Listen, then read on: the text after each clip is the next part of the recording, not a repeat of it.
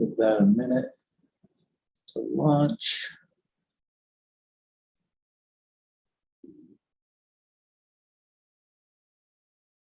Excellent, there we go. All right, well, good morning, everybody, and welcome to day 2, Boating Facilities Program Grant Evaluations. We have a pretty full day. We'll be hearing from applicants. We have a volunteer advisory panel on the Zoom call who does the evaluation and scoring for us. So yeah, independent third-party volunteer evaluation. We really appreciate all you being here. My name is Carl Jacobs. I'm with the Recreation and Conservation Office, and we're going to kick it off today with the City of Mercer Island, and Paul West is here to present. Paul, I'm going to go ahead and get your PowerPoint launched. Can you see that okay? Yes. Great. All right. I'm going to use my controls, turn off my camera just during the presentation, and then pass you remote control so you can advance your own slides as needed. Go ahead and click on the screen. There we go. Looks like you got it. All right. Right. Go ahead whenever you're ready. Thank you. Good morning, everybody. My name is Paul West. I'm with the City of Mercer Island. Our project is in King County on Lake Washington. Our project is within Luther Burbank Park on the north end of Mercer Island. The site is located just off I-90 between Seattle and Bellevue. Luther Burbank Park is 55 acres with 3/4 of a mile of shoreline on Lake Washington. The existing dock is shown on the right in the aerial view. This project is a 7-minute walk from a Sound Transit light rail station. Starting in 2025, this light rail will cover a service area containing 2.9 million people. Criteria 1 is project need. The current boating facility was developed in 1974 with BFP funding. It included fixed pier docks, a pedestrian plaza, a storage building, and a historic steam plant and restrooms. The facility is 50 years old. Like most docks from its era, the wood structure is failing from rot. The site is popular with boaters, but the existing facility does not serve current boating needs. The fixed piers are not useful for small power boats. They are too high off the water. The restrooms have been closed because of plumbing needs. Also, the advent of wake surfing has affected the moorage. Wake surfing has become popular in the vicinity. Large wakes periodically roll through the marina, causing small boats to pitch excessively. This project was originally envisioned in the 2006 Luther Burbank Park Master Plan, and this project is a top priority of the 2022 Mercer Island PROS Plan. This project meets 4 goals of the state's recreational boating plan: satisfaction, public safety, multiple use sites, and environmental stewardship. Satisfaction. This project would satisfy the needs of small powerboats. Our 2018 survey of the waterfront users found that small powerboats are the largest class of boats that use this site. 65% of the survey respondents would use the dock if it better served small boats. 60% of the respondents agreed that more floating docks would benefit them. We began design in 2020 with the help of a Boating Facilities Program grant. We conducted a 5-week open house and presented 3 design alternatives. We received 131 survey responses that showed people wanted more facilities and services that would serve small boats. Over 2 years, the public engaged in refining the design to best serve boaters and non-boaters. In March 2022, Mercer Island City Council approved the 30% design and authorized the remaining design to proceed. Safety. This project increases boating safety.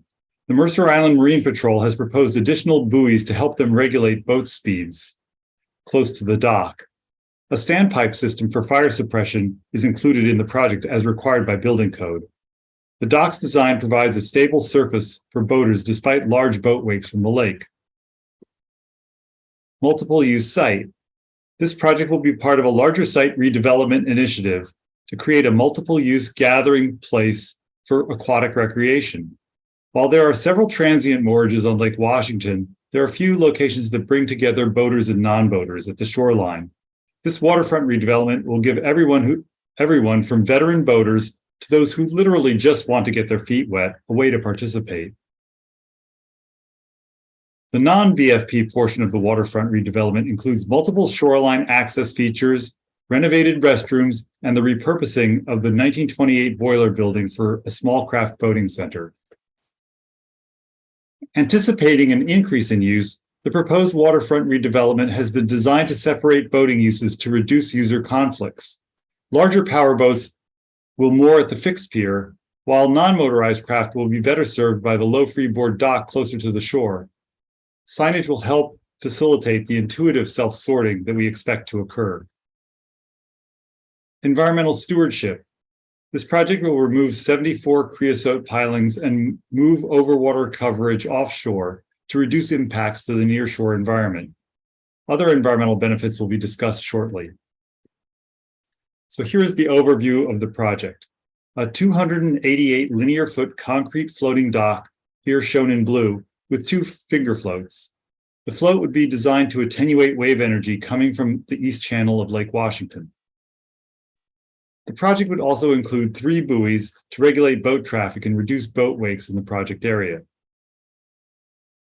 Lake Washington has many water access points, but relatively few comparable multi-use sites that could appeal to a broad audience of boaters and non-boaters. We identified 4 others. We asked, is the site attractive to non-boaters? Are there other things to do in the area? Is it accessible by transit? Is it usable by all classes of boats? Asking these questions, we found that only Jean Coulon Park was comparable to the waterfront redevelopment we are proposing. Luther Burbank is a regional park. Bellevue College conducted a survey that supports this assertion. It found that 60% of park users were not from Mercer Island. Most of the park users come on interstate highways, and in 2025, light rail will be another option. We are anticipating an increased park usage once it opens. Site suitability. This site is an attractive destination for boaters on Lake Washington. The environmental impact of the project is low. Luther Burbank Park has a lot to offer visitors. Its 55 acres have open space, playgrounds, tennis and pickleball courts, dog off-leash area, and a swim beach among its amenities. The city puts on a regional festival in mid-July, and its amphitheater hosts Shakespeare in the Park throughout the summer. The site is 2 minutes from I-90. The 2 parking lots have 172 parking spaces. The site is sheltered from prevailing winds, and the water quality and temperature are suitable for contact and immersion. The boating facilities here already exist, and the site has already been impacted by previous development. This 1960 aerial photo shows the extent of previous development as a school. The site has been subject to multiple phases of development. Project design. The design is 60% complete. The project would provide day-use moorage for 21 boats. The float has 2 feet of freeboard. It provides a firm and stable surface for ADA access. The finger floats provide ADA loading and unloading. The 11 inside positions offer secure moorage for extended stays. We had on-site meetings with these 5 agencies before we submitted for permits. We've applied for the local shoreline and critical areas permits and Army Corps nationwide permits. Based on the initial review letter we received, we are confident we will obtain all permits for this design. Permitting costs have been partially covered in the current BFP planning grant for this dock and therefore are not included in this development application. Through permitting, we have been required to add additional fire suppression utilities to meet fire code. This addition will allow fire equipment to access a standpipe system that connects to the dock. Sustainability. This is a self-mitigating project. The critical area study concludes that there is no net loss of biological function with this project. This project will be accessible by light rail starting in 2025, enabling boaters to meet their guests without the need for additional motor vehicle trips. The site is next to the Mountains to Sound Regional Trail for those using active transportation. Water access at this site provides a cooling environment for frontline communities affected by climate extremes. Aquatic recreation motivates people to seek more information about the aquatic environment. We will provide relevant resources at the new information kiosk located next to the restrooms. This facility will be accessible to populations that may be underrepresented in boating. Barriers to participation are low at Luther Burbank Park. It is easy to get to. The park has no entrance fee, and there is no fee for mooring. This is a $2.9 million project, which is part of a $9.5 million comprehensive waterfront renovation. Safety, accessibility, and range of activity will all be increased. It will increase usable moorage from the current pier configuration. It will enhance the diversity of small powerboat recreation on Lake Washington. Powerboat operators will benefit from the general waterfront improvements funded by other sources, including BIG, ALEA, and WWRP. There are 28,000 registered boaters within 10 miles of Lake Washington. A 2015 study of boat moorage on Lake Washington found that there are only 237 transient moorage slips, and Kirkland accounts for 64 of those. The lack of transient moorage is primarily the result of the high cost of lakefront property. Parks have an important role in maintaining public access. This site is 1.4 miles from the I-90 boat launch. It is an easy destination for boats on trailers. The facility is designed to serve the class of trailerable boats.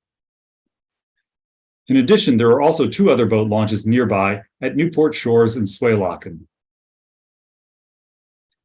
Larger yachts and smaller kayaks and paddlecraft will use the other docks that serve their needs better. Trailerable boats have the greatest capacity at this facility, with a total of 21 slips. This project will make it easier and safer for small powerboats to use this facility and the larger park. But that's not what makes this project different.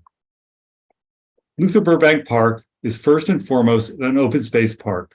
It has miles of trails and 3/4 of a mile of undeveloped shoreline. Its natural character is more like that of a state park than an urban park.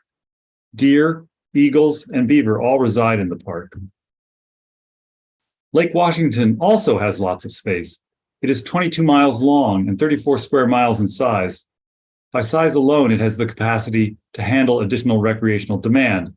It is access and available facilities that limit the recreational experience. Most marinas are walk-off facilities, a way to get to nearby destination. This project is different. The marina is the destination, or at least part of it. A boater arriving at the site may see kayaks out in a class. They may wander over to the building to find out its history. They might check out the other boats. They might explore a trail system, watch fireworks, play pickleball, or simply sit at a table and watch people playing at the water's edge. Or they might meet their friends and take them out on the lake. This project is in the city's current capital budget. The city's portion of the funding is secured. We have included current construction inflation into our budget. 60% design is complete. Permitting is well underway. We plan to bid the project in early 2024 and construct during that summer in our permit window. This project is different because it is creating a public space where people like to gather because there is interesting stuff happening, akin to a town square or a public plaza. This project provides small powerboats access to a lively historic waterfront and an extensive regional park centrally located in a large metro area. Powerboats will add to the attractive power of human activity at this site. Thank you, and we appreciate that the Boating Facility Program has been supporting Washington State's boating legacy for almost 60 years. Great, thank you, Paul, appreciate it. Oh, and there's a nice design slide. All right, questions from the committee or any clarifications needed? Linda, go ahead. Good morning. In your description, you said that boats are currently exposed to large wakes. And how does this design improve that situation if you're moored on the outside? The way that it improves that situation is that the platform of the dock will be stable. If it wasn't, it's a very heavy concrete float, so it will not pitch up and down as much as the wakes that are coming through. The boats moored on the outside will have more motion than the boats on the inside, however, because they'll be moving up and down. But at least they won't be pitching in opposition to the dock. I mean, when the wake rolls through, the boat pitches one way and the dock pitches the other, creating an oppositional situation, and that won't be happening. Thank you. Good, thanks, Linda. Other questions for this project?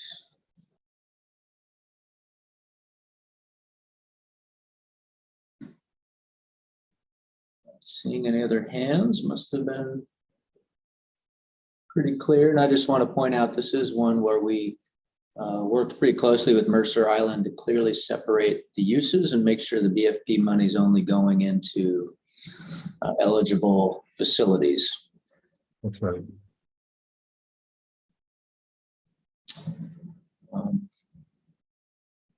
All right, last call for questions. Don't see anything. All right, well, thank you very much, Paul. I appreciate it. Yeah, thank you. And thank you to the committee members and your time on this. I really appreciate you giving your time.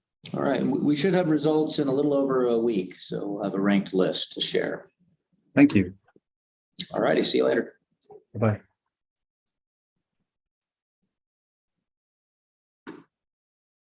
All right. Hey, Shane, did you have something? I just saw you pop your camera on there.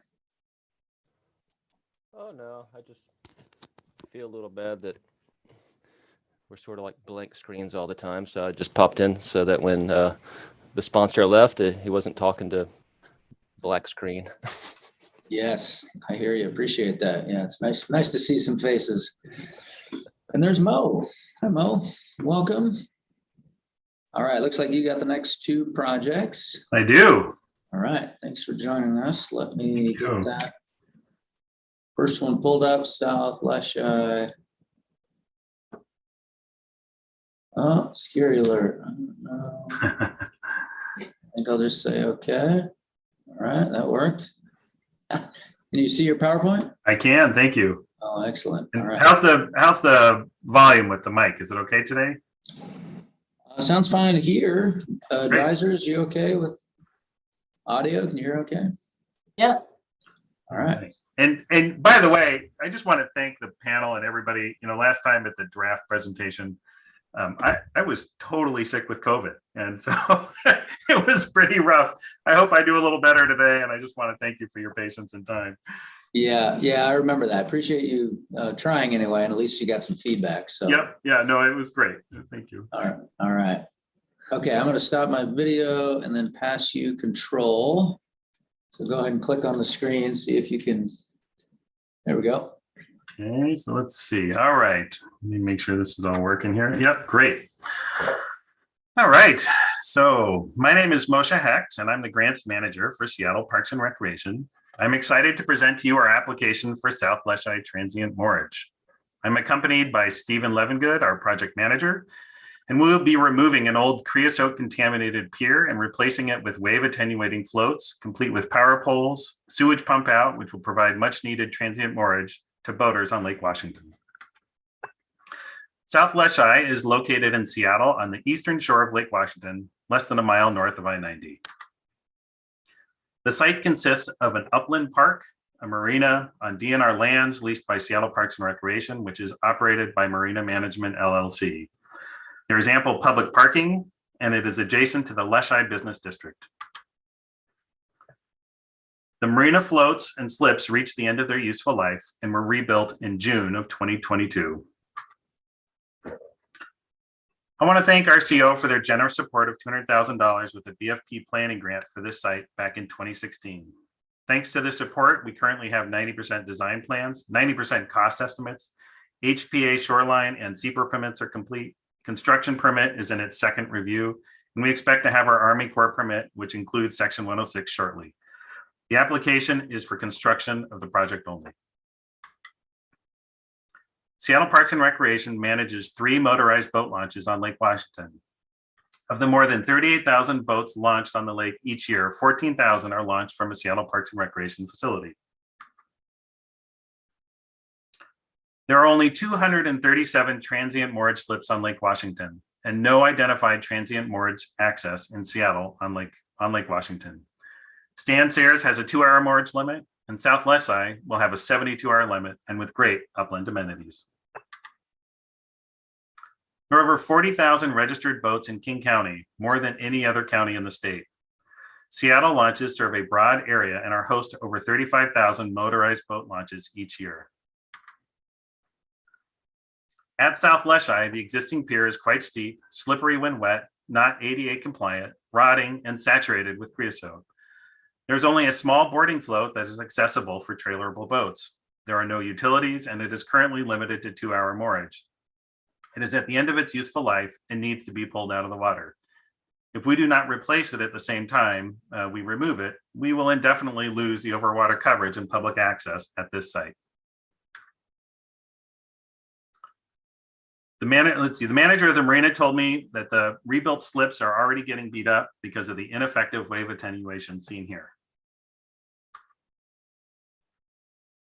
87% of Lake Washington boaters said they would use transient moorage, and 58% wanted access to upland amenities. With over 38,000 boats launched on the lake each year, that means 33,000 would like to use or make use of transient moorage.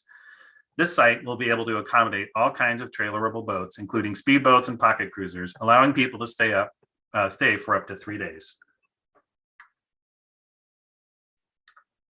This transient moorage facility will greatly improve the boating experience. It will be the only spot boaters can moor in Seattle for more than 2 hours, and especially those wanting to visit Seattle and the Leschi community.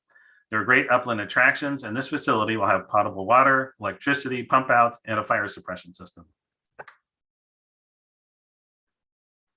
This is the closest transient moorage facility to Seattle's lowest income and most diverse families. Moreover, based on 2016 data, 56% of boats are launched in our lowest income zip codes, and 30% are launched in zip codes where the majority of residents are people of color. And this project was prioritized in our 2011-2016 asset management and 2016-2021 capital improvement plans. I spoke with the manager of the marina the other day. The existing public access is in very high demand, especially in the summer months because of the great upland amenities. With 61% of all boats launched between June and August, and with limited access at South Leschi, boats are often waiting to tie up. We anticipate this will be a popular destination and that it will improve water access at South Leschi, particularly for small and medium-sized trailerable boats. The existing site is home to South Leschi Marina with 84 slips. The marina is on DNR lands leased by Seattle Parks and Recreation. There is a rotting pier that you can see there that we're going to be pulling out, and there is ample parking. On the right, you can see the pier with the freeboard, more apt for large boats, and a smaller float tucked on the inside that's used by the smaller boats. All of our geotech is complete for the roughly 4-acre site. There are lots of adjacent land uses, including several very popular restaurants, novelty shops, markets, public and private restrooms, and parks, all within walking distance. Want to go see the ball game, head to Seattle's waterfront, or go to a concert? Motor over to South Leschi and more for the day. Downtown Seattle is just a 12-minute ride by bus. I can't think of a better day. Rebuilding the existing pier is simply not the best option for the current boaters. For the breakwater to protect the marina, we explored rubble, but it is frankly not permittable. The wave attenuating floats are clearly the best option and only real option to continue public access at this site. As for a location, there is no better location in Seattle than South Leschi for transient moorage because of the neighborhood amenities and easy access to downtown. In the conceptual phase of the project, floats were wrapped around the southern portion of the marina. Because the pier is in such bad shape, is contaminated, and to mitigate overwater coverage for SEPR permits, we flipped the design, making it much more elegant. The old pier, float, and ineffective breakwater will be removed and replaced by new wave attenuating floats that will provide the transient moorage. Accessibility to the floats will be greatly improved with the long, gently sloping open grate gangway.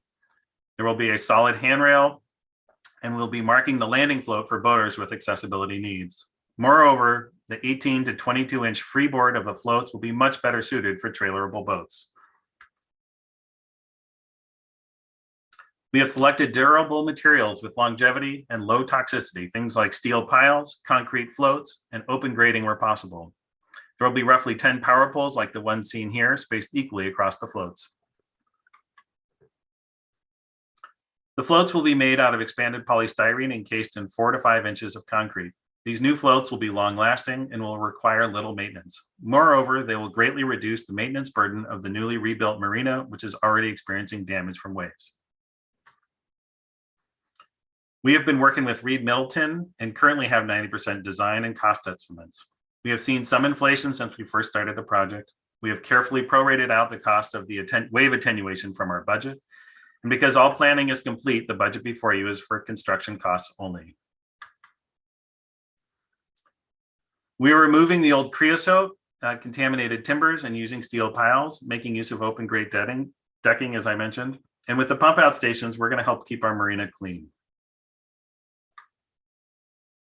The site is jam-packed, especially in summers. We are expanding capacity, making more access for more boaters to moor up and visit the local and greater community. People will be able to hang out in local restaurants, visit Leschi Park, or grab supplies at the local grocery store across the street. We expect things like the floats will be locally manufactured. The moorage is built to require minimal upkeep and will generate revenue. Marina management has not yet set prices, but they will be competitive with the lower end of transient moorage on Lake Washington.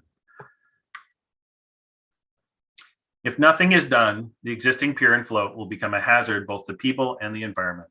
It is at the end of its useful life and needs to be decommissioned soon. The rebuilt marina will continue to be hammered, forcing unnecessary maintenance, and the boating community will lose what little access they currently have. By investing in this project, you will be investing in a fully ADA compliant transient moorage facility designed to accommodate smaller trailerable boats. It will protect the current marina, but more importantly, greatly improve the boating experience for Lake Washington boaters. There are only 237 transient moorage slips on the lake, and 64% of which are in Kirkland, 0 in Seattle. We will be adding 53 new transient side ties. And with the pump out station and creosote removal, we will be protecting the water too. This project is leaning into the guest boating of BFP funding.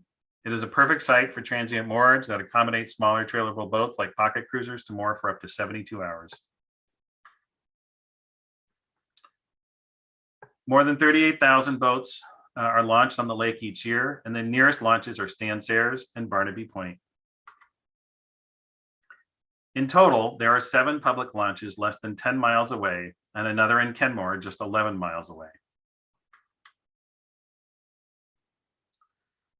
Lake Washington is among the top 5 biggest lakes in the state of Washington. It will provide a much needed connection to Seattle for the 33,000 boats wanting transient moorage on the lake. With that many boats on the water each year, South Leschi will surely be in demand. This project will greatly increase capacity, especially for trailerable boats needing the lower freeboard. Want to go on a day trip in Seattle, visit local parks by boat, spend the night, empty your boat, connect to utilities, or hang out and watch the Blue Angels? Leschi is the spot. This project is nearly shovel ready with 90% design and cost estimates in hand. We have secured most of our permits and expect to have the remaining 2 permits in the next 2 to 3 months. The city's matching dollars are secured, and we can start construction as soon as we receive notice to proceed from RCO and in alignment with the fish window. Thank you. Do you have any questions? Great, thank you. Questions or clarifications needed on this one? Linda, go ahead. Morning. Good morning.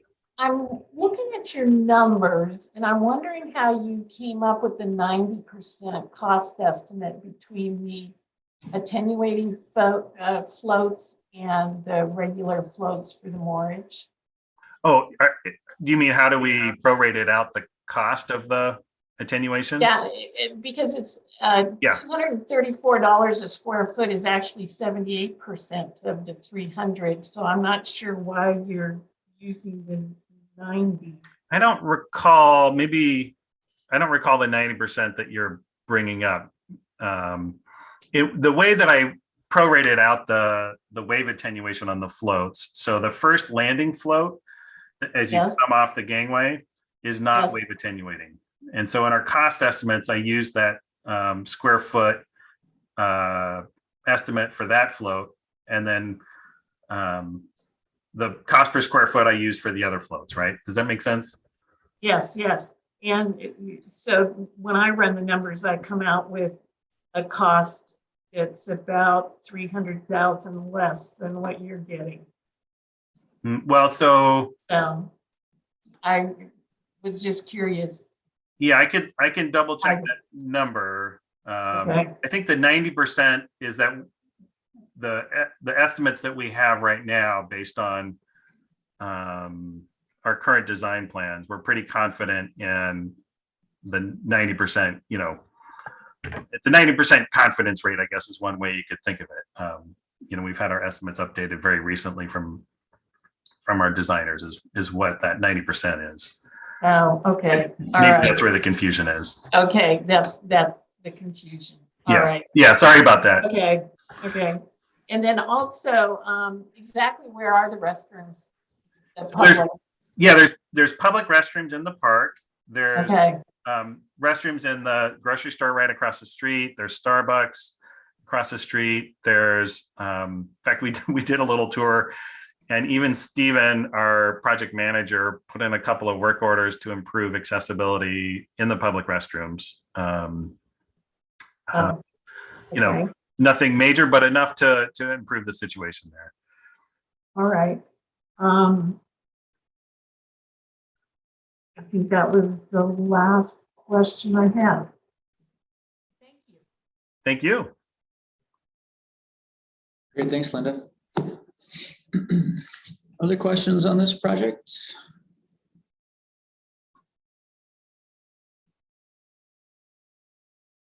Okay, I don't see any other hands.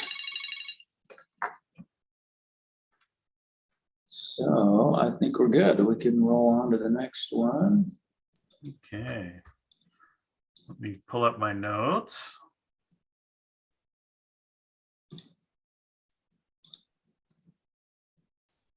Keep getting a security alert. I wonder what, I have top secret information in these presentations. clearly, yeah. Well, we're streaming on YouTube, so now it's not top No, secret. it's not top secret anymore. Yeah. Yeah. All right. Okay, stop. Give you control back. There we go. You should be able to advance your slides now. I got to click on it. Oop, there we go. All right. Okay. Well, my name is Moshe Hecht again, and I'm still the grant manager for Seattle Parks and Recreation, and accompanied by Stephen Levengood, the project manager. And I'm excited to present to you the Stan Sayers Boat Launch renovation project. We are renovating the 65-year-old boat launch that is at the end of its useful life. We will completely rebuild the launch apron, and we are adding boarding floats to the 2 existing piers, greatly improving the boating experience for motorized boaters. It's not advancing now. Hang on.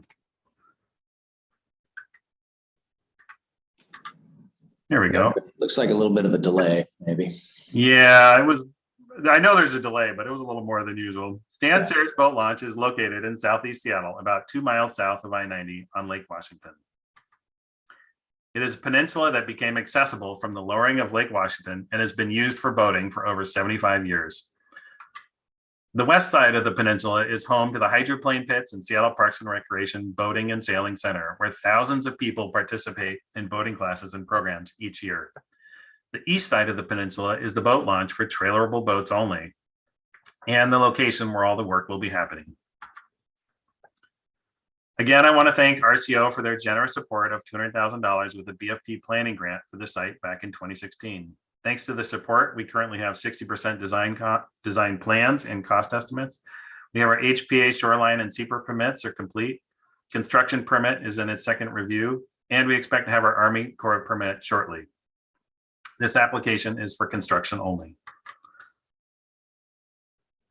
We own and manage 7 launches for motorized boats, 3 of which are on Lake Washington.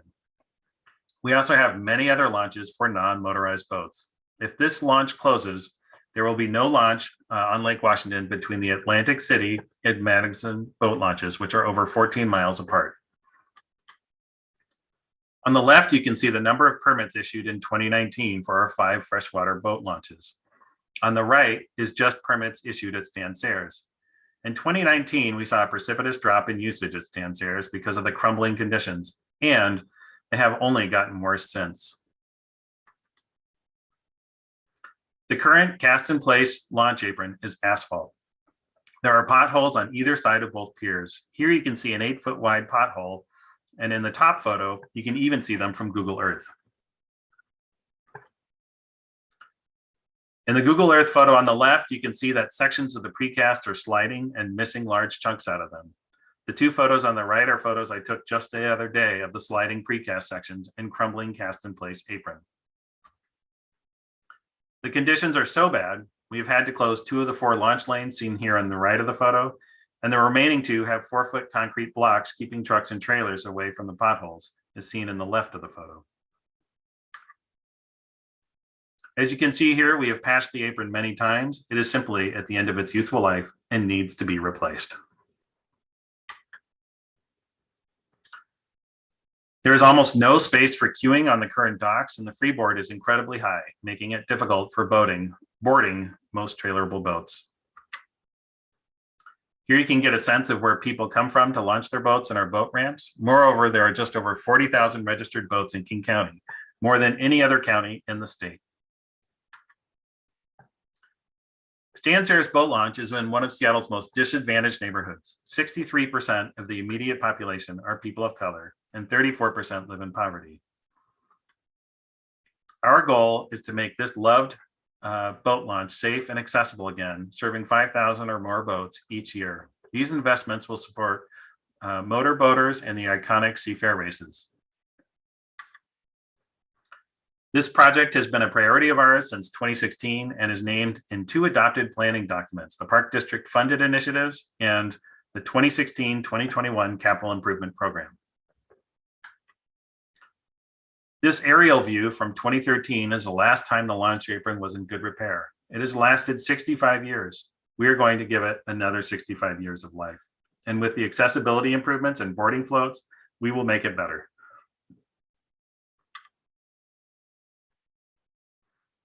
The entire park is approximately 15 acres, 11 below water and 4 above. These drawings are from 1957, back when the launch was first built. All geotech work is complete.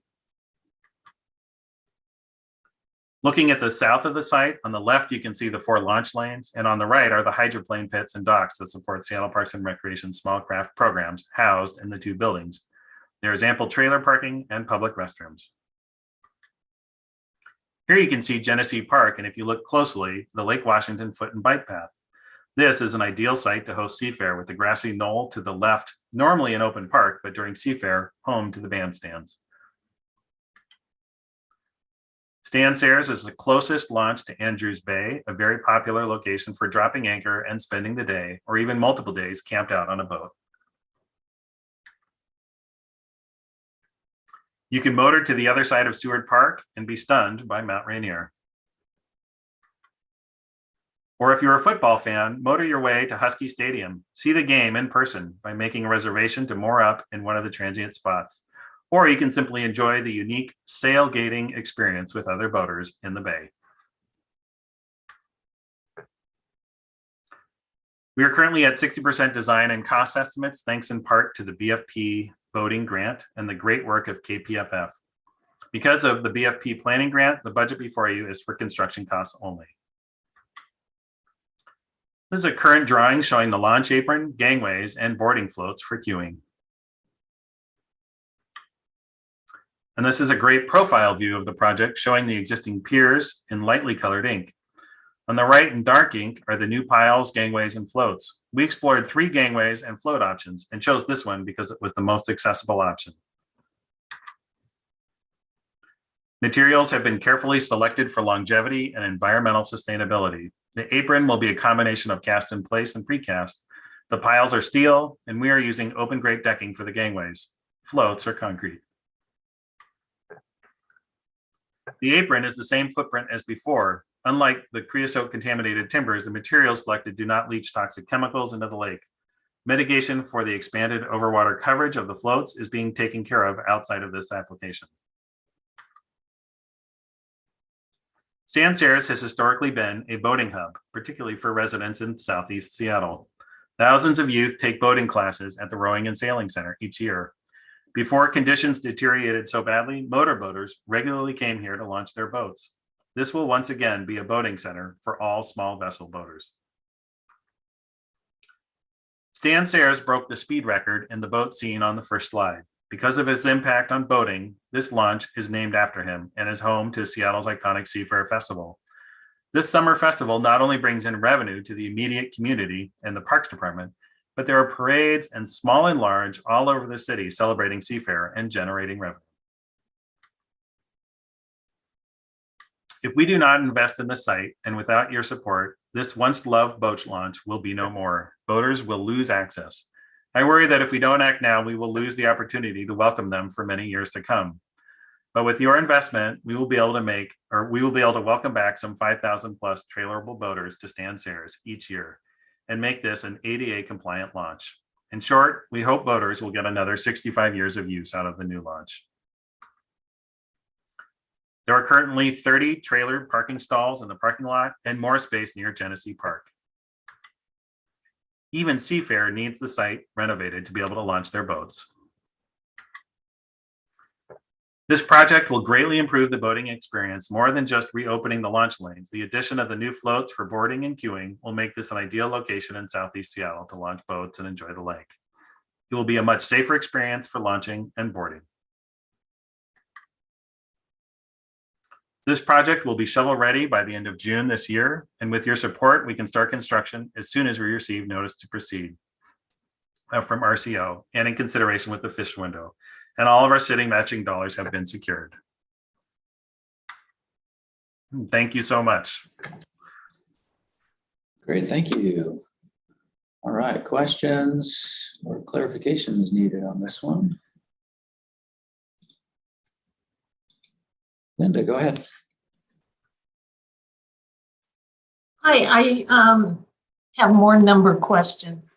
I noticed that there were some big differences between your November presentation and this one. A lot of it had, some of them had gone down almost half in some of your costs. Is that because of the finger piers you had in your November presentation on the other side? You had planned to take some out and then also redeck the surfaces, and that is no longer in this grant proposal, right? That's part of it. I think the other piece is that I've updated our application because of the amounting matching dollars that we have secured. So that's the other piece. And I think the last piece is just, I was really sick when I gave the last presentation, and part of the original presentation that I gave, we had, it was rooted in a presentation we had actually given back in 2016. And so I hadn't had a chance to really update it as I should have, just because of how ill I was. So that's the other piece. Okay. And then the launch portion had gone up by 600,000. So is there something between November and February that I mean, drastically changed? Stephen might have some more information on that. Again, part of that is, I think, just my headspace when I first gave the presentation. One of the things I noticed is that we have to have divers come in and actually install the precast sections. And that's a fairly sizable cost that was in the cost estimate. But I don't know, do you have more information on that, Stephen? I'd have to look into that a little more closely because, I wasn't around when this project started and the estimate has not been updated too much recently. It's just been kind of clarified. Okay. Just curious. And can I go back to the last project and ask you one more question? Sure. If that's okay with the board, yeah. That's Yeah. fine. It's going to allow overnight stays. Yes. Do you have someone on site to manage noise and Yeah, so any issues? Marina Management will be managing that, the transient moorage there. And I had a good conversation with him about it. They're actually very excited about this project. And they do have to deal with, I'm guessing you're getting at sort of people just being unruly at night, that kind of thing. And Yeah. they have experience managing that. In fact, he told me a couple of stories of things that he has to manage and deal with. Sometimes people just abandon boats and they have to clean it up, and they take care of it, right? They really do a good job there. And so, yeah, they'll be there managing those issues for sure. Okay. All right. Thank you. Yeah, you bet. Thanks, Lowell. Go ahead. Yeah, hi there. Lowell Dixon, Department of Natural Resources. I had a question. Compared to the existing facility, have you made any gains in I don't know how much linear feet of boarding capability you have or anything like that? I'm just kind of, is this complete like for like, or are there No. other gains that maybe you can touch on? Yeah, so here's the pier. If you look at this slide here, here's the existing piers. Mm-hmm. These are actually in pretty decent shape.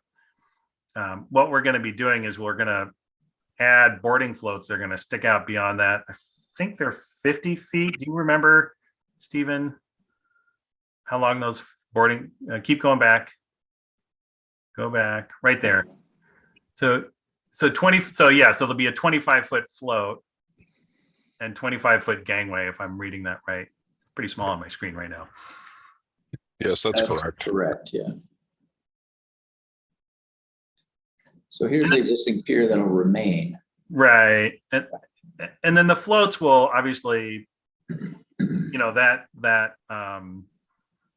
distance between the water will stay the same whether the lake rises or falls, right? Unlike the piers where it's kind of a crapshoot. So. Yeah, it looks like you've got depth. You've got much better depth on the boarding. Yeah. So Yeah, it's going to be huge. It'll be a big improvement for sure. Yeah. Thank you. Yeah, you bet. Thanks, Lowell. Shane, do you have something?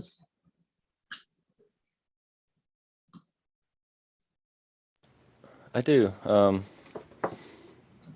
So the apron is sort of like the ramp itself. Shane Belson, Department of Fish and Wildlife. Those don't have to be engineered in a way to accommodate the big racing boats, because aren't those lowered into the water by crane? It's a right? mix. Some of them will be launched by trailer, as you can see in the photo. They do have cranes to launch a lot of them too. So they're able to take care of it either way.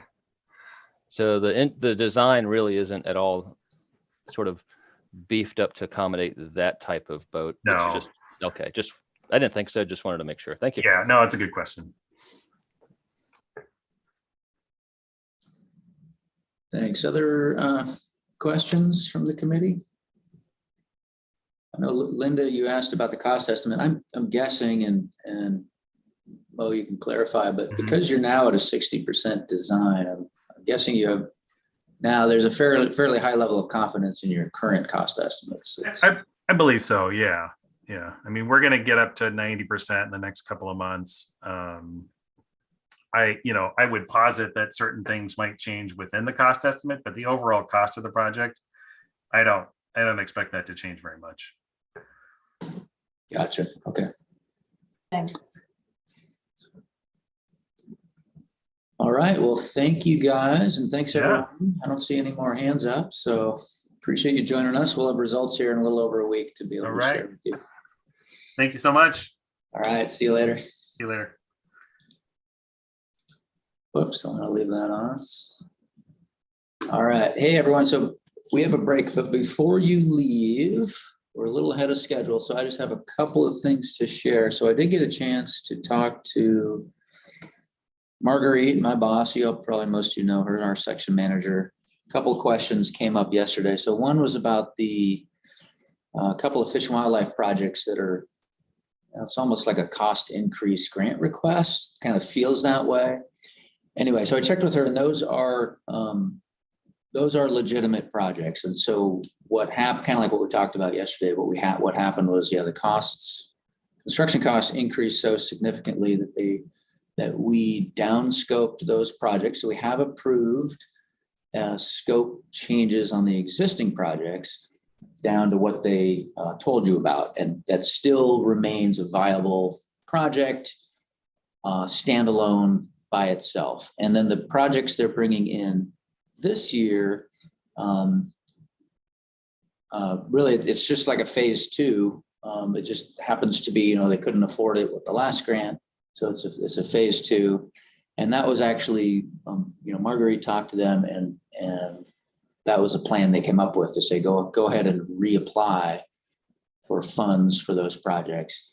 She also mentioned that historically, Fish and Wildlife has been very, very accurate with their cost estimating. And it was just in that grant round where it was right, just prior to COVID. And then when COVID hit and everything went kind of crazy with costs and supply chain and everything. So anyway, so I just want to let you know that I did follow up on that question.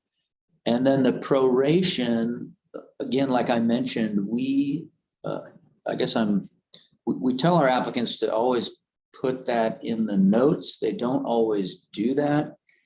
And I'm learning now that we need to really tell our applicants to make that a requirement. If there's one metric item that's being prorated, put that in the notes. You may also see it in a project description. Staff may save notes to the narrative, but that's just sort of an internal tool to us. But they should always be telling us in the presentation, and then we need to make sure that those get into the metric notes as well, so you can see those details. So I apologize, it's a little bit of a mixed bag. Some applicants have done that, some have not. Anyway, any questions before we go to a break? Right, I don't see, there's Shane. No, all right. Great, well, thanks you guys. We are, let's see, we're just 5 minutes or so ahead of schedule. So let's just stay on track.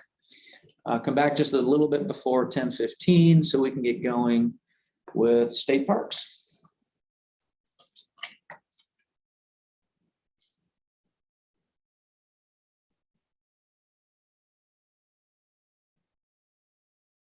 Hey, Derek.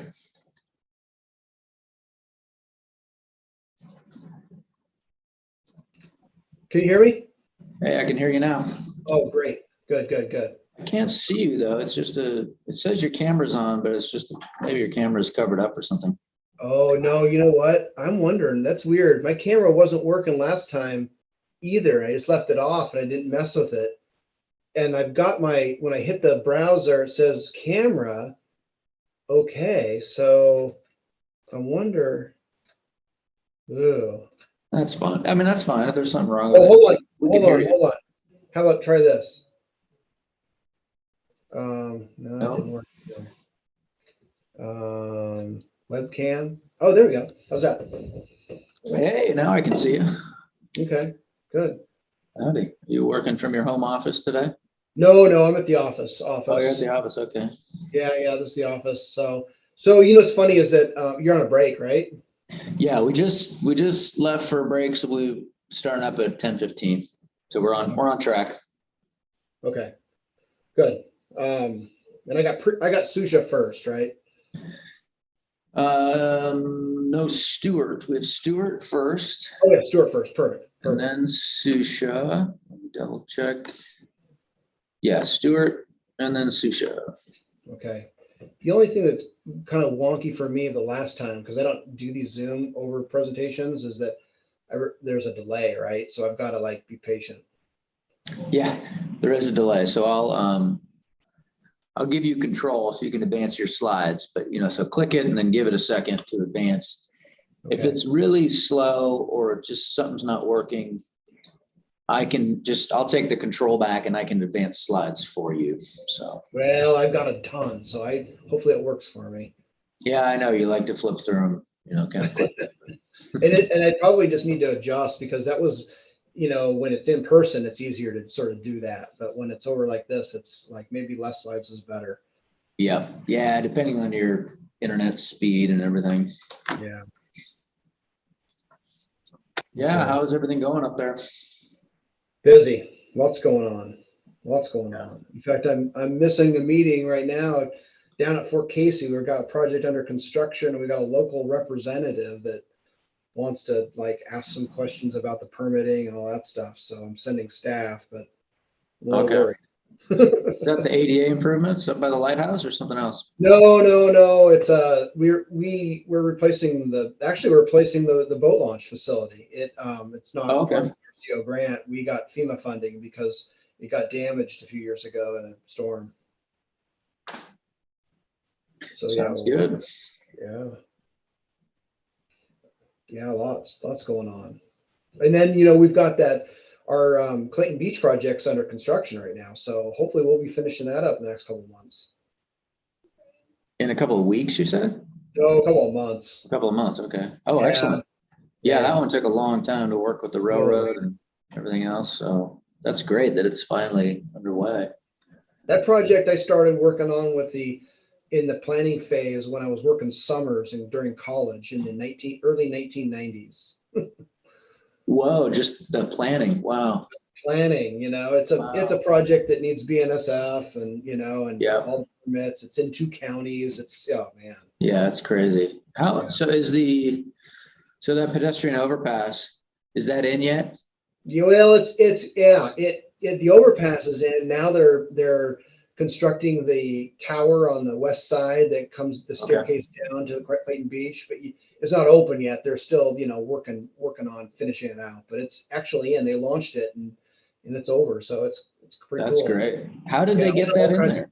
What's that? Did they have to bring it via helicopter? No, we bought. It's one of those type of units where it gets assembled on site, and then you've got a long laydown area that you can extend and launch it. You build kind of a nose on it and cantilever it over and attach to a temporary tower, and then disassemble. So it was built in such a way that we couldn't rely on BNSF to train it in, and we certainly can't afford to helicopter that in. So Gotcha. Okay. Oh, cool. Yeah. Well, that's exciting, man. That'll be fun to come up and take a look at it. Yeah, for sure.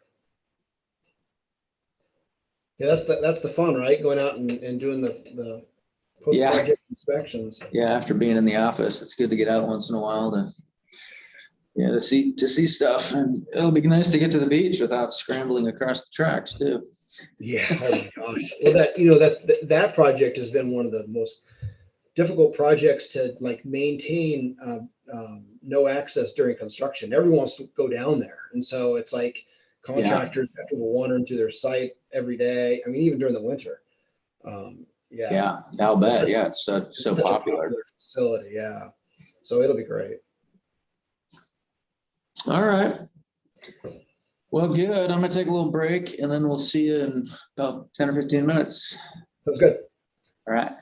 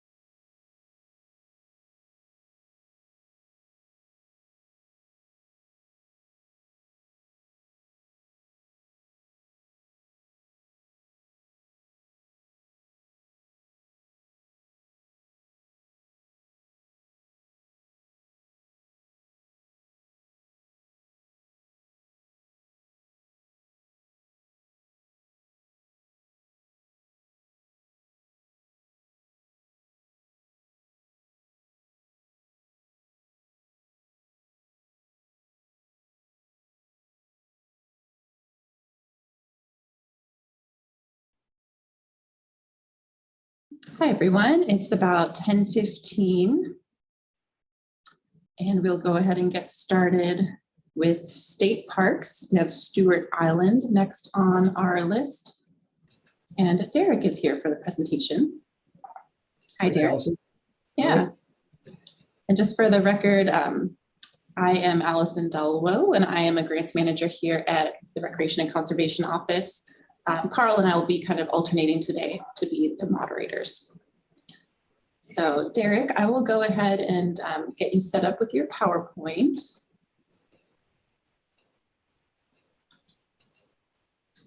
Are you able to see that on your screen? I am. Okay, so I will go ahead and turn off my video, and you'll see a prompt pretty soon here to give you control of the PowerPoint. So just one moment. So you should be able to click on the screen and then move the slides. So just make sure you're able to do that. Yep. Yeah, let me just try one here.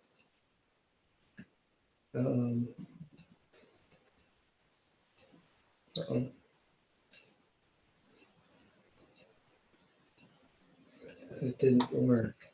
So you can either use your, if you click on the screen once, you can use your keyboard, or you can use those arrows in the bottom left corner. Oh God, shoot, hold on.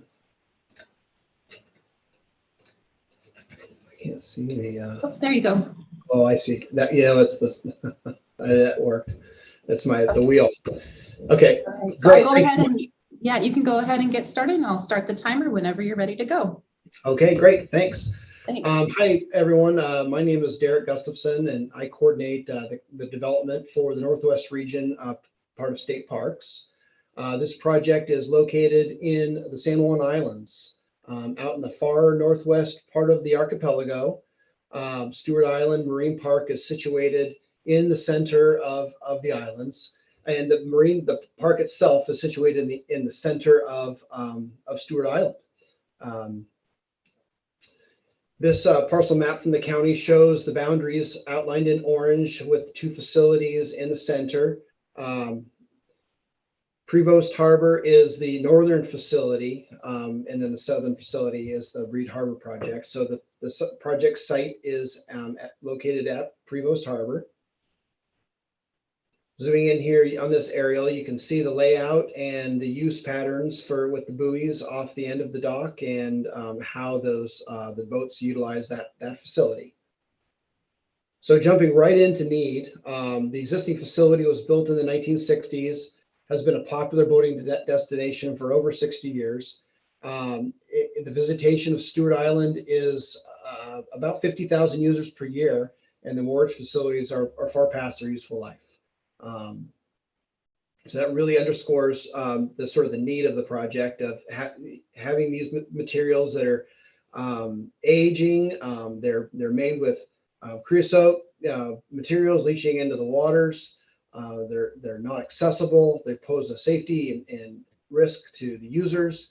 They become a nuisance and sort of an ongoing maintenance need, just to sort of keep the thing operational from year to year, requiring advanced maintenance. So it's far past its useful time. Also accentuating the need is the long-term planning process that was completed in the 1990s that underscored sort of the need for these types of facilities. In our long-range planning process within state parks, the San Juan Marine area was determined to be one of the most prioritized. And so we still, as an agency, haven't completed all of our camp long-term planning projects, but the San Juan Marine area was one of the very first because of its significance for these facilities to the public. Also underscoring the need is in the local work that's been done. The tourism plans all call out these facilities as a vital part of the system. The recently adopted recreation open space and stewardship plan that the county put together references these facilities. They all sort of fit the county facilities that offer something different, the tourism that offers something a little bit different, and then what we provide at the agency and state parks and these recreational facilities associated with the upland land masses. The service area here, you can see we've got the blue facilities are the state park facilities.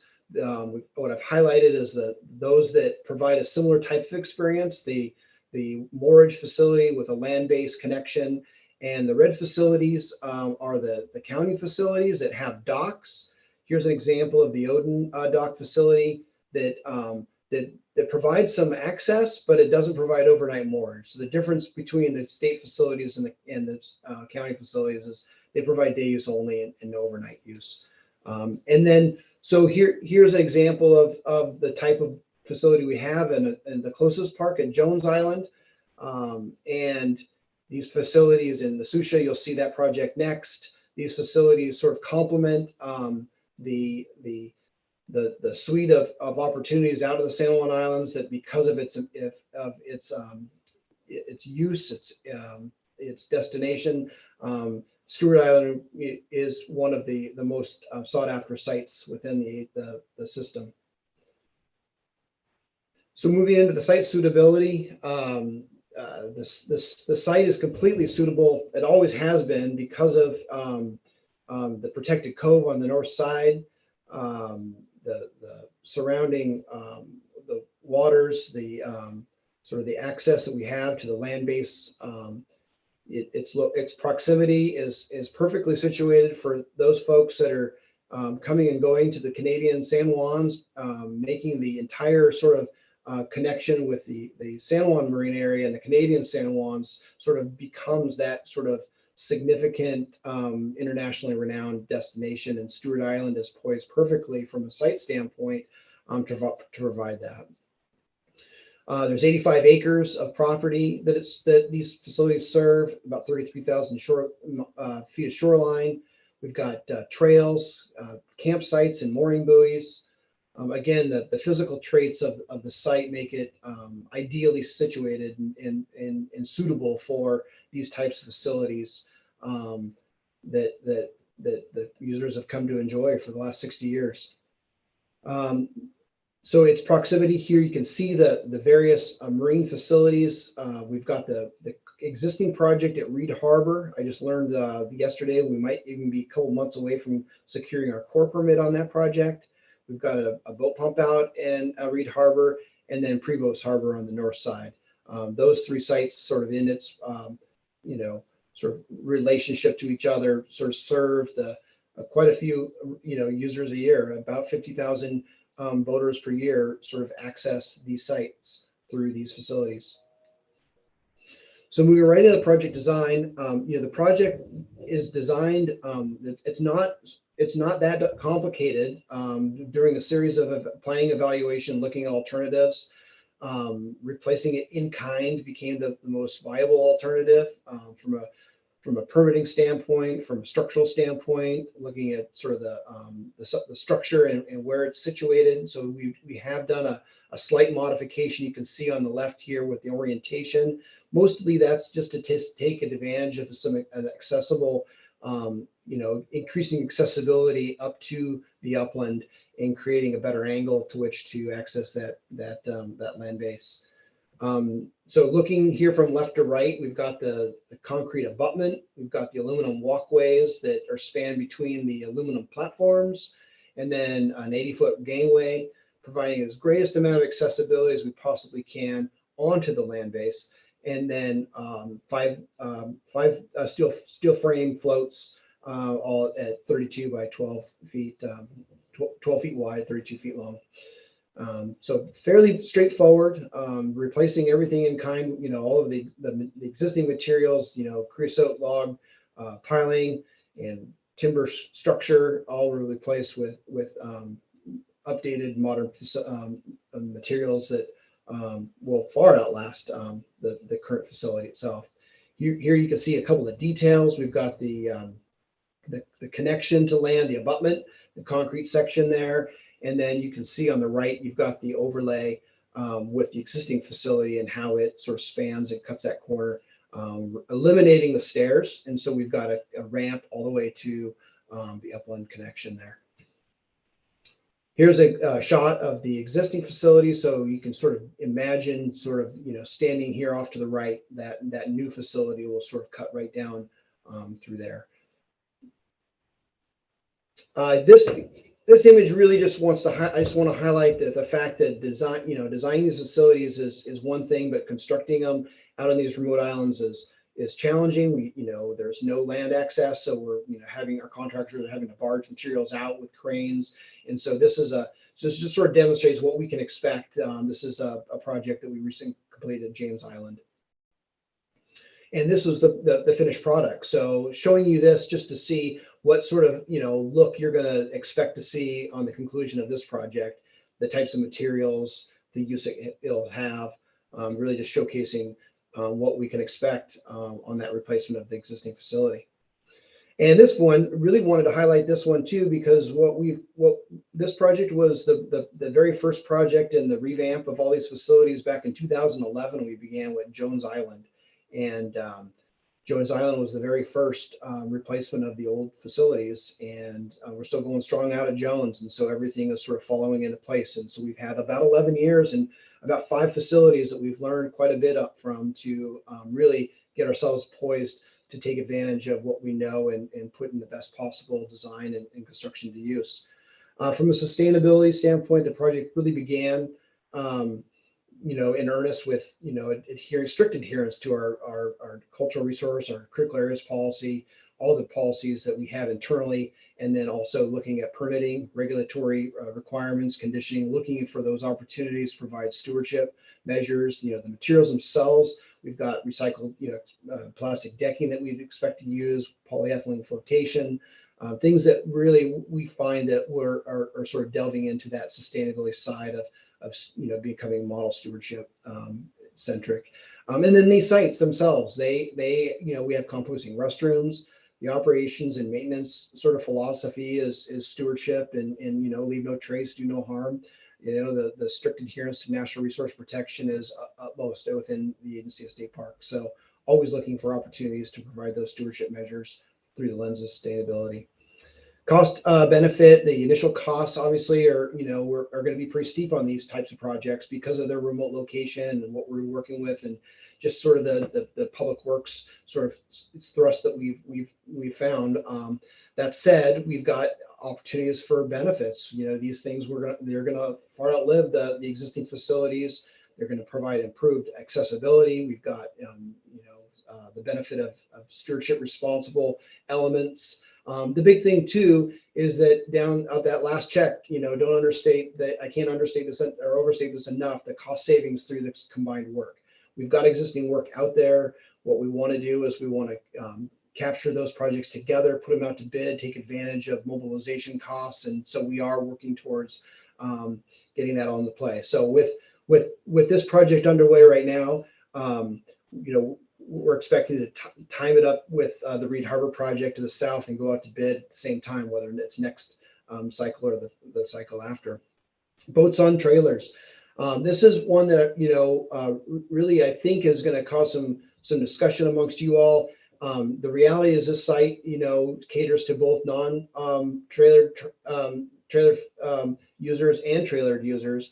That said, we've got about 50,000 users per year, and about what we'd say about half of them, are trailer boats. And particularly when you look at the transit use, not necessarily the overnight use. You get a lot of folks that come out and fish and are out cruising for the day, or they're waiting for their crab pots to fill up, and they're just coming into these sites just for an hour to have a picnic, use the restroom. So you get quite a bit of daily use that's not overnight use per se, and there's a lot of trailer boats that come into play on there. So while you might have a lower percentage, the volume of use is certainly going to be a lot more than some of your other projects you're seeing that that average hundreds of users per year, where the site is really seeing thousands of trailer boats per year on these facilities. While they are tied up next to non-trailer boats, we're certainly seeing quite a bit of volume of trailer boats out there. So that's something to sort of keep in mind. The boating experience, continuing, combined with the Canadian San Juans is highlighted as one of the international draws out there. It's one of the premier boating destinations on the West Coast. It is one of the crown jewels of Washington in terms of the boating, the overall boating experience. And the island itself, Stewart Island, you're allowed, you can jump off more for an afternoon, an evening, get some walks in, have a picnic, have that solitude, that connection with nature that a lot of the other facilities out in the islands don't provide. You know, they're more marinas, county facilities that sort of really just have not that added experience. So the boating experience that you get with Stewart Island and these San Juan Marine Area parks is second to none. And then with that, we've got, you know, world-class maintenance and operations staff. These folks have been doing it a long time. It takes a special individual to be out on the water all day, every day, caring for the facilities through all the different types of weather. You know, they are really renowned for how what that added level of experience they're providing with the maintenance and operation and the presence out there. So that we can't understate that enough. And then from a readiness standpoint, this project is about as ready as you can get. We started the project under a planning grant. We began in earnest in 2019. We've submitted for permits. This project is tracking in hopes that we can sort of catch up with permits with the funding level. And so this schedule here, looking forward, we would, you know, start up the agreement, get the final design done. And in an ideal situation, we would be ready to get into the water for construction that 25 early 20 or late 2024, early 2025. So that would be the ideal schedule. And so from a readiness standpoint, you know, we don't have permits in hand yet, but have been submitted, and this project is on track. So with that, I can answer any questions. Thank you so much, Derek. Any questions from the reviewers?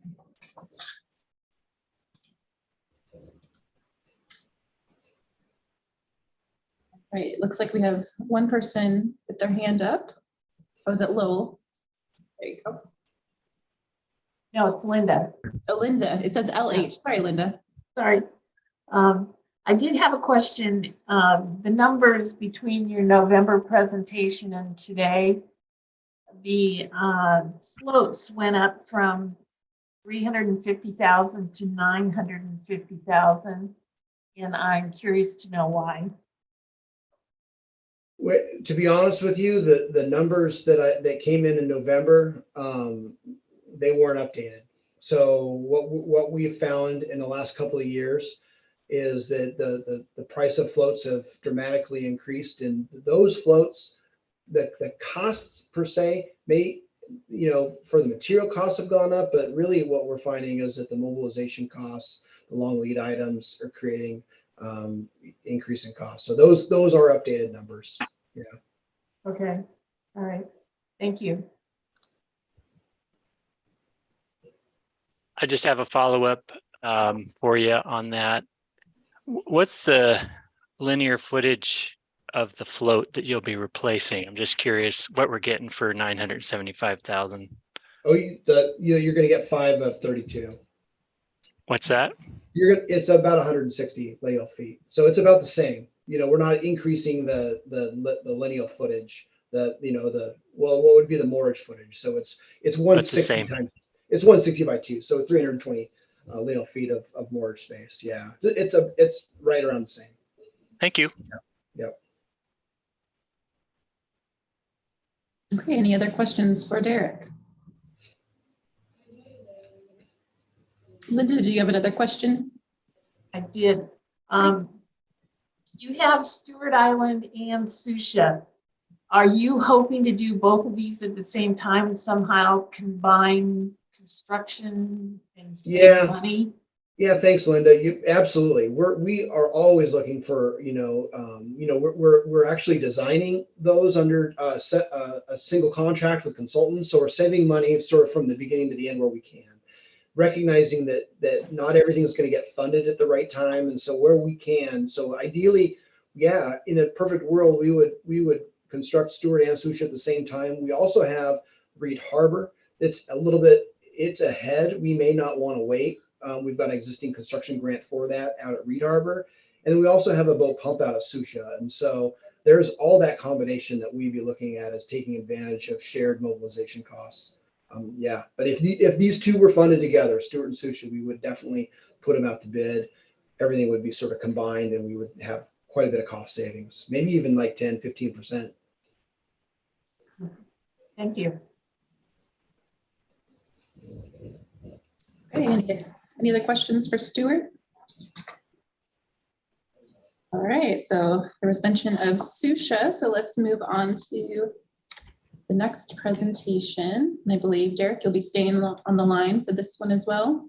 I will, thank you. Okay, great. So I will do the same thing as before. I'll give you control in just a second here.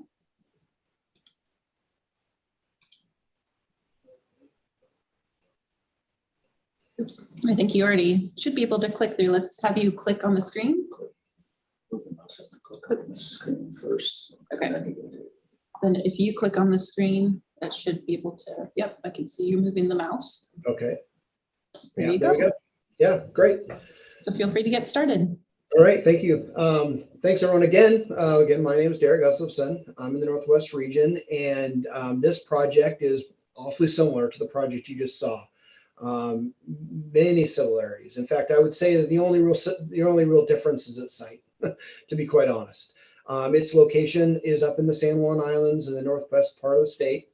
Again, and you can see Stewart Island off to the left here and Susha circled here. It's it is the center, sort of north center part of the San Juan Marine area. Certainly the most popular of all the sites we have.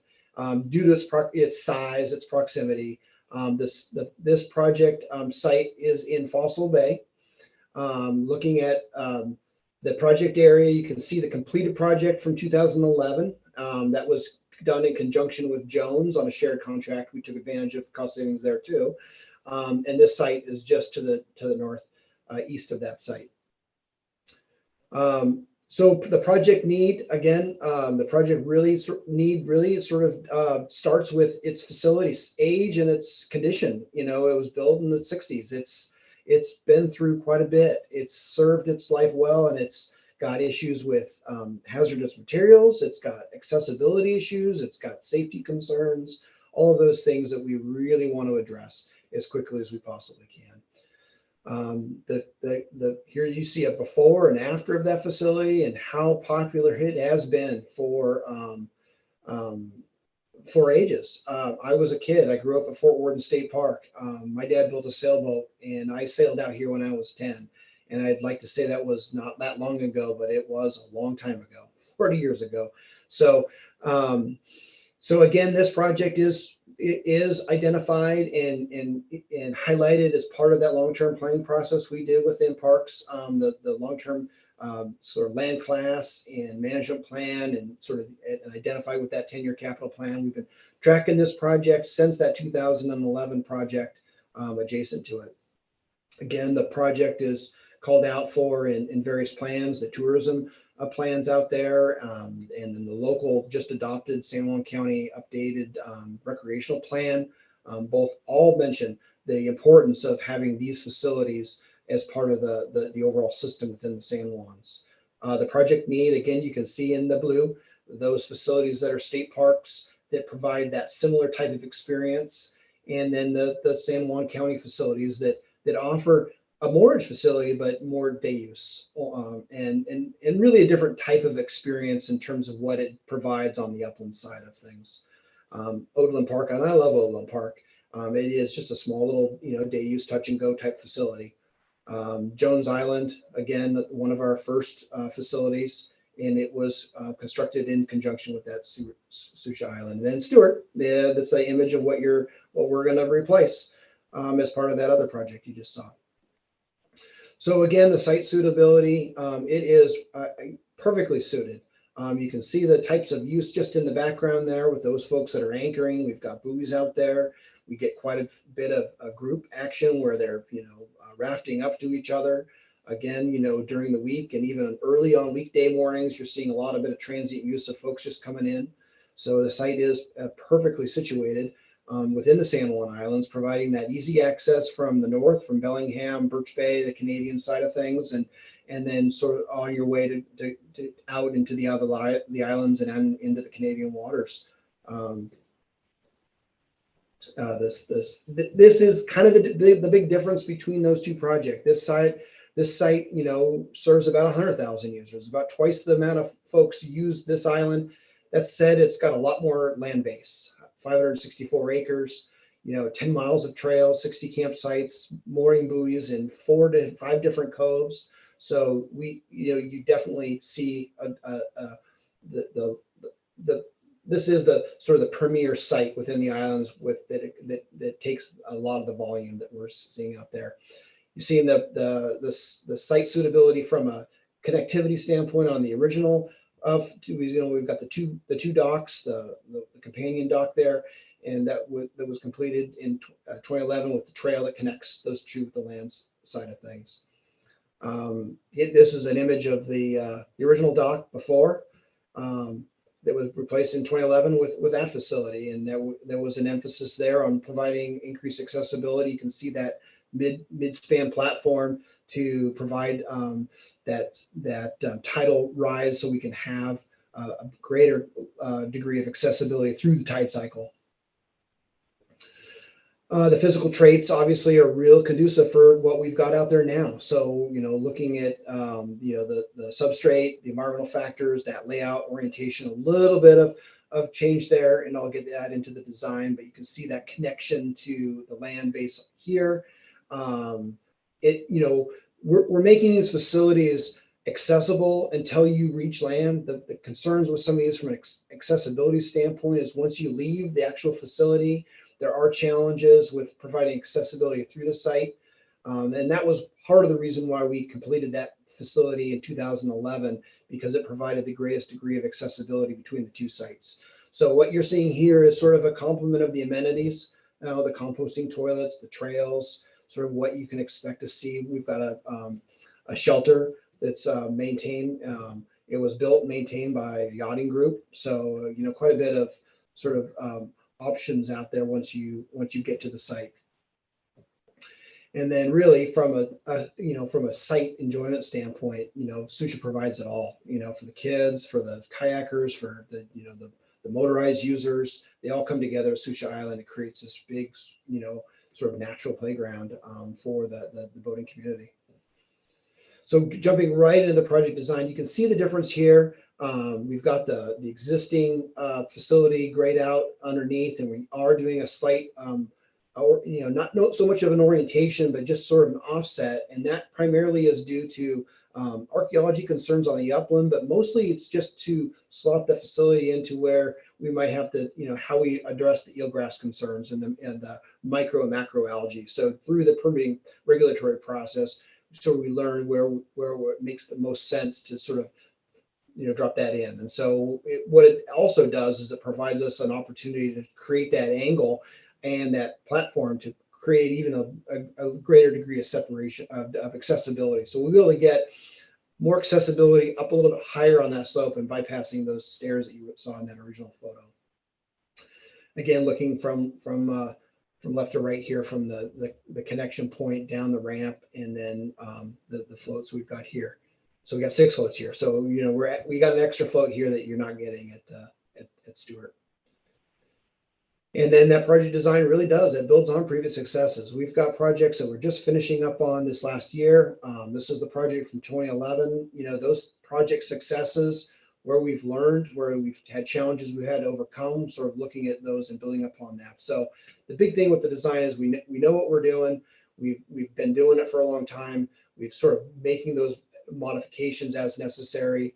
We're streamlining as much as we can with consultation with the regulatory jurisdictions, and we're the installation methods, trying to sharpen things up everywhere we can. So from a sustainability standpoint, again, looking at those cultural critical areas and national resource policies that we work in on really all projects, but these projects in the water really are highlighted by the fact that there is more. There's archaeology, there's subsurface, there's macro, microalgae. We've got marine mammals that we're monitoring. We've got marble murrelets, all of those things that we're sort of addressing through the regulatory and on through construction and implementation. And then again, the materials that we're using, looking at what is the modern way of addressing the sustainability goals on these projects, and looking at recycled materials where we can, looking at materials that'll last a lot longer, just because the reality is that sustainability is not just the materials you're using, but it's also how long is the facility going to last. And so if we're putting these facilities in, we won't have to replace them as often. That again, it's that whole notion of it sort of lengthening the investment, and that really dovetails into sustainability. Cost benefit, again, that the initial cost is steep on these projects. There's no doubt about it. And what we've trying to update things and be as on top of it as we can. What we're getting for costs today are a little bit different than they were even 3 or 4 months ago. And so it's kind of a moving target. We're asking for what we think is enough to get the project done, recognizing that if there is overages, we're likely not going to get money through this program. What we do is we look at augmenting where we can with operational dollars or with other statewide funding sources. But the benefits, in my mind, really outweigh the costs. And so, you really have these enhanced recreational opportunities. So, no disruption in service. We're at the point where we're going to probably need to start thinking about, if we don't get funding for these projects in the next couple of years, taking them out of service until we get funding. And that's a big benefit to not have that disruption in service.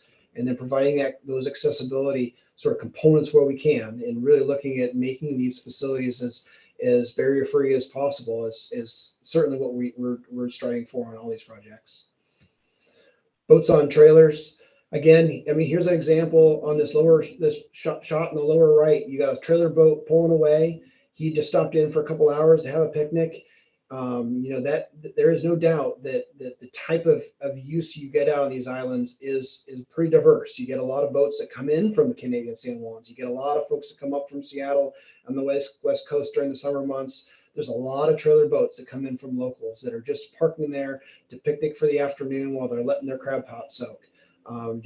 Taking an afternoon hike and then getting off the dock and heading back. The one thing with the boats, the trailer boats, that I can't stress enough is that these facilities, the trailer boats generally rely on these facilities. They don't have tenders or dinghies to anchor out or to buoy. They, with the tidal fluctuation, they're reluctant to bring it in their fiberglass boats into shore. And so these facilities are really what the trailer boats sort of seek out on not just overnight, but often just day use. And so, with 100,000, visitors per year, it's the volume of trailer boats, not necessarily the percentage that we like to focus on.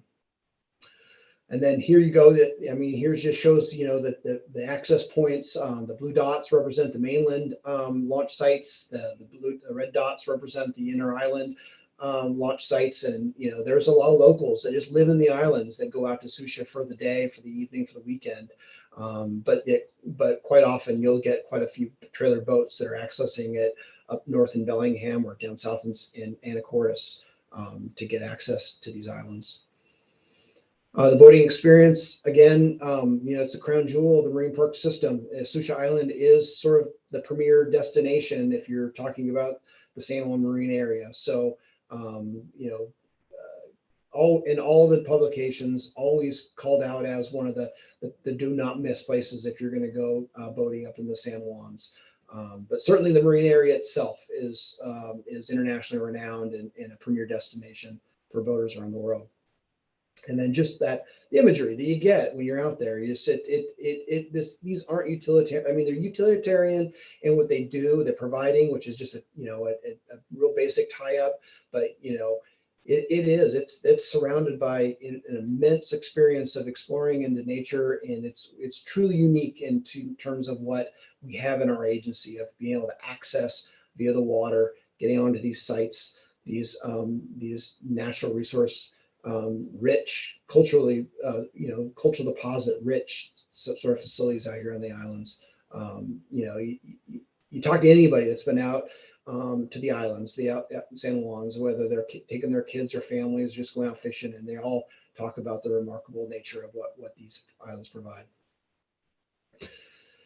Weddings, picnics, opportunity to stop over and camp. And from a readiness standpoint, again, this project is tracking right there with the Prevost project, and we've already begun under a planning grant. getting the permits ready, submitting for the permits, working through that upfront stuff. So the expectation is that we would be, going into construction that work window of 2024, or, everything goes, you just don't know with the regulatory sort of environment right now, but 24 or at the very least 2025. With that, I can answer any questions about this project. Thanks, Derek. Any questions for the Susha Island project? Lowell? Yeah, hi. If you can go back to your slide that has accessibility, you had the old dock and a number of locations that you kind of showed accessibility on. I wanted to just kind of ask what you've done with this project to help tie it into the accessibility that you accomplished with the other dock. And Oh, so yeah, we had, so that what you're seeing on that old facility, the facility that was done in 2011, there's a midspan float that does sort of travel with the tide. What we found in that design is that it's not as friendly for maintenance staff. It has created some issues where it gets hung up.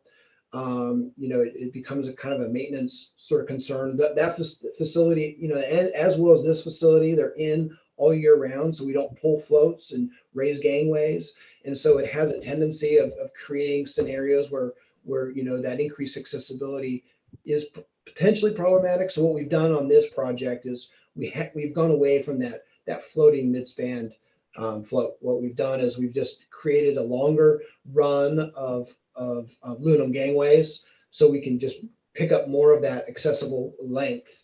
And so what we've got is that this facility will have that it's a fixed platform. Okay. Corner on. So yeah, I mean, that would be the difference on the from the original design, if that was your question. Yeah, sort of. I guess in this project design here at the top, it says existing access path to remain. Yeah. I'm wondering how well this design feeds into the paths and the network of, the composting toilet and things like that on the island. It feeds in directly. It's got a main path that connects right up to an intersection that connects to all that stuff. Okay. The difference is that the original 2011 facility, once you exit that facility, it's dead flat. This has some challenge grades. There's no doubt. You don't have less than 5% slopes. They maintain it, the firm and stable condition of the walkway, but there is a challenge grade there. So it will it isn't 100% ADA from an outdoor accessibility standpoint once you leave that facility. Yeah, what would it take to upgrade that, or is that just not really in the cards at all? It's not in the cards. It Okay. would take some severe grading or movement of trails and relocation of trails, and this island in particular at Susha is so culturally significant from an archaeology standpoint. We just don't even want to have that discussion. Okay. Thank you. Yeah. Shane?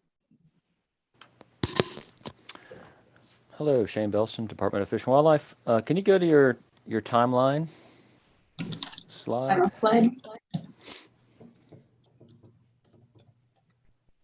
Yep. That one. Right. Yes, that one. Okay, so I see. I was looking at the construction date. Looks like it would be, I guess if it were funded, it would be through June of 25. So you would expect to do the work by then. Yeah. So just sort of real quick, easy. That if we were to get funding for this project, it would come on board July. We'd probably get the grant agreements written in September 2023. And we would then initiate final design. And we're in the final design phase now, but we wouldn't be able to get into the water. We wouldn't be able to go out to bid if, let's just say we had permits by September 2023, we likely wouldn't be able to get the documentation in a way to get out to bid. So we get the project done by the close of the work window, which closes in like February of 2024. So the expectation is that we queue everything up. So to go out to bid in an attempt to be under construction that fall of 2024. Yeah. Okay, so that's not implying, And as a backup, if we, if that schedule was tight, something were to happen, we then would push it a year. So there's about a 5-month window of work, and it's in the winter, and you sort of target, 1 year, and if you miss it, you got to wait a whole year. gotcha. Okay, thanks. Yep. And Linda. Hi, just the same question about your costs for your dock, Yeah. how much it's gone up. It's the same answer. Yep. Yeah. I apologize. I was just trying to get something in and talk to you guys in November, and I just was waiting on updated costs and where things were, and so sorry for that confusion. All right, thanks. Yep. All right, any other questions for Derek? Okay, seeing none. Thank you so much, Derek, for your time today. Great. Thank you all. I appreciate it. Carl will be in touch with you soon with the results. Okay. Thanks. Thank you. Okay, so next we have Department of Fish and Wildlife, Spencer Lake redevelopment. And I believe Jesse should be on the line for this presentation. Jesse, are you there? I'm here. Awesome. So I pulled up your PowerPoint and I will go ahead and give you controls, or would you like me to do the slides? I would like you to change the slide if you don't mind. That would be great. Okay, great. Well, I will go ahead and turn off my camera and then I will get you started in 1 second here. Okay.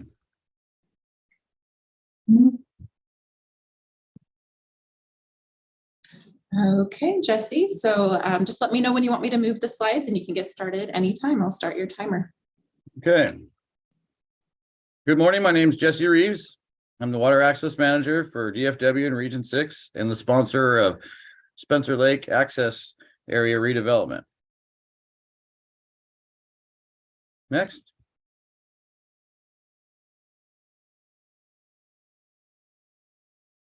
We're going to introduce this project.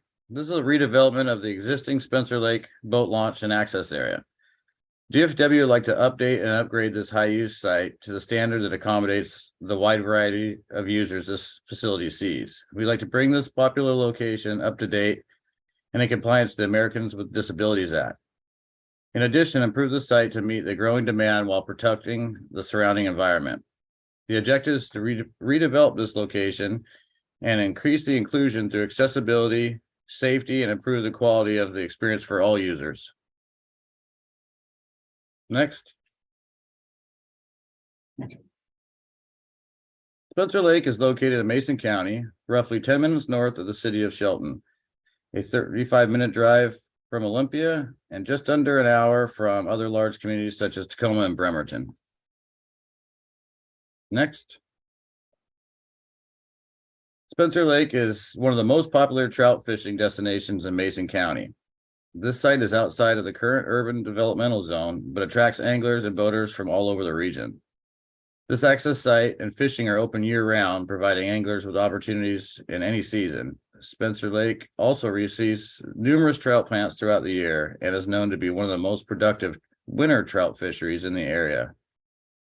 This facility is the lake's only public launch site for access to these fisheries. Next. Here I'll address need. This site is very highly used and serves a wide variety of users. The restroom is outdated and dilapidated and is non-ADA compliant. It has a damaged roof line, rusty hardware of the doors and windows, and the aging concrete structure has outperformed its working lifespan. It is due for replacement. The shoreline is at the lower end of the parking lot and the downhill of the entirety of the site.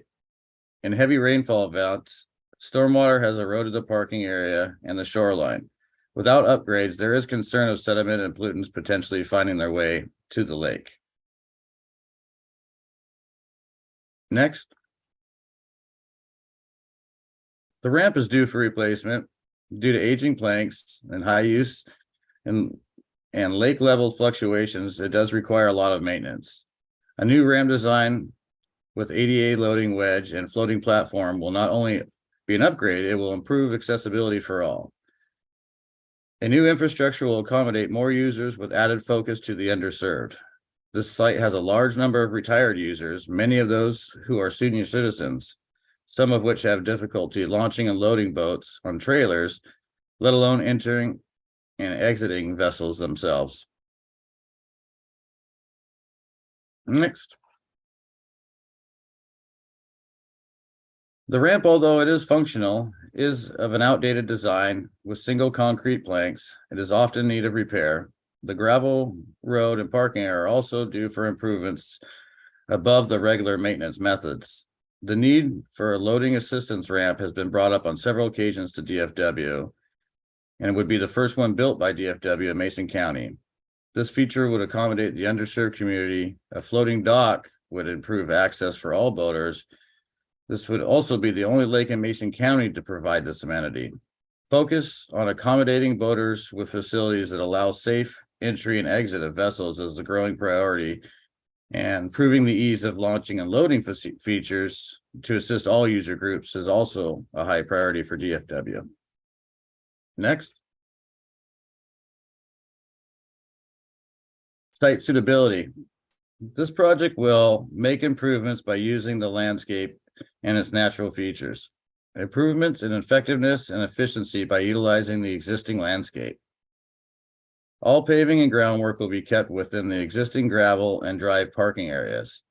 The project design leaves much of the vegetation in place and untouched, and very minimal ground disruption to make this project very easily accomplished.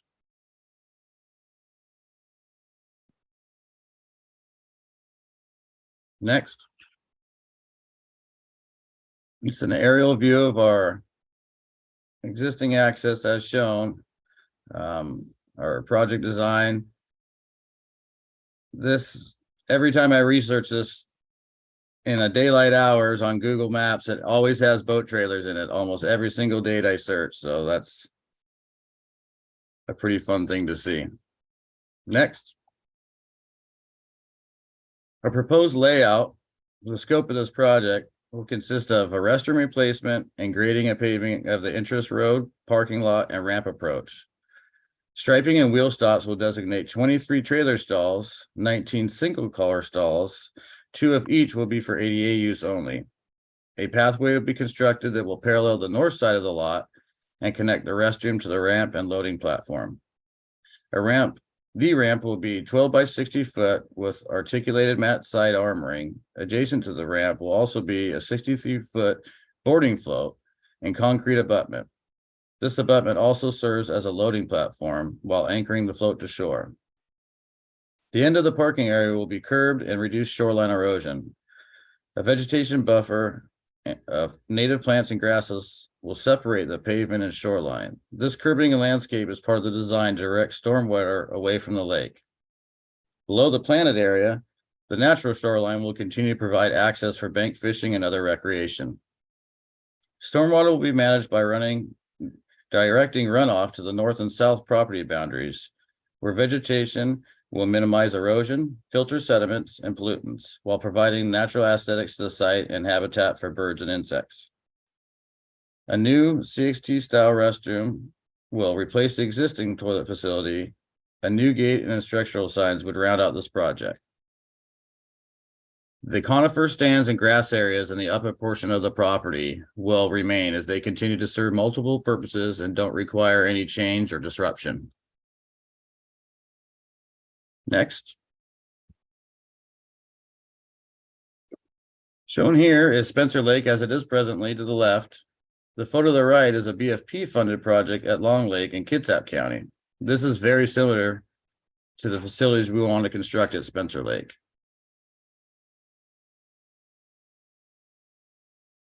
Next. The existing outdated restroom will be moved and replaced with this style CXT compliant facility with an adjacent parking stall. Next. Sustainability. As shown, the site has a vegetation perimeter.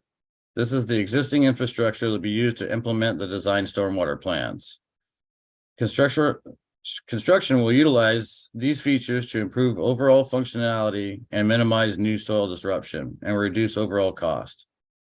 The project designed to grade and pave the gravel areas and specifically utilize the vegetative areas that boundary this property to protect the environment and be much more effective and efficient standard. Next. Cost benefit. Spencer Lake is a very high use site. It receives with an average of over 50 vehicles per day. All of these visits help stimulate the economy with purchase of fuel and tackle, bait, ice, and boating supplies. Fishing license also help generate revenue for DFW through license sales and Discover Pass sales. Redevelopment will also provide ease of use for everyone, including the underserved and those with disabilities. Additional value will be gained environmentally by erosion control and filtering runoff water, and which will reduce pollutants and sediments from entering the lake. And a long lifespan will provide access for many years and will cut costs for maintenance and further reducing the environmental impact. Next. This site does see the highest number of users of our DFW access sites in Mason County, with over 50 people per day on average and 18,000 vehicle visits in 2022. Just a small fraction of these numbers can have a big impact on the local economy. The small businesses that operate in the immediate vicinity are directly tied to Spencer Lake and those who recreate via this access site. Next. This access predominantly serves motorized boats on trailers. This project will attract many more users just because of the provisions the project will employ. Some previous users may return. Regardless of numbers, Spencer Lake boaters and Mason County residents alike, especially those with disabilities, deserve an option for safe and easy to use facilities in their area. And I can think of no reason it should not start at this access site.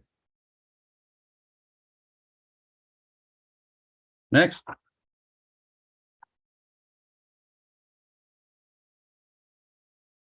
This project will improve the boating experience in several ways. Improve safety and ease of use. The new paved parking area and restroom will all lend to a better experience. Cosmetically, this will upgrade the overall experience, especially the restroom. Speaking from a maintenance perspective, I know factually visitors tend to treat facilities better and with more respect if the site appearance is new and well kept. Next. This project is ready to start once funded. DFW staff have many years of experience with these projects and place RCO projects amongst the highest priority. This would have an estimated completion date of fall of 2025. I thank you for your time and consideration of this proposal. I'm happy to answer any questions you may have. Thank you so much, Jesse. Thank you. Any questions for the Spencer Lake redevelopment project? Linda. Hi. Hi. If you go back to slide number 10. Oops. Yes. So you're putting a curb right at the water line. The water looks like it's going to run to your ramp and into the lake.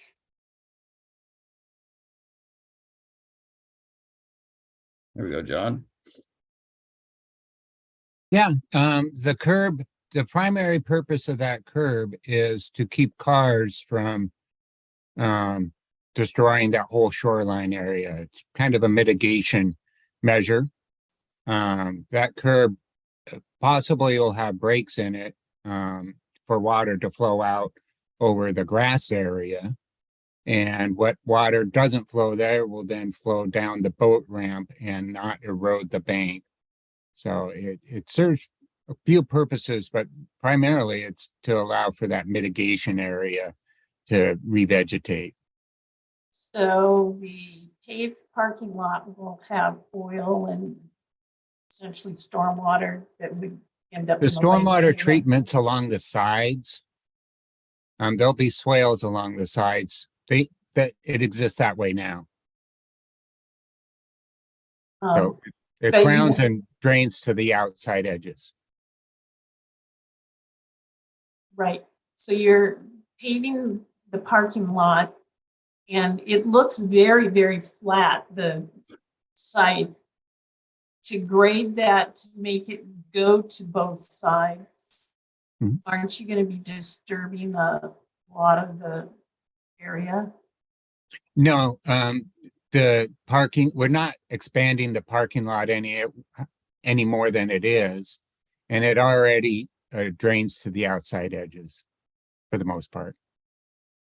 So It's we will actually be quite crowning the middle, but we won't be digging down the outsides. Okay, but you're still going under the tree canopy. Where the existing parking lot is, yes. Okay, And All so, right. I mean, we already have impervious surface under the trees and we're not changing that. We're not increasing the impervious. oh, what is under there now? Parking lot. It's already paved, No, it's already gravelled. it's gravel. Yes, which is an impervious surface. Yes. Okay. And then also your number of vehicles per day. Are those all with trailers? 50? An average of 50, that's based on 18,000 site visits for 2022. Some of those days were, down to 30, but there's also days in the summer that it sees 200. So that was the average for the year. And that was with the traffic counting device we have right at midway through the site. So it wasn't collecting data from the nearest roadway or anything. That was people coming all the way into the site. And those people all have trailers. No, I don't know about the trailer part. Those are just site visits. I have no way of knowing if they are trailered or not. Okay. 200 in the Say summer? again? You have 200 cars going in here in the summer? There are dates where it's a 200 car visits, yes. Really? Okay. Thank you. Thank you. Any other questions from the reviewers?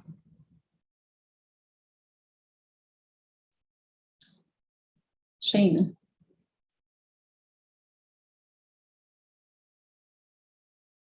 No question. Okay.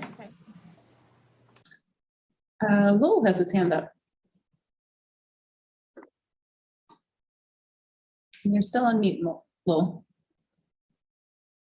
Let's try that. Okay, so for Jesse or John, have you guys had any communications with DNR since this is kind of a major upgrade to the facility on this? I have not spoken with DNR since we've put this on as a project. It was brought up before the application started that we would like to apply for a grant on this project. I don't know if John's had any communication with them previous to that. The point, We know that a DNR lease is required. Yes, that's the communication. Okay. I just wanted to check on that just because it's going to be installing, kind of a complete retro fit there. Right. Thank you. Yep.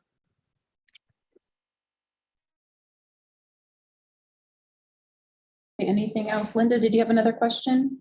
I did have another question. On your permitting timeline, it said you weren't going to submit permits until February of 2024. Why so far away? We have um,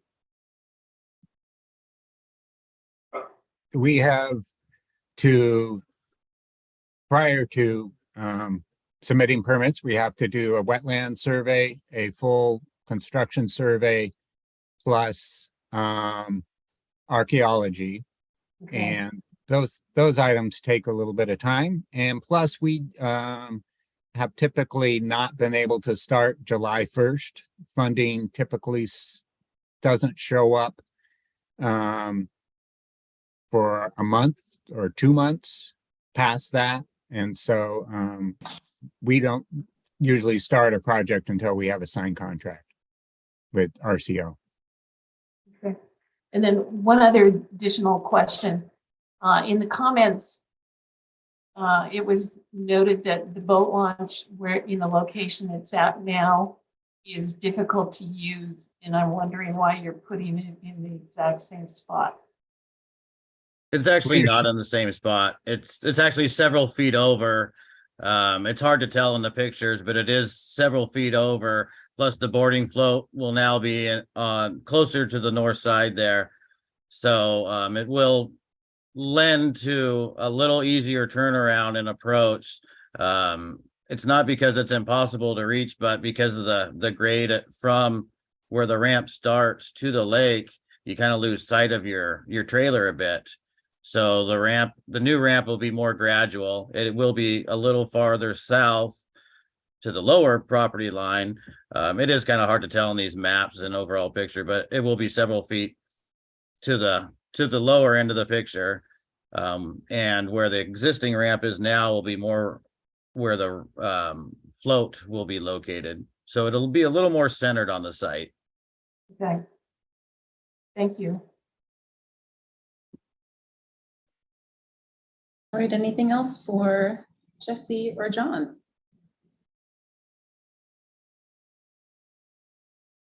All right, well, thank you so much to the two of you. We will be in touch with you soon. Thank you. Thanks. Thank you. Okay, so now we are at our next break. So we will meet again at 11:30.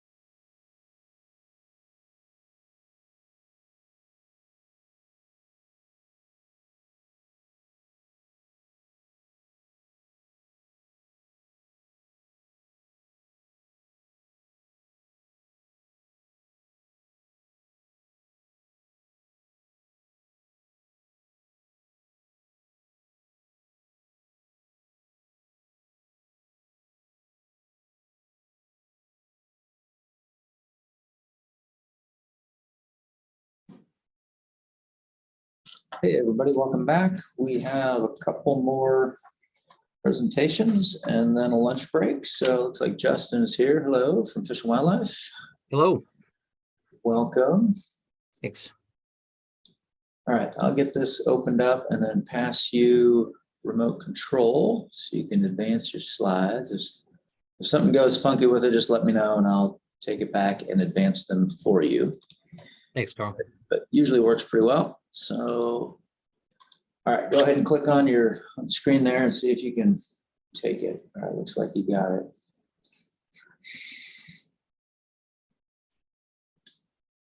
Can you move us? Try clicking on the screen and there we go. All right. There we go. All right, whenever you're ready, go ahead. All right, thank you. Hello, everyone. My name is Justin Haug. I'm the Region 2 Lands Operations Manager for the Washington Department of Fish and Wildlife. Thank you for this opportunity to present this project, which is the Spectacle Lake Access Area Improvement Project. So a quick overview of the proposal. This project would update and expand key components to this access area, which include adding boat launching capacity, increasing and organizing boater parking, constructing a boat loading platform, replacing an aging restroom facility, designating a day use area, and updating signage.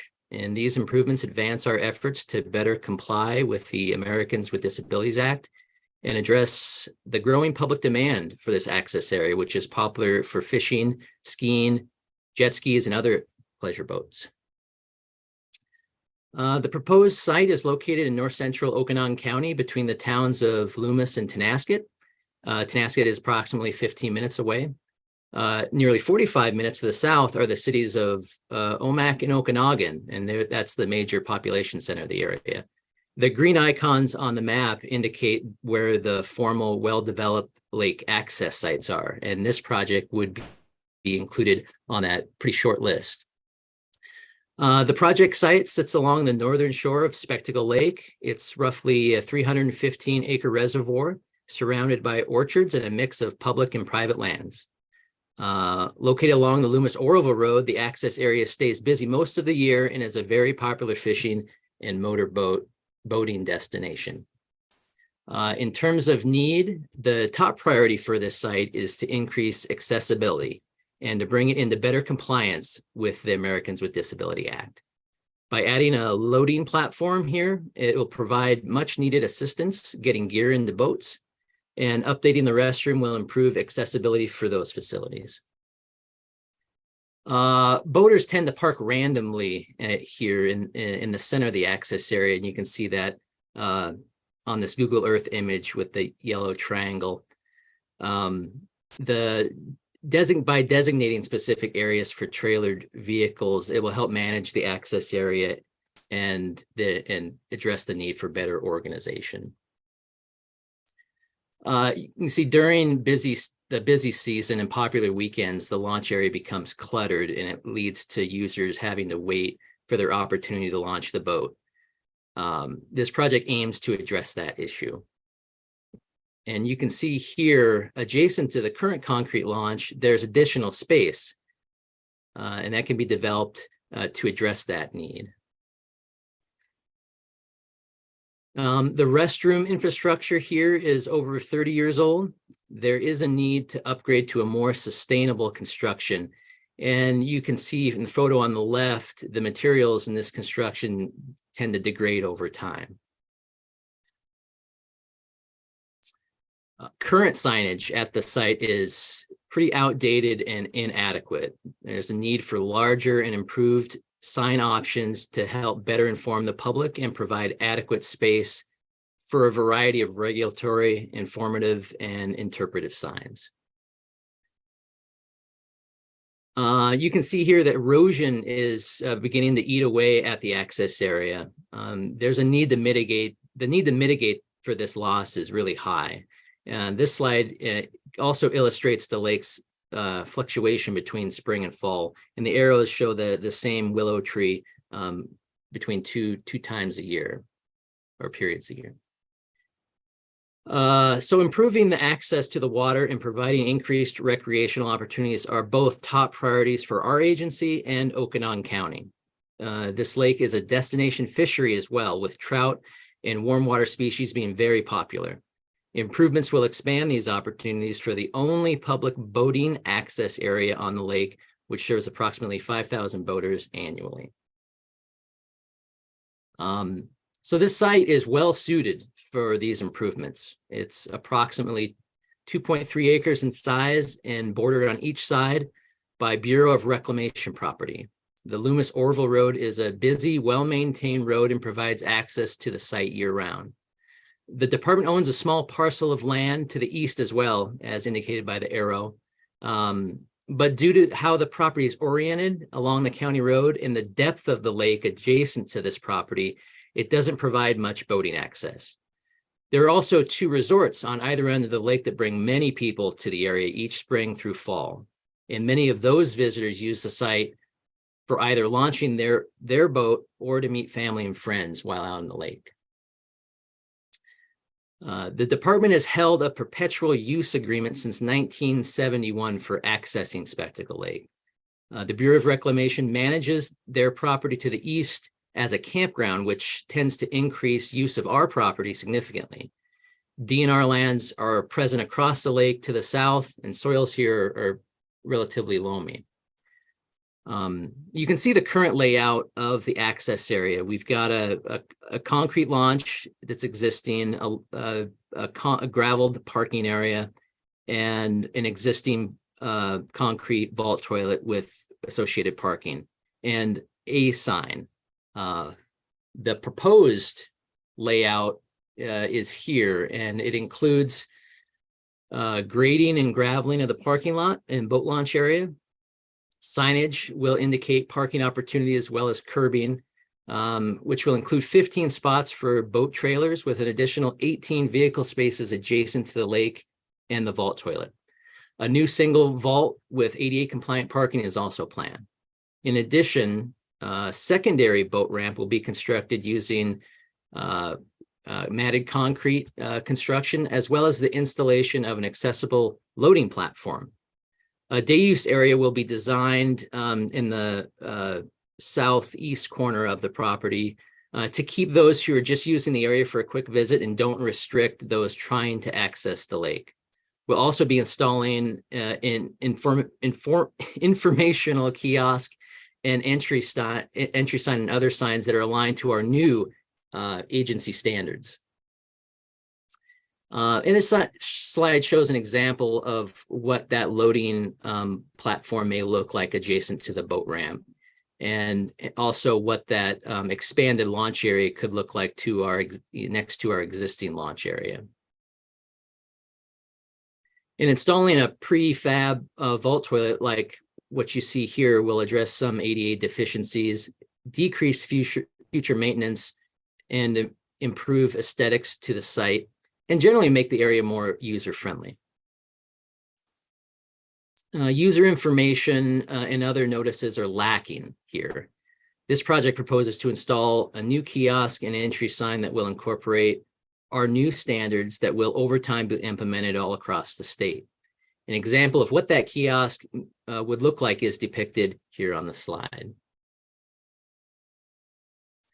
You know, in terms of sustainability, the grading and smoothing of the area's parking lot, like you see here, will make the site more sustainable and reduce erosion into the lake.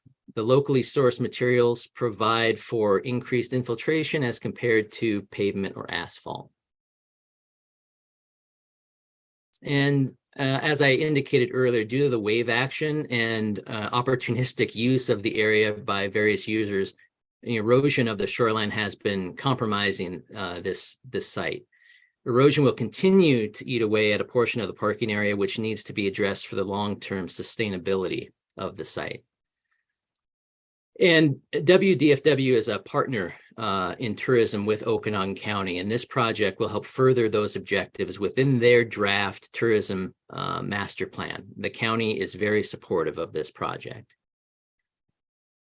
You know, and I believe the costs related to this project provide equitable and significant benefits to the public. You know, it improving access to lakes and rivers continues to be one of the top recreation priorities for the county and our strategic plan. This access is the only public boating access to the lake, and demand will continue to increase, and improvements to address the lack of ADA access, boating infrastructure, and parking limitations will provide greater opportunities to the area experience significant demands to the resource. So these long-lasting improvements, like the proposed loading platform, additional ramp capacity, and signage, offer boaters durable investments to the community, and visitors will enjoy for decades to come. The prefabricated toilet is constructed for longevity, reducing costs and staff time for the next 50 years. The durable sign construction will also reduce future maintenance costs and provide an opportunity for community engagement and cultural education. And this project will serve a variety of motorized boats with trailers by designating 15 trailer parking spots and the graveling of more spaces above the launch area. Other watercraft will benefit by expanding the launch area, allowing simultaneous use as larger boats are preparing for the water. And this, 315-acre lake or reservoir provides a unique, picturesque experience for boaters looking for a variety of experiences. It rests in a long, broad valley surrounded by orchards and shrub steppe just west of the Okanagan Valley. Spectacle Lake holds a variety of fish species: rainbow and brown trout, kokanee, bass, perch, sunfish, and bluegill. So it's a very popular fishing spot. And although the fishing boats are very prevalent, the lake also attracts power boats and water sporting boats such as ski boats, jet skis, and pontoon boats and other pleasure craft. And here's just an example of some of the boats you'll see in the lake. Smaller fishing boats, larger fishing boats, and then more water sport boats in the lower left corner. In terms of readiness, the department is well equipped to begin the project following potential funding. Capital improvement staff are seasoned at projects like these with expertise in planning, contracting, and construction. It usually takes no more than 2 years to complete, as you can see on the timeline there. And that is all I have. I really appreciate your time. And do you have any questions? Great, thank you, Justin. All right, questions from the committee for this project? Linda, go ahead. Hi. I have to ask about your sign expense that you have listed for $21,000. Is that correct? Yeah, thank you, Linda. So the new sign standards that we're talking about, there's significant more to the signs than what the signs we've used in the past. We've used to you see like treated posts, 2x6s, kind of a primitive looking sign. These signs are concreted in the ground, steel post with a steel, steel supports, and they use what's called, these high pressure laminate materials that are very durable that we would contract to get. So it's a standard that we've yet to implement and that we're looking to do. So we could have overshot that price a little bit, but we wanted to be better safe than sorry. It might come in lower than that, but until we really construct these things from start to finish, and John maybe can follow up, we really wanted to make sure that we captured what that cost will be. And so this would be a kiosk as well as an entry sign of a new design for us. And your entry sign, it's not up by the road, it's in the middle of your facility. Wouldn't you want it closer to where people are coming in?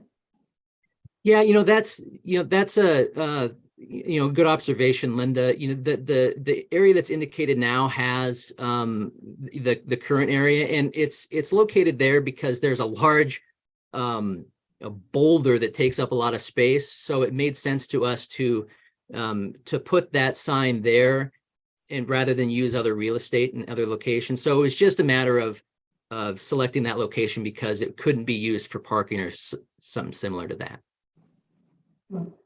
Okay, thank you. Great, thanks. Other questions, clarifications needed on this one?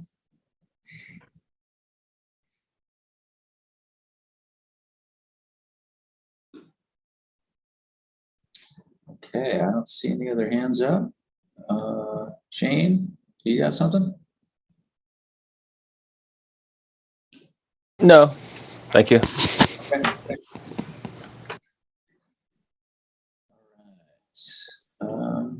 Good. Well, I think we're good. Thanks, Justin. You're doing the next one, looks like, as well, right? I think so. Okay, let's pull that one up. Sidley Lake.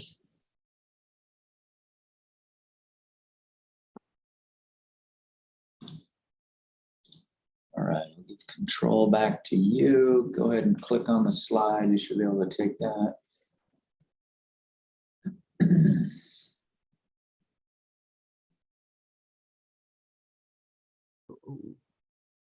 Seems to be. And advancing. Oh, there we go. Oh, there we go. Okay. All right. Well, thanks again, everybody. Again, Justin Haug, I'm the Okanagan Lands Operations Manager for the Washington Department of Fish and Wildlife, and I appreciate taking the time to present the Sidley Lake Access Area Improvement Project.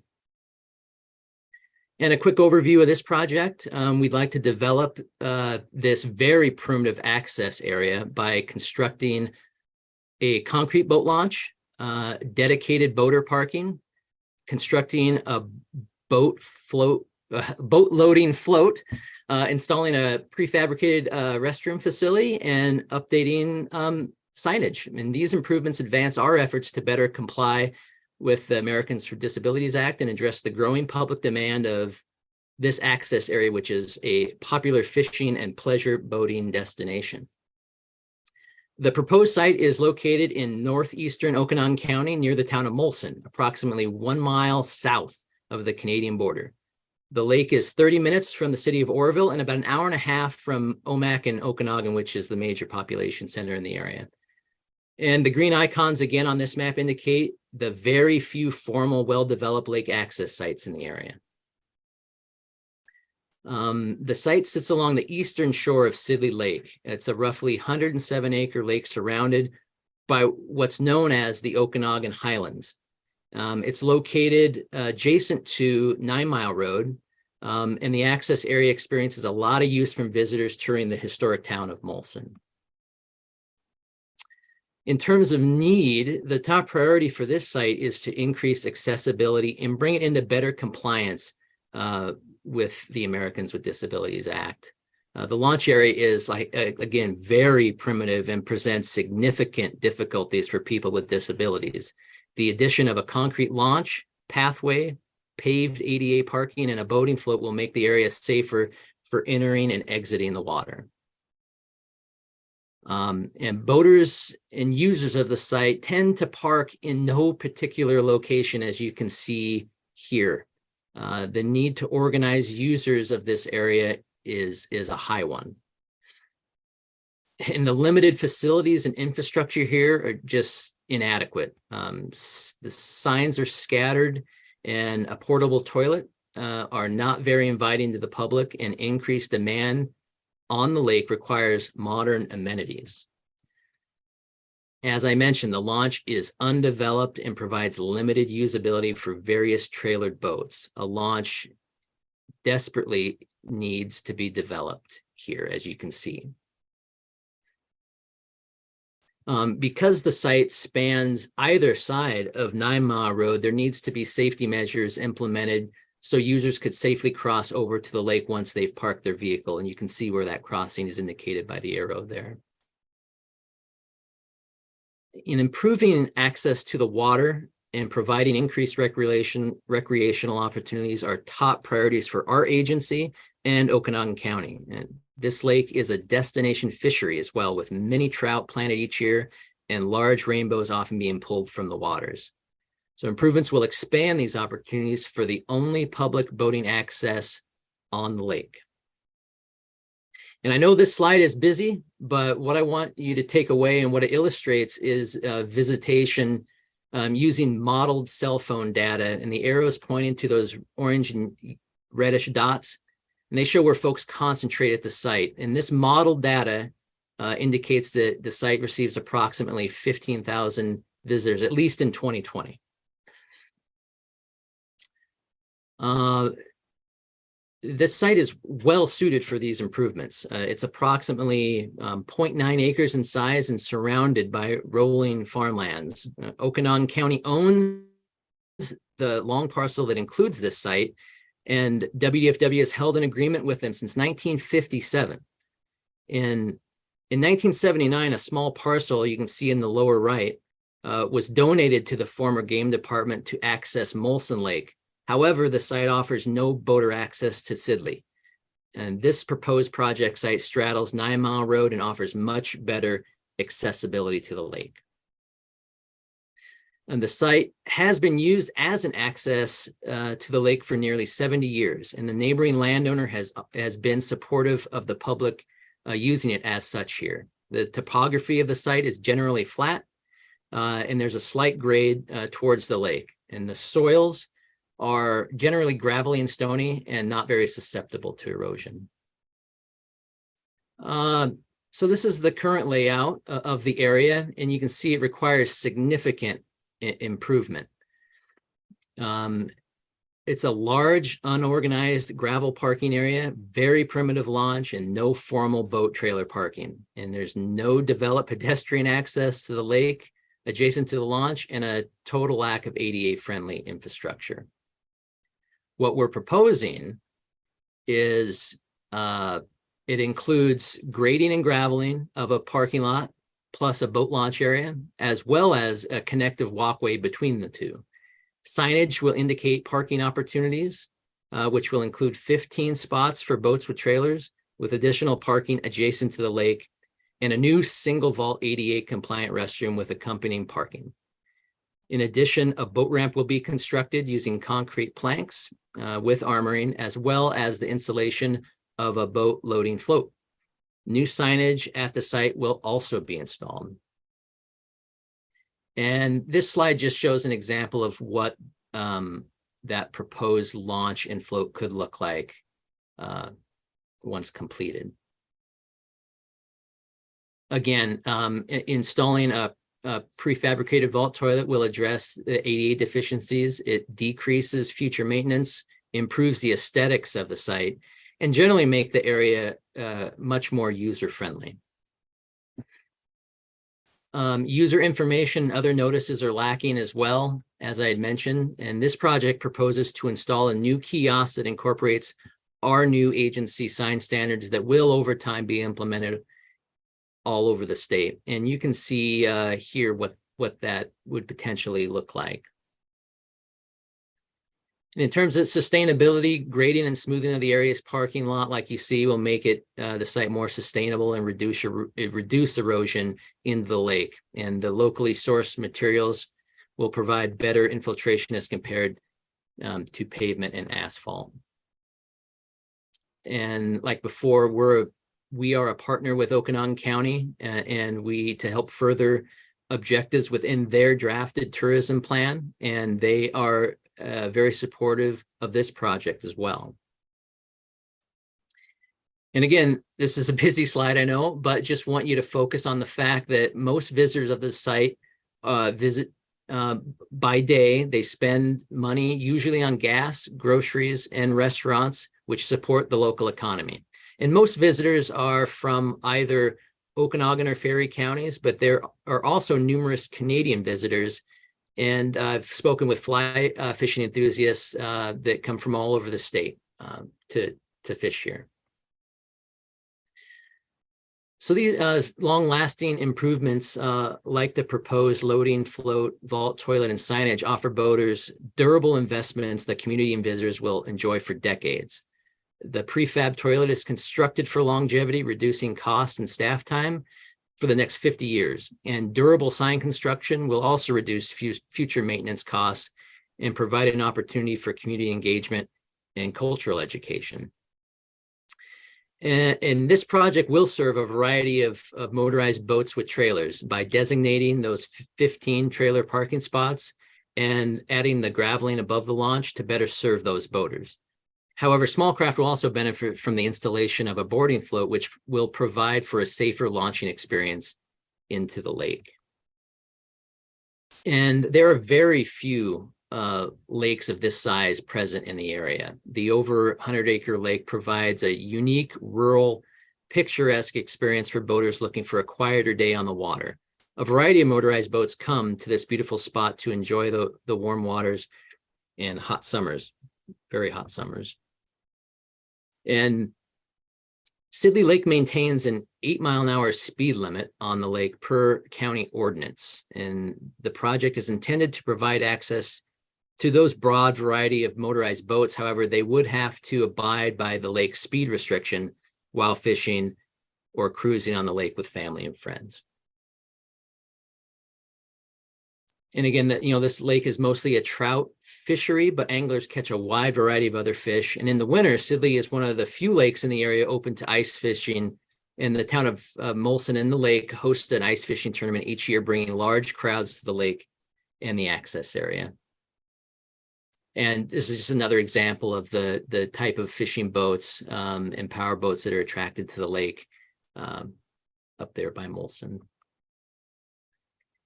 And so in terms of readiness, phase 1 of this project was completed some time ago, back in 2010, actually. And aside from many adjustments, construction and permit drawings have been completed. And this is one of the drawings on the slide. And again, this is another example of existing plans that exist for this site that was completed during phase 1 of the project. And in terms of readiness, the department, again, is well equipped to begin the project following funding. Capital improvement staff are seasoned at projects like these and with expertise in planning, contracting, and construction that usually takes no more than 2 years to complete. And that is all I have. Are there any questions? I really appreciate the opportunity to again. Thank you. Yeah, great. Thanks, Justin. I did not realize we had ice fishing in our state, so that's kind of cool, kind of pretty unique. Yeah. Something you think about that being just in Minnesota or something.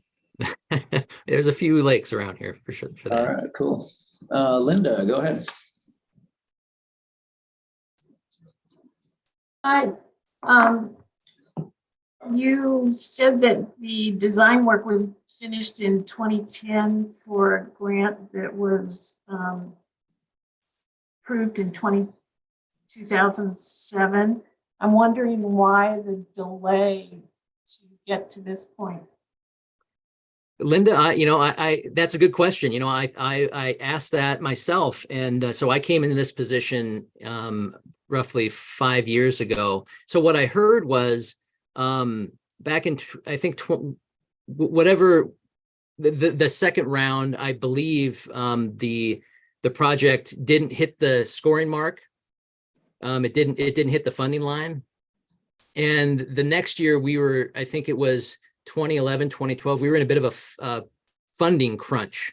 So the manager at the time was instructed not to apply for any more funding. So it just dropped off the map. So when I took my current position, I saw that this work had been done, and I wanted to pick it up where we left off, over 10 years ago. So it's a long time coming for sure, but that's a good question. I'm glad you asked it.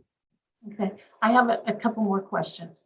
Okay. I read in the documentation on PRISM that there are water quality issues impacting the angling success. What are your water quality problems?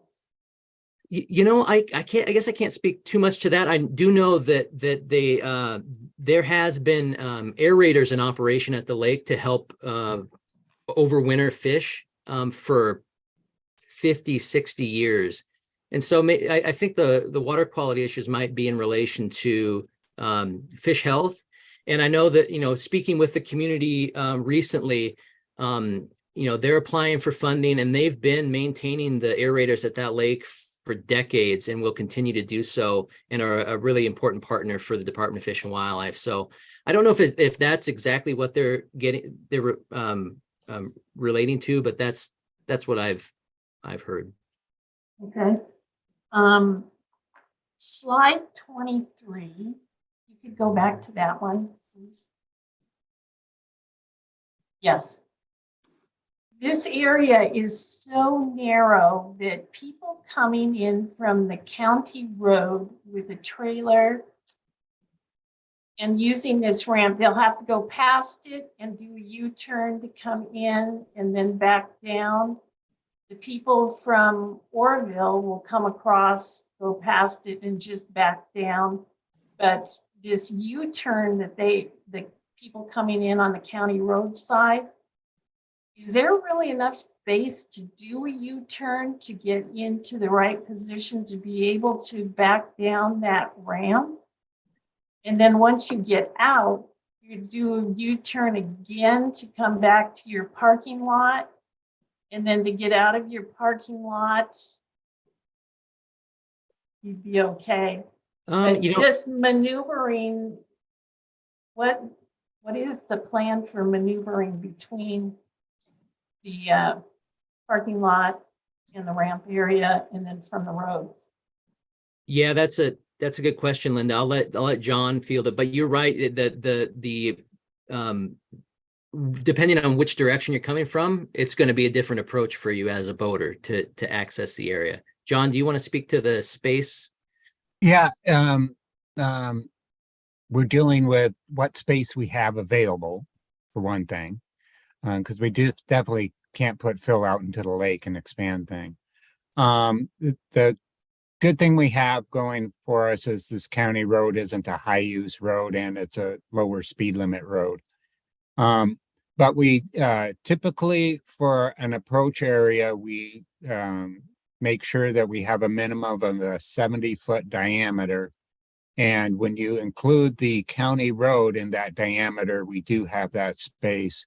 The other thing we're doing is limiting the amount of parking that's in the ramp area. That isn't happening now. So that limit of parking is going to really help us out from what is existing.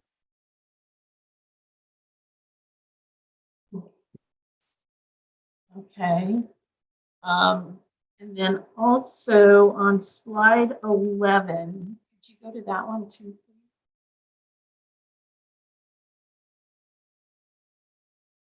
Your numbers. In February, you have a spike for uses. Is that the ice fishing? That is, yep. So nobody's using a boat or trailer? No, I'd say the peak use is that mid-late April through September for boaters on the lake. Okay. And the 15,951 visitors per year, they don't all have a boat, correct? That's correct. All right. Okay. And your sign cost is only $7,000 on this project versus 21 on the prior one.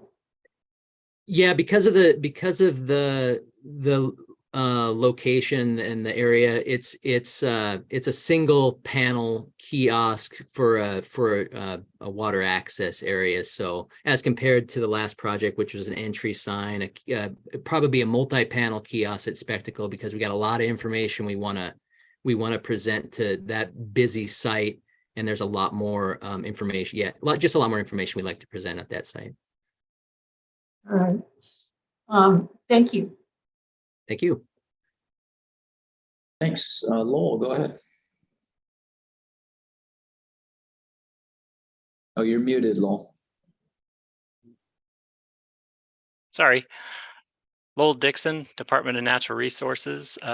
Just wanted to ask if you had been in contact with Cindy Preston at DNR about getting a lease for this, or if John knows whether we had some pre-meetings about this one.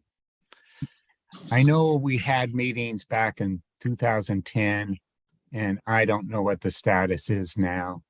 I know that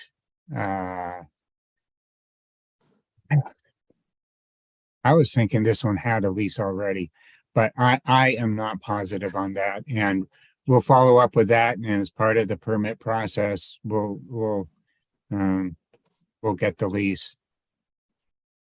Yeah, I could probably check. I haven't checked. So I do know this is considered state-owned aquatic land. So, Yeah. you know, Yeah. If this we don't lake- have a lease now, it'll be part of the permit process. Get it? Okay, yeah.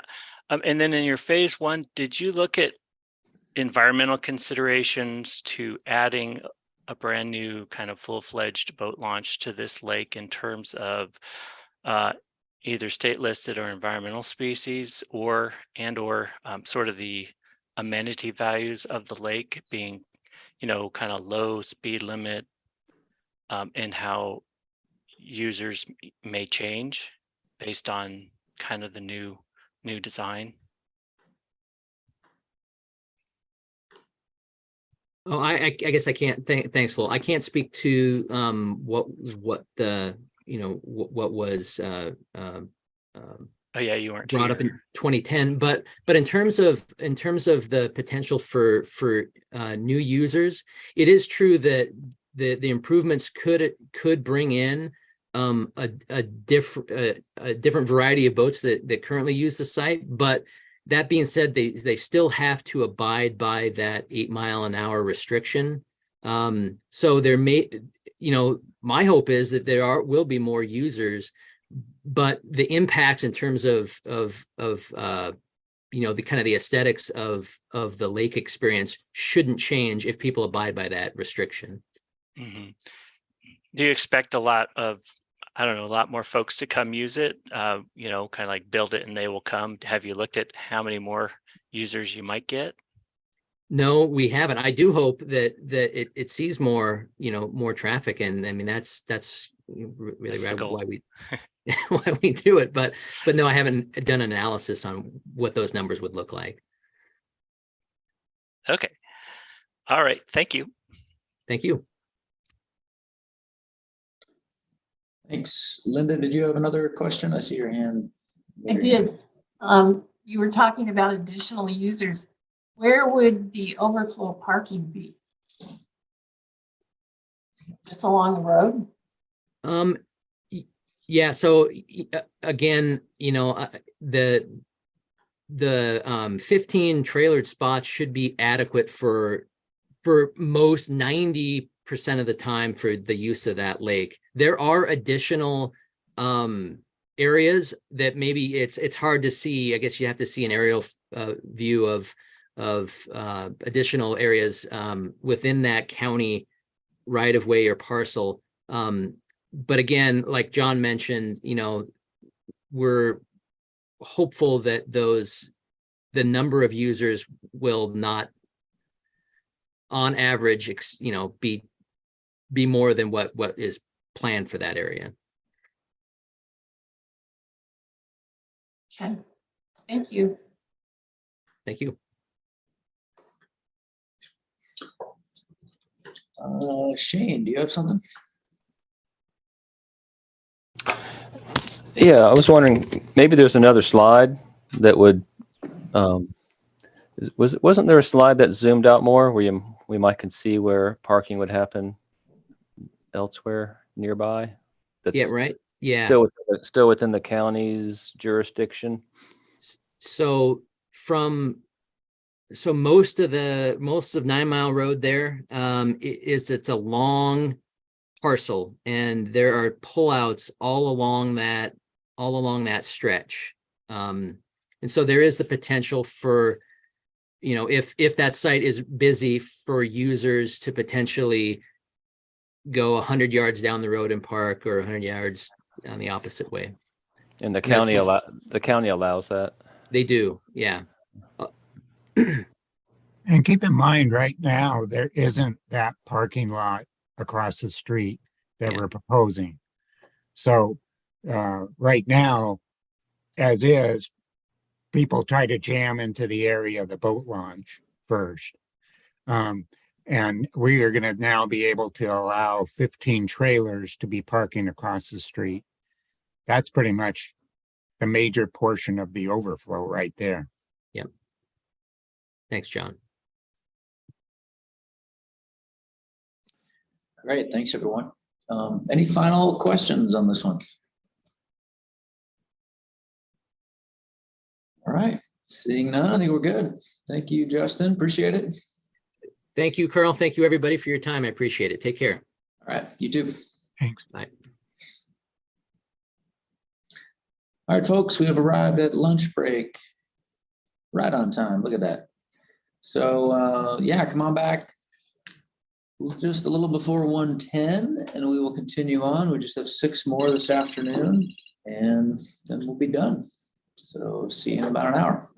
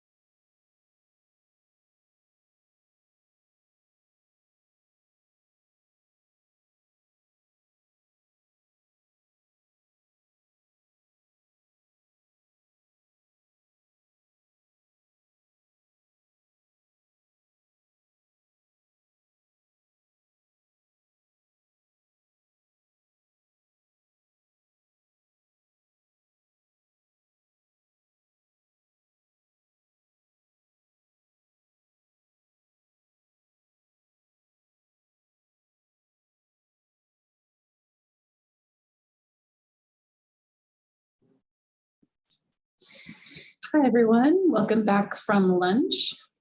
If you are an evaluator, if you could just turn on your camera real quick just to get a visual, make sure people are back. Hi, Linda. Hello. Hi, Chris. Hello. Hi there. Oh, it's good to see everyone's faces. This is great. Oh, where's the thing? I hear Tammy. Hi there. Oh, there's my, oh, you can't see my, there's my hand. my screen is mounted up high on the wall, so. Out of curiosity, did you get my email? Yes, I got Okay. your email. Okay, cool. Just want to check. Since I'm seeing you today, I know.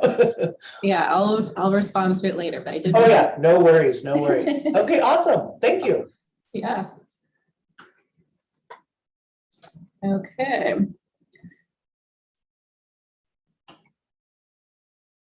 All right, so next on our list, we have Department of Fish and Wildlife, Hamilton Landing. And so for that presenter, we have Lauren. Lauren, are you on the line? I'm here. Yeah. Hi, everyone. Wonderful. Hello. So I'll go ahead and get your PowerPoint pulled up.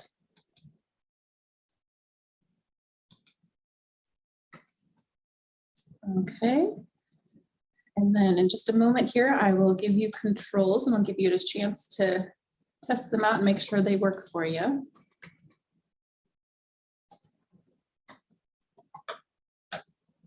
Okay, so it should prompt you to go ahead and click on the screen and make sure you're able to move forward and back. Okay, I clicked on the screen. Yep, and you can use your arrows. Yep. Oh, there we Looks go. like it's working. Okay, great. Okay, so I'll go ahead and start the timer whenever you want to get started.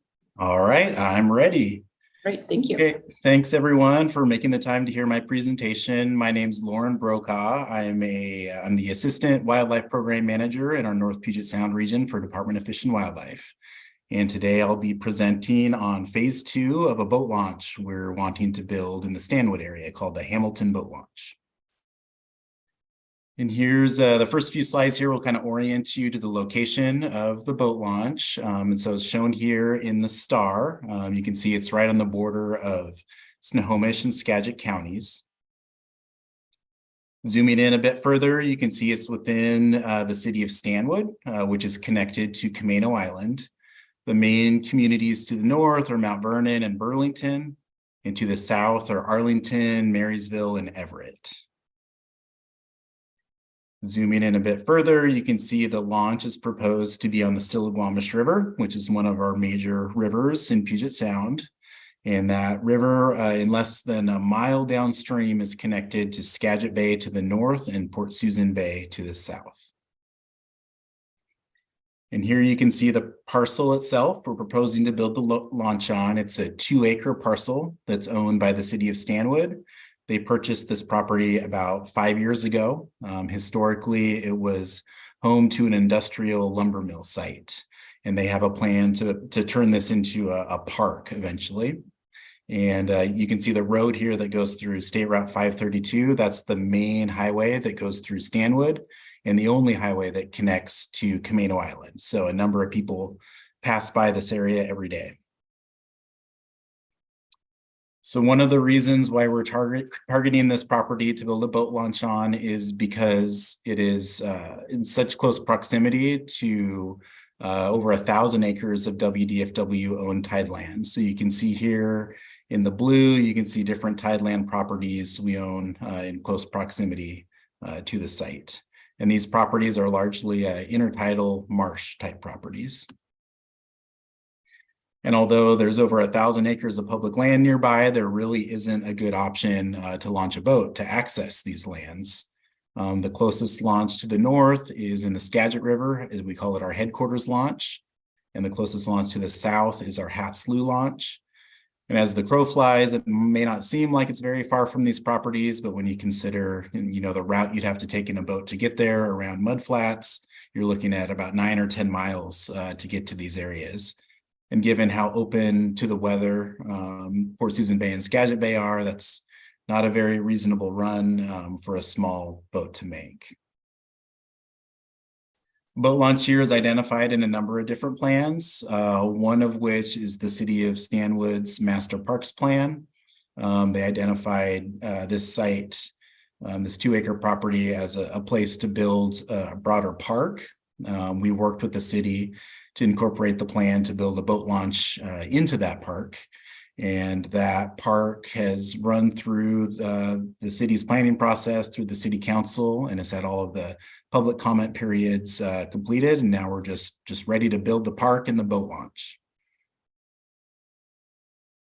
The area, Port Susan and Skagit Bays, are special for a number of different reasons. One of which is just the number and diversity of birds that use the area. That Skagit, Port Susan Bay area is the most popular waterfowl hunting area in Puget Sound.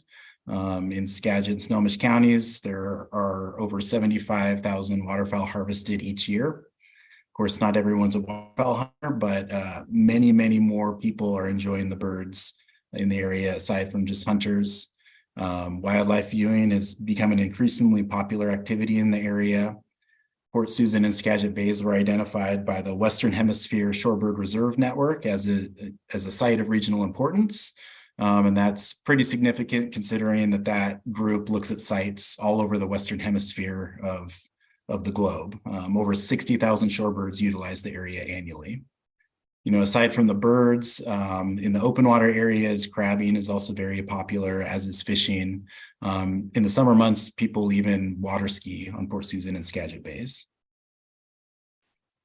The site itself is very suitable for a boat launch. As I mentioned earlier, historically it was an industrial site, so it's already been cleared, it's level. There's a kind of a relic driveway and primitive boat launch already there. The primitive launch isn't able to be used anymore, but the site is suitable for a boat launch. And as we build a park there and the launch, it's not like we'll be destroying important habitats along the river. It's already been developed. Another reason, or the main reason, I would say, that DFW pursued building a boat launch in this area, or the thing that spurred us on to build a boat launch on a city site, is because we own a property called Lekwe Island right nearby. It's 250 acres in size, and that's home to a new estuary restoration project. Before we did the project, this 250-acre area was a place where people could drive in, walk around, view birds, hunt pheasants, hunt ducks. And now that we've removed the dikes and restored the tides, it's no longer possible to walk around in that area. And the project's been, really successful from a habitat perspective. We're seeing increased birds, fish are using the site, but it's more difficult to access this area given you have to time the tides to come in and out. And so that's why we're looking at building a boat launch here to allow people to access the area via boat. Because we built a kind of big, expensive project nearby, as part of that design, we did a number of different modeling efforts. This is an example of that, these two graphics.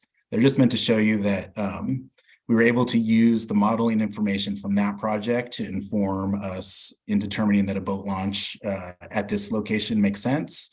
These graphics show the bed shear scour force in the area, and we use that to see that there's not a significant amount of erosion or significant amount of deposition expected at this site, which is important on riverine boat launches.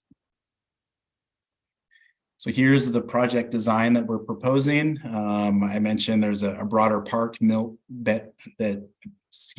a broader park that's proposed to be built around it. This project just proposes the boat launch features. I received some comments on the first presentation I gave that it was a bit confusing on the different phases of the project. So I hope to clear that up here. So this is phase 2 of the project. What phase 1 did was got us through all of the design, permitting, and part of the construction of this project. Phase 1 will pay for the actual boat launch itself, the actual planks that go into the river.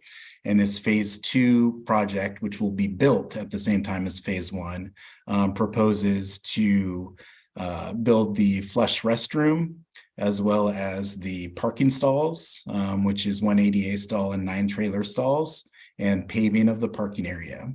So that's kind of the difference between phase 1 and phase 2. And I'll explain that further in the next slide here.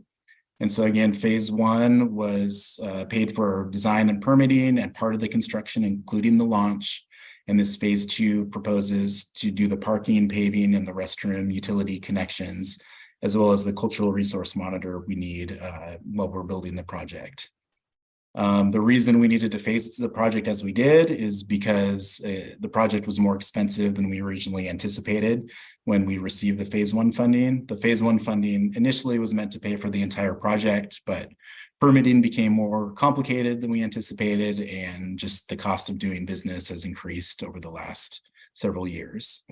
This project, I still believe, is a good deal, largely because no acquisition is needed. The property was purchased by the city of Stanwood already. Also, just the fact that the site's already been developed and it's flat means there's minimal earth moving that we need to do.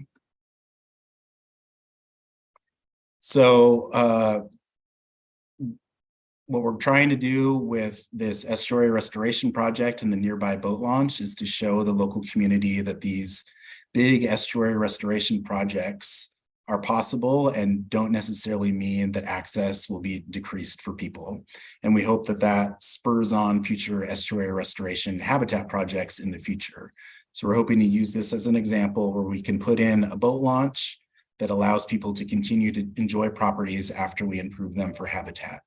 And that's really been something that's held up these type of habitat projects in the past, is local communities not being happy with losing access to a property that traditionally has been accessed for things like hunting and bird watching. So this site is on, a lower river delta, and at low tides, there's shallow water, and so shallow draft boats will need to be used during low tide conditions. These are the types of boats we expect to be mostly used, jet drive type boats with flat bottoms. Although if you time the tides, the river is plenty deep for other types of watercraft as well. I know it's not a focus of this grant program, but we also expect that some non-motorized craft will use the launch as well. So these next few slides are meant to give you an idea of what types of habitats will be opened up for people to explore with the launch. You can see where the launch is proposed here at the Hamilton smokestack. We imagine most people will go downstream and find these types of estuary habitats, these tidal marshes. This is, about a half mile downstream from the launch and is public land.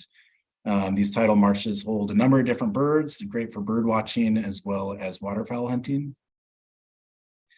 And here's another view from the other direction. You can see the boat launch in the foreground, and then you can look out across Port Susan Bay in the background, along with these new restoration projects that'll newly be opened up for people for access if this boat launch is built.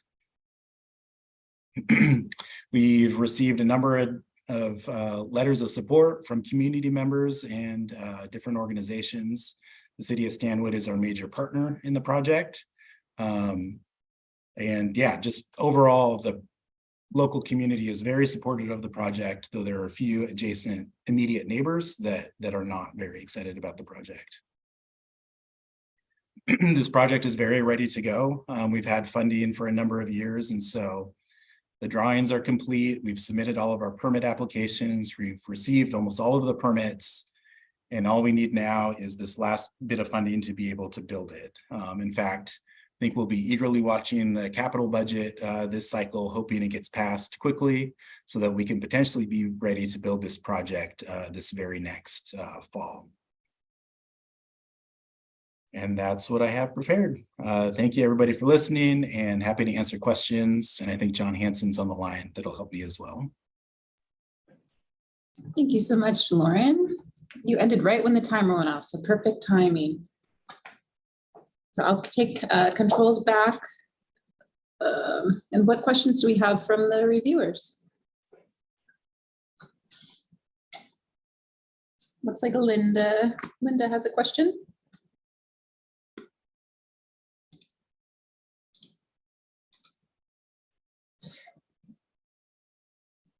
Is Linda? Rated for the park There you are. use. Can you hear me? Now I can, yes. Okay, I was just wondering if the restroom portion of the grant proposal was prorated for park users.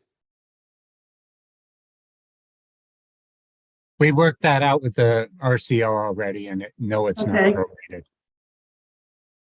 No, it's not. No, and that's agreed upon with RCO already. Okay, and then also, in your November presentation, you have listed the restroom facility as a Tioga. That's a vault system, but you're putting in a flush system. So is your pricing actually correct for the flush? I think it's a Cortez unit. Yeah, I've always planned on the flush system. I Okay. just got my names mixed on the toilets. Okay, Yeah. so the pricing is, Price is accurate. okay. Yeah. All right. Thank you. Thanks, Linda. Lowell? Yeah, hi, Lowell Dixon, Department of Natural Resources. So I just want to be clear, you've been funded for all of phase one. What will result in phase one? In other words, if you don't get phase two, can you use like the ramp? Yes, the boat ramp and all the stormwater features would be part of phase one. However, it's pretty limited, not ideal for boaters to have just those facilities. It really completes the project a lot better with the full site. Totally understand. And to let you know, we have the full DNR lease ready to go for this project. Okay, thanks, John. Thank you. Yeah.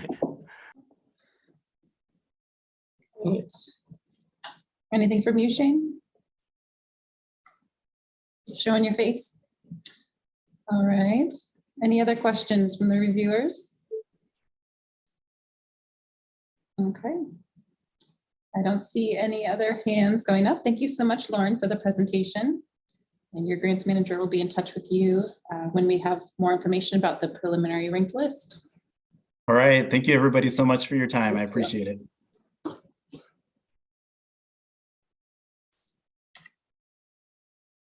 Next up, we have the Gardner Access Area Parking Redevelopment.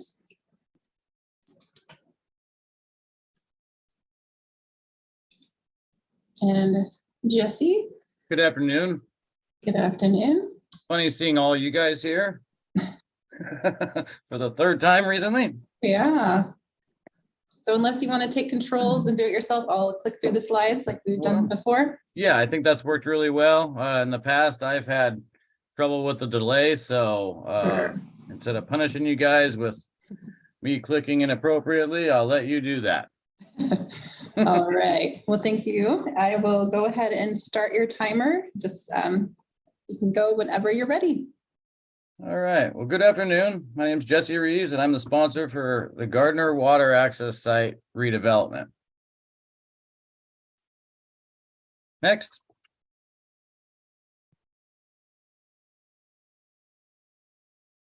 This project is a small renovation of the Gardner parking area, which is adjacent to the Gardner boat ramp operated by the Port of Port Townsend.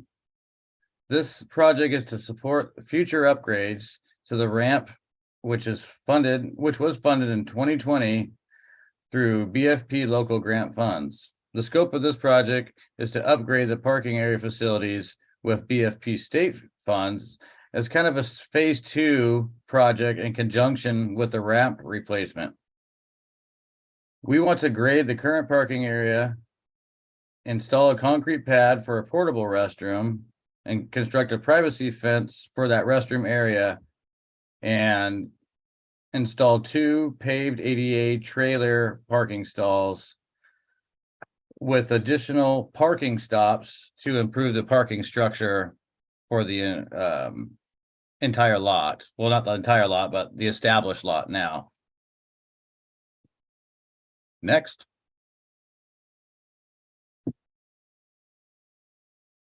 This project site is located in Jefferson County, 12 miles east of Sequim on Discovery Bay, roughly 30 minutes east of the city of Port Angeles and 2-hour drive from Olympia.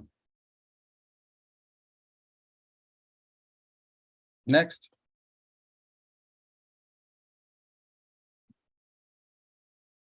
The Gardner Axis is a popular saltwater launch located in the northern portion of Discovery Bay. This facility provides access to salmon, bottom fishing, crabbing, and pleasure boating for areas ranging from the Strait of Juan de Fuca south to Hood Canal. This access site is used by many in Jefferson County, but also sportsmen as far away as Seattle, Olympia, and Forks.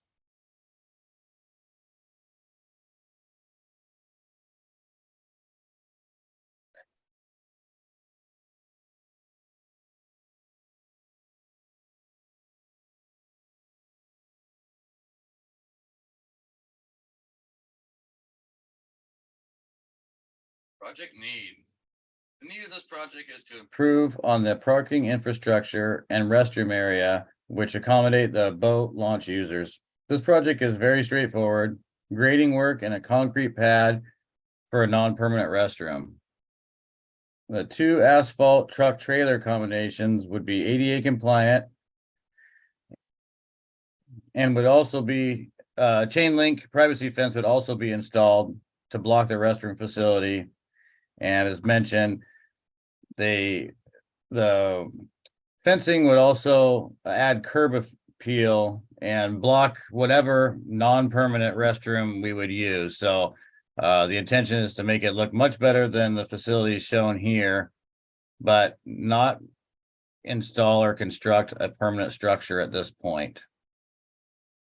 We'd also like to install curb stops amongst the existing used property that is used for parking now, not the whole property, but you'll see in the project designs a handful of curb stops, and this will help establish some parking structure.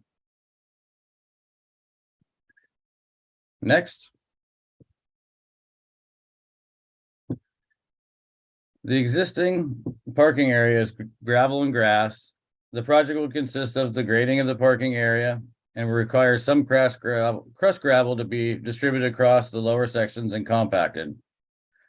The location for the paved ADA stalls and restrooms will require minimal soil disruption and are already established and currently already consist of compact gravel. So this area is easy to level, and it will also be easier to maintain the infrastructure that we have just by making small improvements with new gravel, having it leveled, keeping the parking where it's to be designed and directed, rather than having some people who decide to park in the grass or in the bushes and back their trailers. So we want to establish that parking, and we figure that this small parking area is perfectly designed to establish what is needed for this site with just very minimal amounts of gravel distributed in the correct locations. I believe this site also has enough space to expand if the need ever arises in the future. Next. So here's our current layout. It does not consist of any major infrastructure, just the restroom fencing. As you can see, it's primarily just located directly from the ramp and the roadway that passes through it. This ramp and parking lot are very easily approached. The established parking is need of improvement, mostly for the high use days where it's not uncommon for people to kind of park in each other's ways. The curb stops primarily will help design some structure to this, especially during those high use times where it does get a little crazy in the area. So having established parking order will dramatically improve parking structure for all users. Next. This is our proposed layout with the portion in the pink and purple above is the 2020 BFP project for the Port of Port Townsend. That is the ramp replacement and float adjacent to the parking area. Our project design is real simple: establish parking structure, construct and install the parking pads that meet ADA compliance, construct a concrete pad for a portable restroom, and install the chain link privacy fence. The overall design is simple and low impact to the surrounding vegetation. The project would require minimal amounts of permitting and is intended to complement the 2020 Gardner ramp replacement project and accommodate the parking needs for those who use the ramp and the facilities for just beachgoers.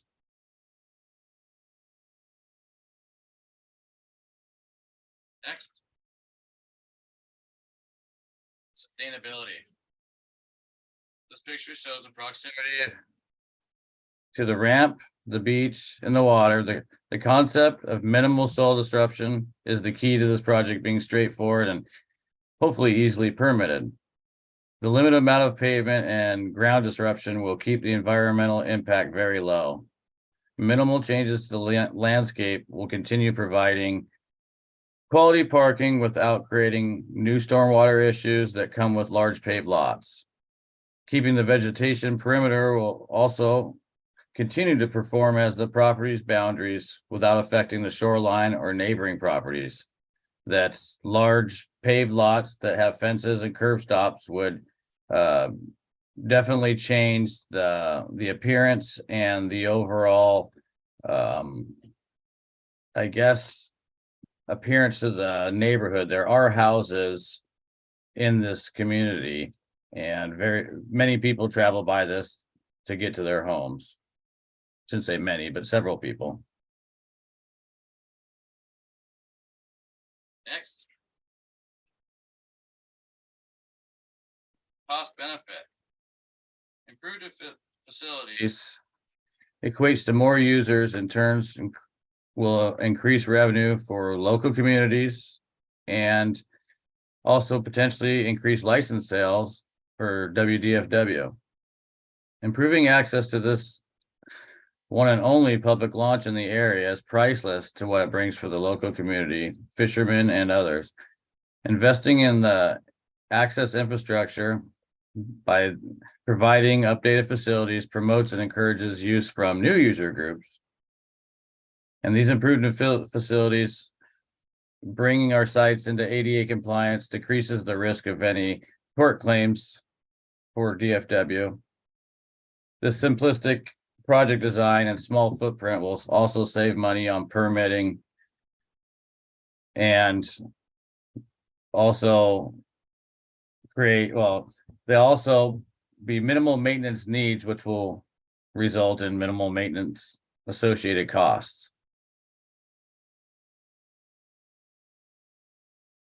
Next. Boats on trailers. This access is predominantly serves motorized boats on trailers. The access is unique in location. Not only is it the only location for free public access to this part of Discovery Bay, but its proximity to the productive salmon and halibut fisheries really do make it very unique. This access will soon offer new facilities after the completion of BFP project 2020-83. And the improved access will likely attract many more users who also have boats on trailers. DFW hopes this, accompanied with the parking improvements of this proposal, will serve many users with added attention to accommodating the other underserved. Next.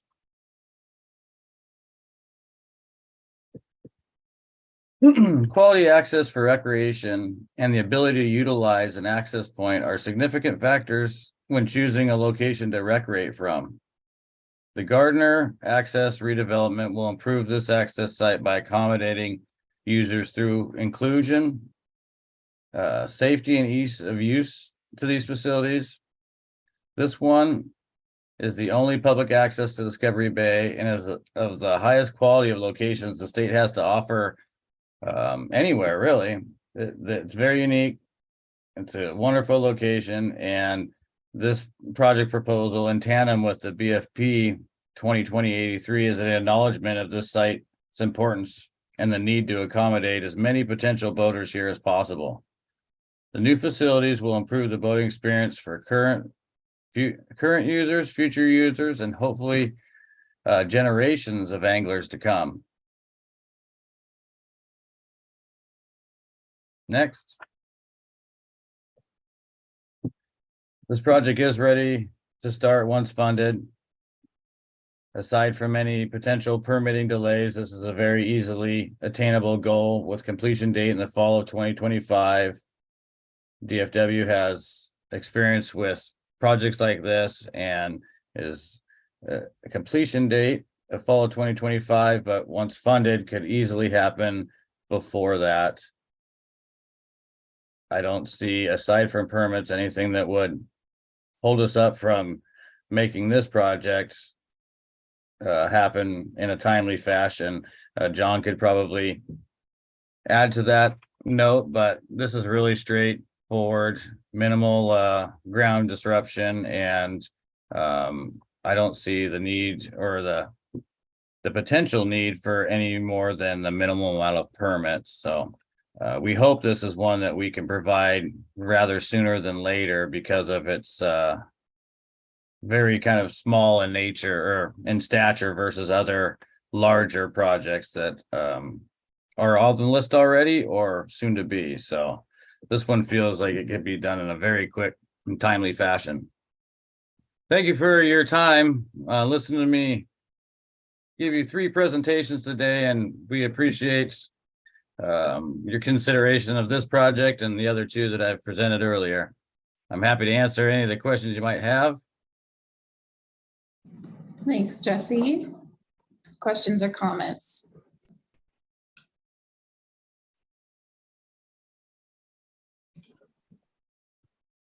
Linda? Hi, in the November presentation, we asked about the city and county redesigning the boat launch and having to raise it because of flooding and possibly the road also. Has there been a decision on that? As far as I know, there has been no decision there, and I don't believe there's been any actual movement made on their portion of there is no planned changes to the roadway at this time. I know it was discussed a few different ways. That's something that was not anything we could include in this project or necessarily wanted to. We very much felt until the ramp was closer to being constructed, that until those actual needs are known, that we couldn't do much as far as ask for any permits. It's not our property to do much, so it kind of lies a little bit in the port on what they're going to actually need to bring the ramp to what their designers feel that the roadway would potentially need to be. Our project in itself, although complementing the ramp project,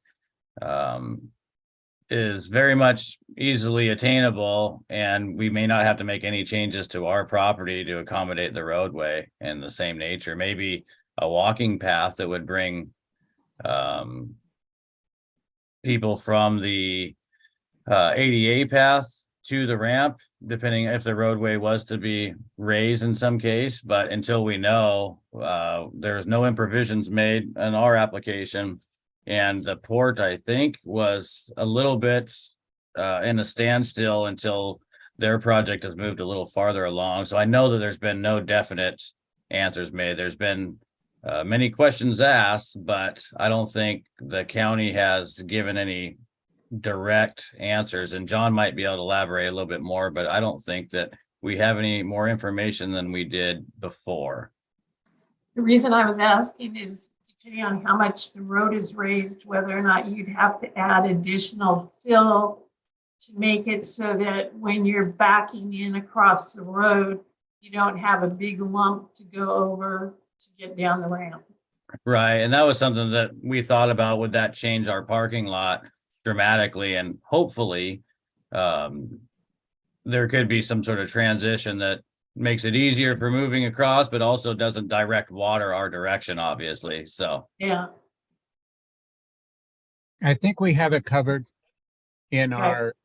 our design, and regardless of what the final boat ramp ends up looking like. But at the same time, I think we are I think that everyone is moving forward with not moving the road.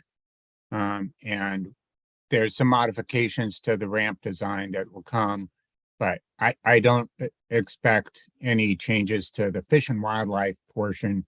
That can be done quickly, and we can get that done soon. if I'm not mistaken, John, wasn't that a little bit of last consensus? It'd be easier to maybe modify the top portion of the ramp for, those numbers as far, rather than trying to move the roadway to meet it better, and then have the roadway essentially meet that on both sides going forward and back. So it seemed like just to elevate that structure would create a lot more work versus the ramp taking the subtle changes it may need. But once again, it's not necessarily set in stone, I don't believe yet. Yeah, that's my understanding too. And things are still moving forward though. Okay. Thank you. Cool. Yeah, hi. So I'm guessing that the reason that you're not putting in a permanent toilet privy is because of the uncertainty of the planning, or what was the reason for not putting in was it permitting, or just curious?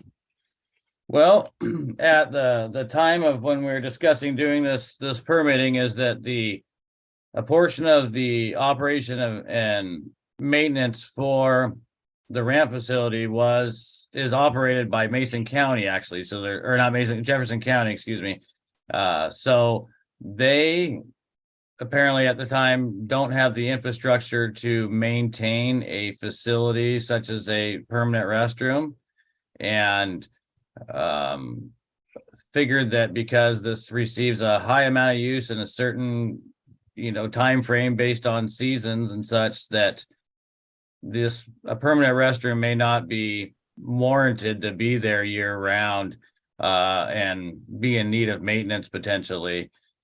So a non-permanent one for now is, I guess, better cost-effective measure for everyone, rather than to go through the permitting and a $60,000 toilet being placed that may only receive a varied amount of usage outside of the primary fishing season. So we wanted to kind of make sure that money was being spent wisely. I initially wanted to put that as part of the project, but with other information, we thought, well, maybe it wouldn't be used enough to ask for the money to do that at this point, where a portable restroom could be taken in and out and be serviced by another company. So the maintenance part of it is taken care of on that end.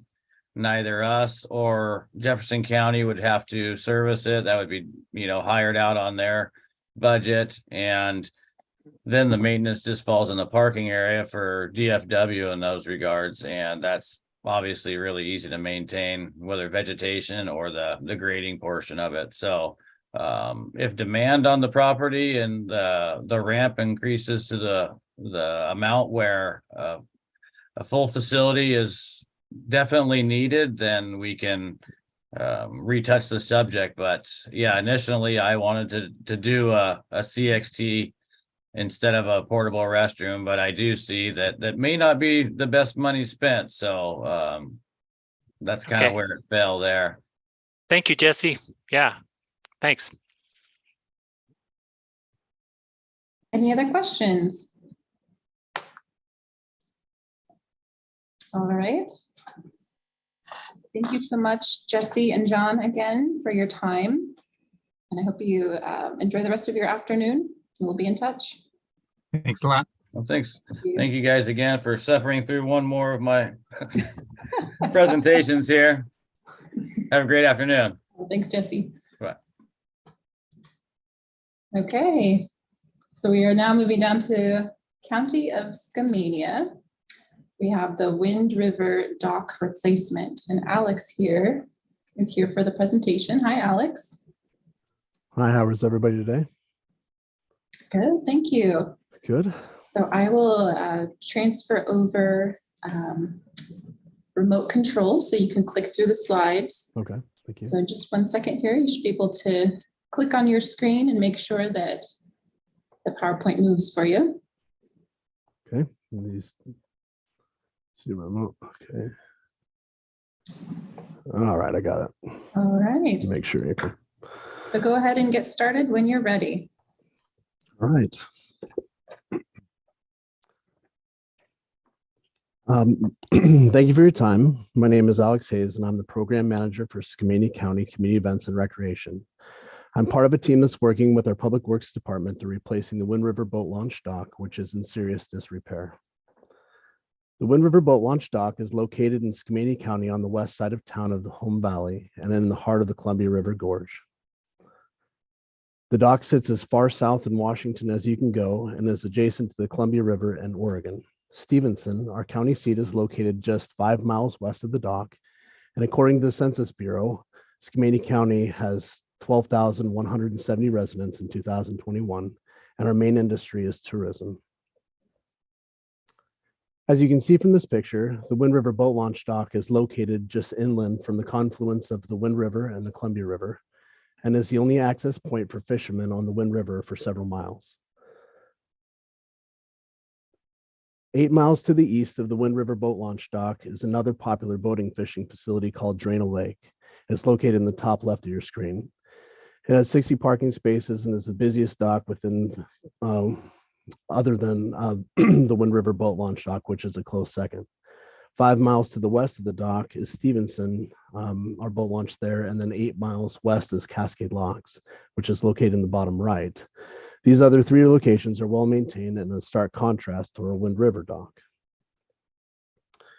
The Wind River Boat Launch is a year-round facility catering to private fishing boats and commercial fishing guides.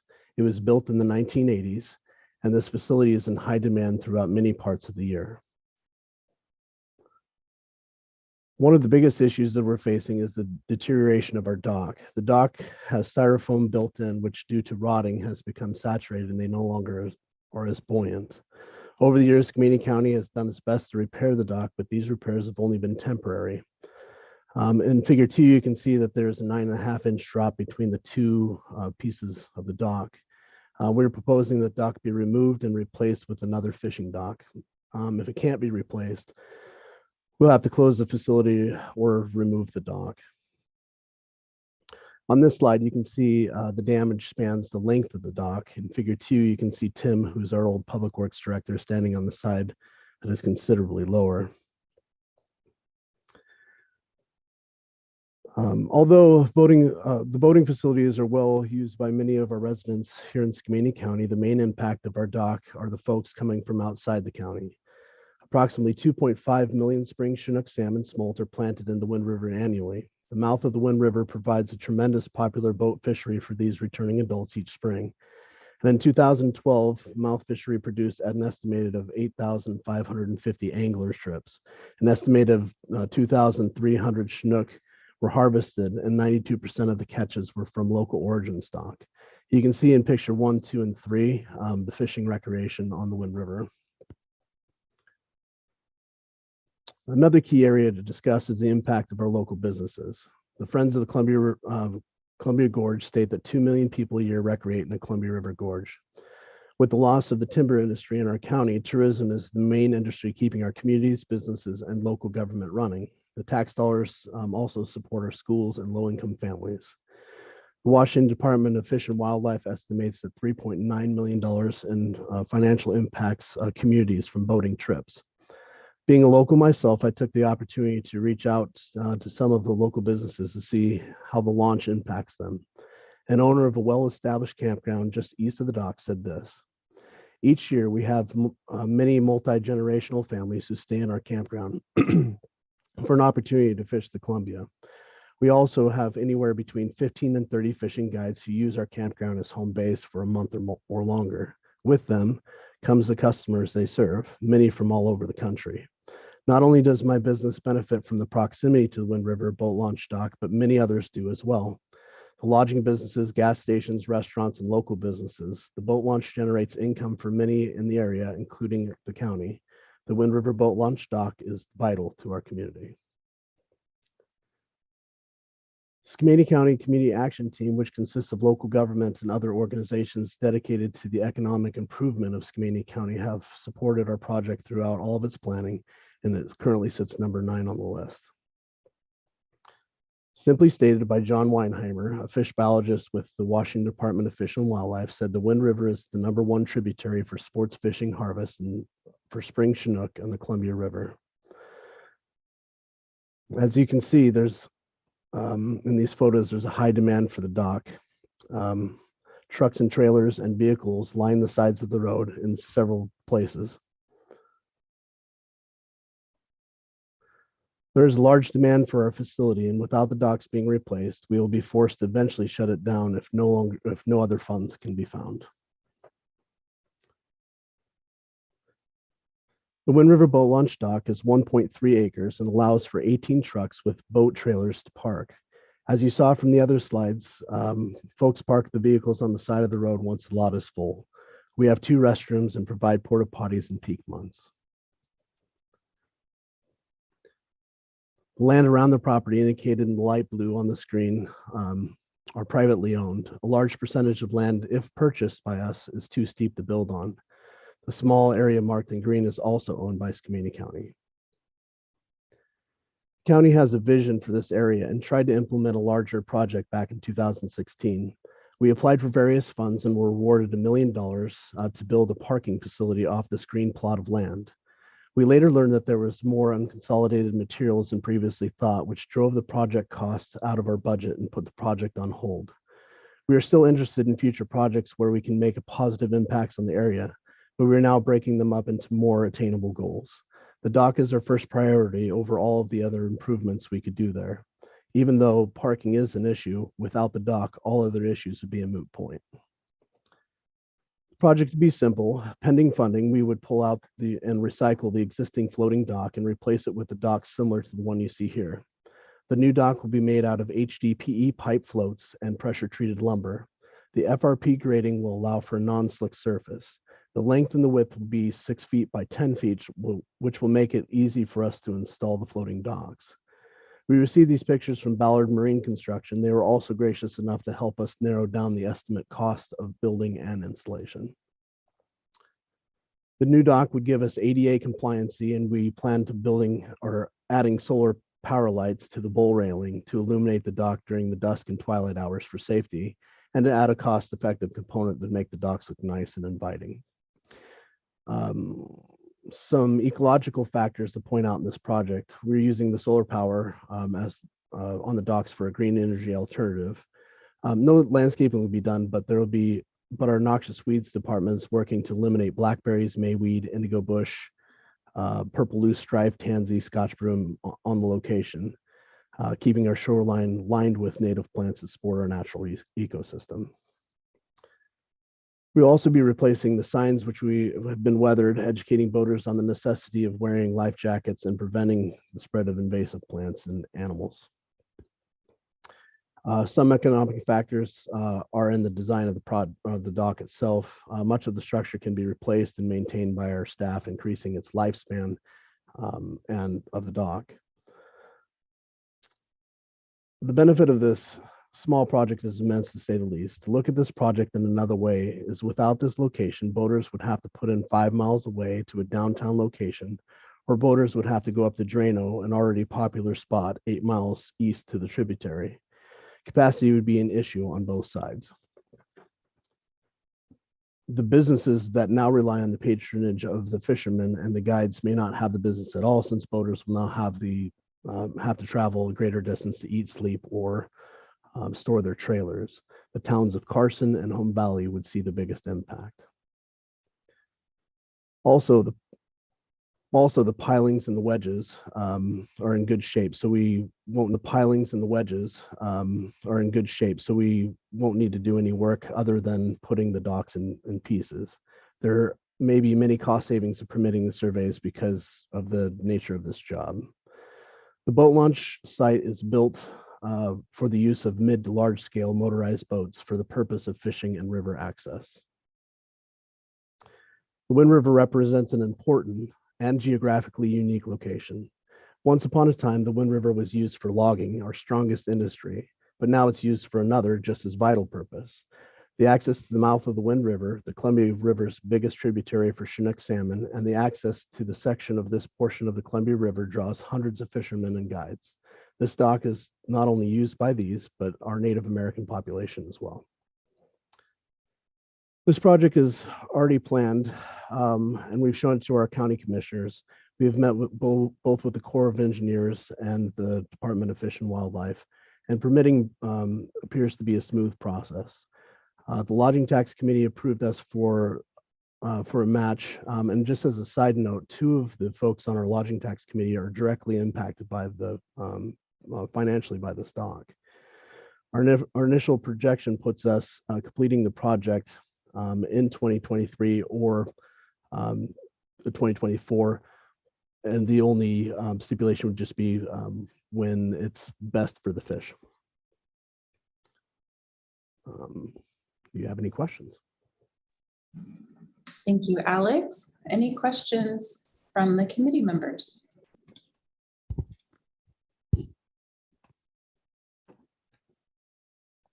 Shane, I see your hand is up.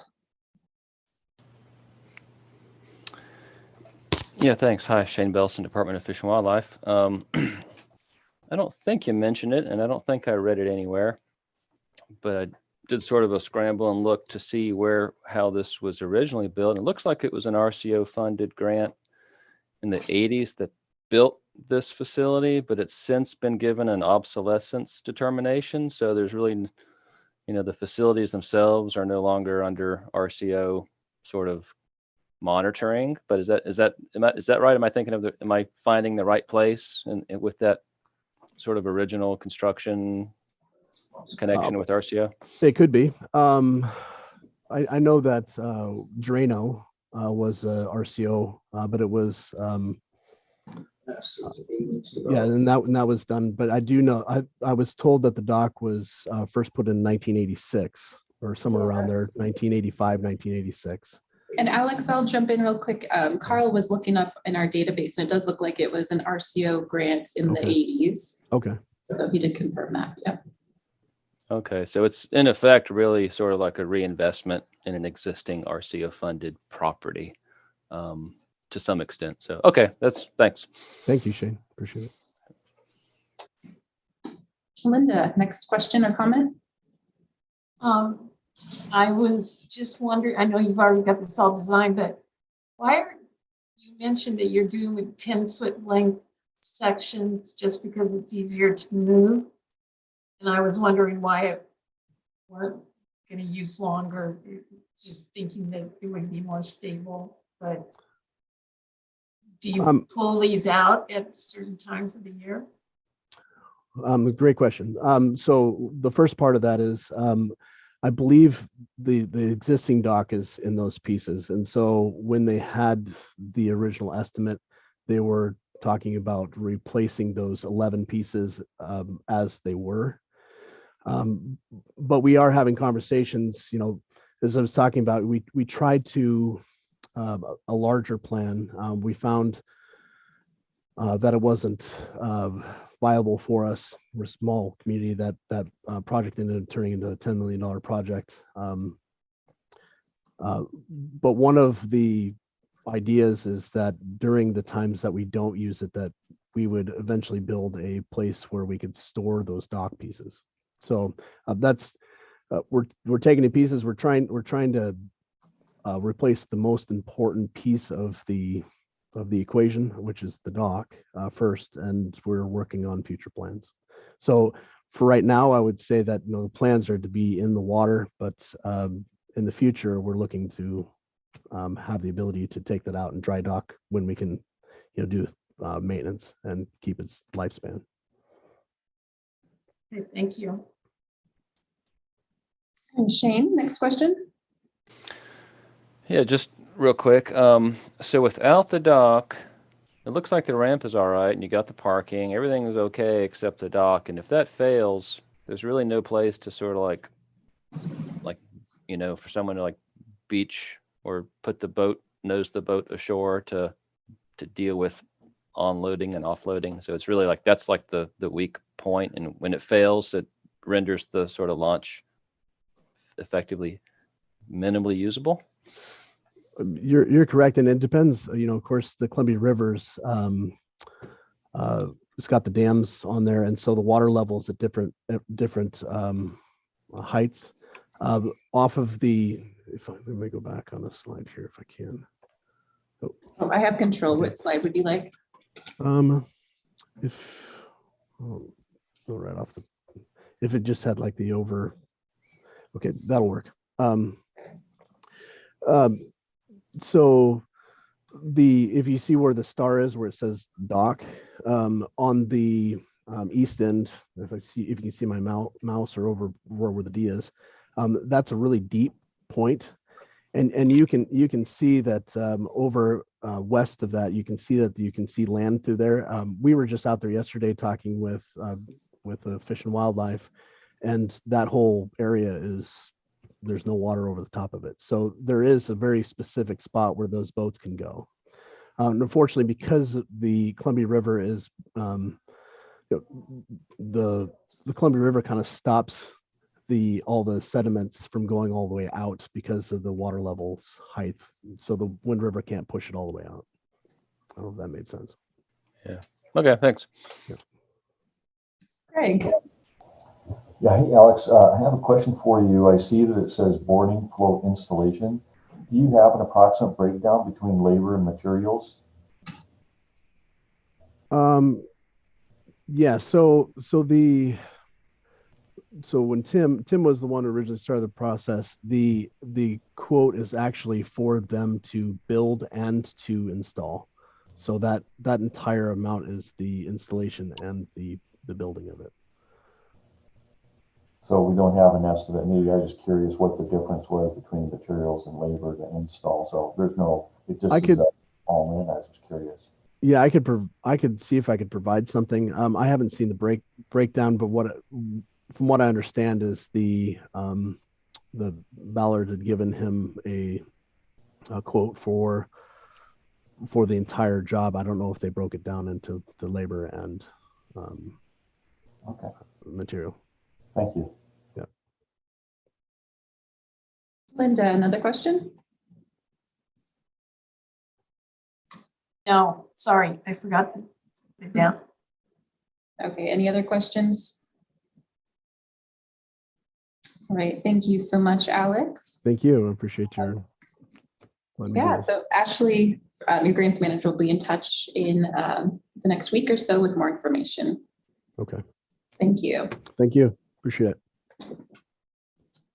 Okay, reviewers, we are now at the 2:10 break. So please be back at 2:25 for our next and final grouping of presentations.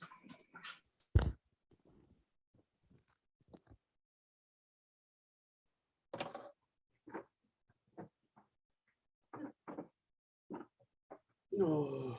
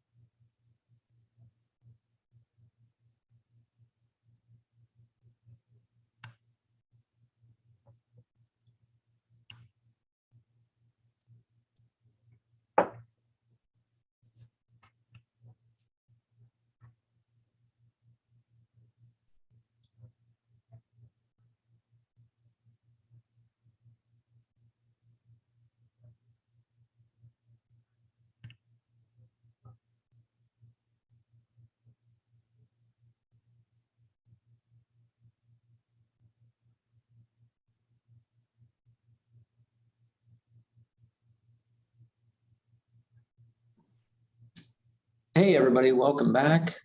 We are in the home stretch here, 3 more projects, and then we'll do a wrap up with the committee. So next up is the Colville Confederated Tribes project. Wayne, are you presenting this next one? I sure am. Excellent. Well, thank you for joining us. And I will launch your presentation. There we go. Can you see that? I sure can. All right. All right, Okay. hold on. I'm going to stop. I'm going to pass you a remote control if that's okay, or I can advance the slides, whatever you'd like. I can do that. Okay. All right. I'm going to give you control. All right. Go ahead and click on the screen, see if you can take that. Okay. Okay. My name's Wayne Rogers. I'm speaking on behalf of the Colville Tribe Parks and Recreation Program. Our project is Rogers Bar, which includes phase 1 planning for the proposal and will include a master site design. The purpose of the project, of course, is to the first part would to develop a planning study, and from there we'll do boat trailer and boat-in facility designs, design of campgrounds and support facilities, and vehicle access design. The project location, it's located in northeast Washington along the Lake Roosevelt recreation area. This is a little bit more of a blow up. You'll see the red arrow there. That's the approximate location of Rogers Bar. And on the right there, you'll see the Lake Roosevelt area. The project is located about 20 miles south of Inchelium. As far as existing uses, right now, the Rogers Bar, it's a popular location, destination for boating, water skiing, camping, fishing, and hiking. It has, well, it's an existing remote boater use and camping facilities, but right now they're informal and undeveloped.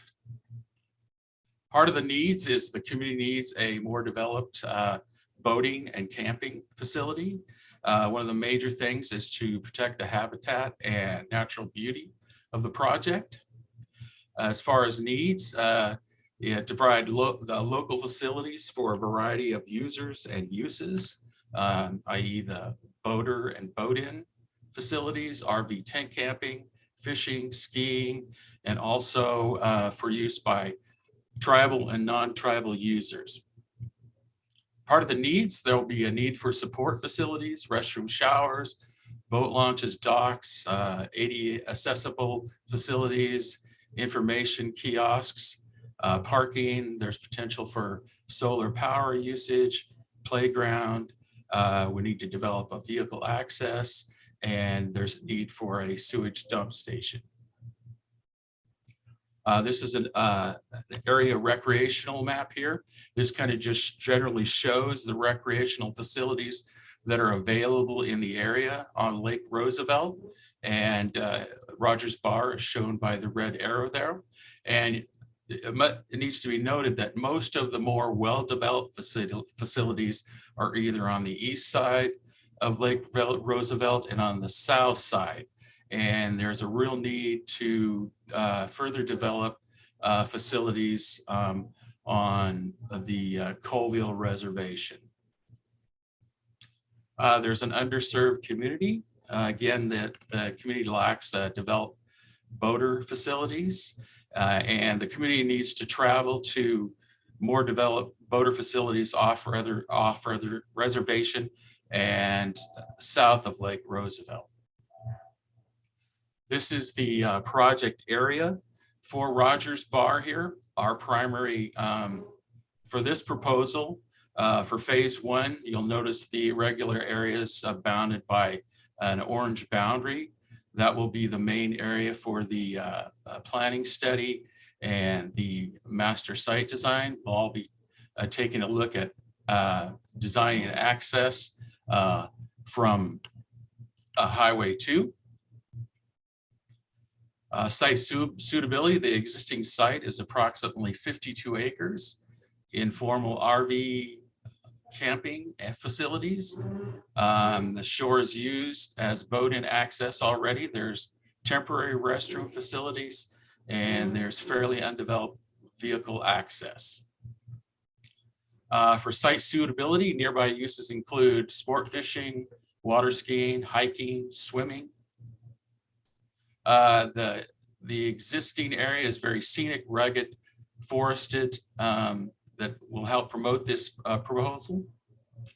As far as planning study development, the first item on this proposal will be establish a team which will include the Parks Department and an experienced consultant. There will be public involvement in the project, and we'll determine if there's any potential environment mitigation needed. During the planning study development, we'll establish design and construction standards. We'll create a master site development plan, and we'll do some preliminary cost analysis. As far as planning compliance, we'll determine land use and ownership. Permitting may be required, i.e. such as JARPA. Cultural and archaeological studies will be conducted.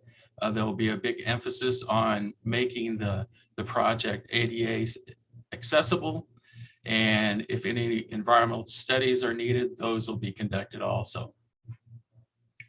As far as sustainability, ecological factors, we'll determine an approach to minimize ecological impacts. We'll utilize a low impact design approach. If there's any mitigation, we'll be using native plant species. Social factors, we're going to analyze local social disparities, transportation option, and we'll analyze potential activities that will be promoted in conjunction with the project. As far as economic factors, we'll determine how the project will support the local economy and businesses, and we'll utilize materials and approaches to extend the life of the project.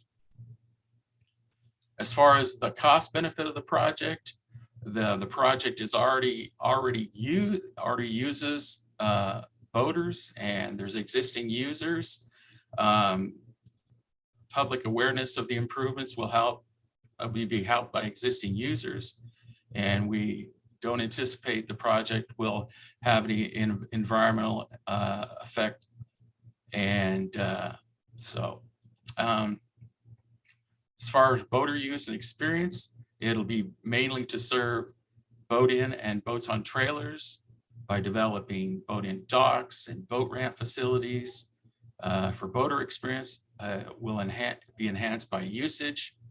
Boaters will have a variety of experience such as scenic enjoyment, fishing, water skiing, and other types of uses. As far as project readiness, if this proposal is successfully funded, the planning studies and master site planning can begin immediately.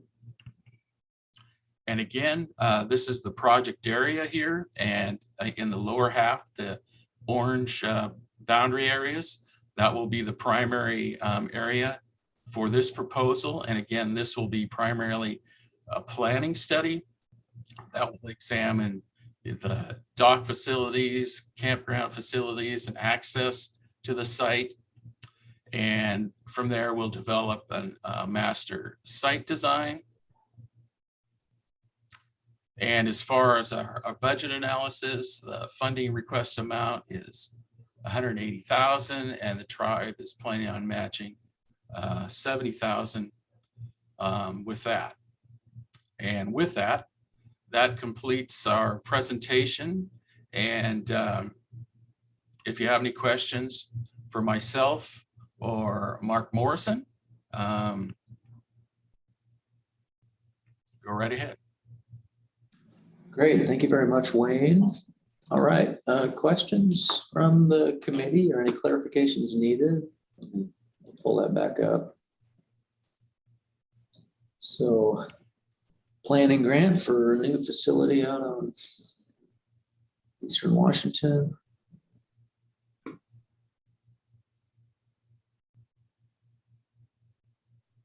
Lowell, do you have something? Yeah, I was just curious, if you think about this project, are there any similar projects that you've required and received funding from RCO on? Has the tribe had any other projects that I'm just curious that you could do a comparison, or is this be kind of the first one? I'm not aware of I can any. probably speak to that, Wayne, if you'd like.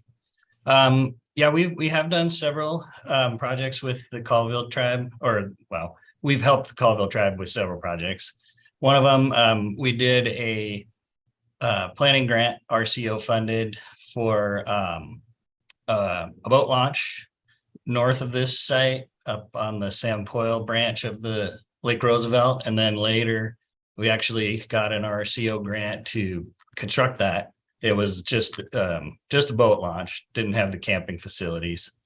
And we also got a construction grant from RCO to do the Net Pens campground and boat launch facility, which is on the Columbia River west of Nespelem. And both of those were completed successfully and are now being used. Excellent. Okay. Thank you. Good question. Well, thanks. Linda, go ahead. Hi, you were mentioning camping facilities. Is that part of this grant funding? I'm not sure. With Carl though, for designing camping facilities? Go ahead. Were you gonna, I was gonna say, yeah, I'll just double check that. And it's not something that we commonly see in boating facilities, but I believe it would be eligible if it's something that is serving boaters. So Yeah, that's what this project would be for. You know, the main focus would be on the boat facilities. You know, the project would have to be phased, I imagine. So the main focus would be on, you know, the boat-in facilities and access. And but you know, our planning study would take a look at the project as a whole, and you know, but the main focus would be for the boat-in facility.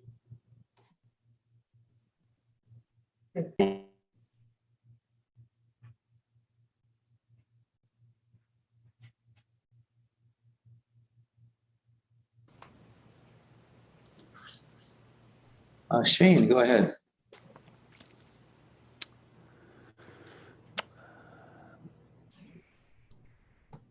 Yeah, thanks. Shane Belson, Department of Fish and Wildlife. Yeah, on that question, seems like we've seen a few, maybe one or two sort of campground related projects before, and I think they ended up being maybe prorated a little bit, but just throwing it out there that, yeah, unusual, but I think there was one or two in recent cycles, but I think those might have been more development stage rather than planning, but I guess the proration would happen as a result of planning, I assume, if it's applicable. Does that sound about right, Carl? That does. Thanks, Shane. Yeah, and then Brian, grant manager, mentioned the site is nearly unreachable by road. So it is likely catering predominantly to boaters only. If it's really a boat-in only access site, kind of like, you know, San Juan Island area, if you can only get there by boat, clearly the facilities are serving boaters. And we do allow upland support facilities, that sort of development in this program. Yeah, I would add real quick. I've been out at the site, and you pretty much have to have a pretty decent 4x4 to get in there. And I have seen people try to launch their boat from a trailer, sometimes successfully. But you know, it's like 4-by down the beach, and you're lucky if you don't get stuck. So like you say, primarily boat in currently, but they'd like to expand the trailered in boating facilities. Is the use, I imagine the use on this water body is predominantly trailerable boats. They may not be launching at this site, so they're launching somewhere else, but they're coming to this site in a trailerable boat, I'm guessing. Yes, yeah, correct.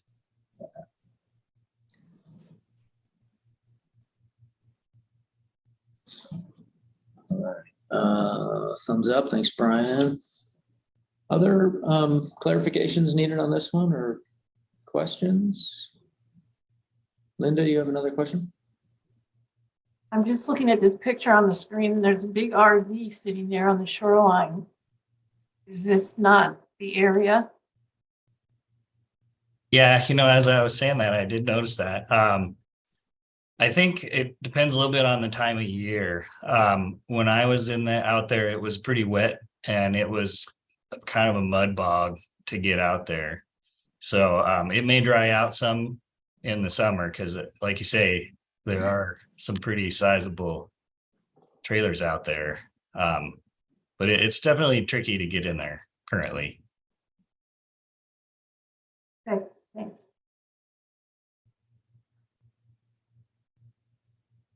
There must not be much of a road. There's no county road or like sort of an official road, just more informal off-roading kind of. Yeah, it's I guess it's gravel for a portion of the distance back to the main road, but then it's dirt. It's not really developed other than it's used a lot.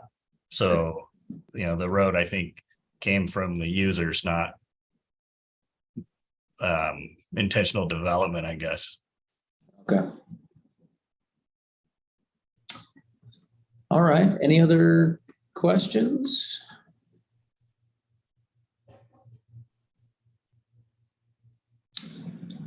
Okay, there's a few more comments. Brian put some more stuff in the chat. Historic uses boat end.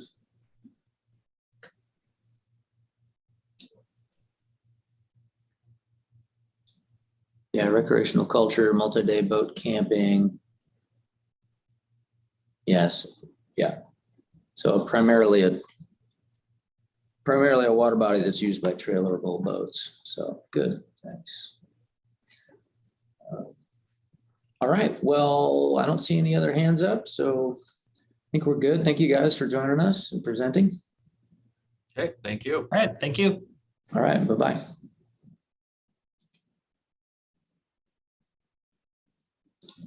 Okay. All right, 2 projects from the Port of Grays Harbor to wrap it up. Hi, Alyssa, you're presenting this next one? Oh, I am, yes. All Unmute right. myself. All right, let me get this first one up. And I can pass you control. So you can advance your slides. There you are. All right, go ahead and click on the screen, see if you can take that.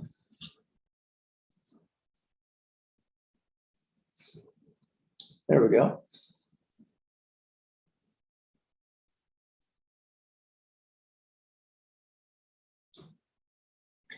All right, looks like you're muted again. I don't know how that happened.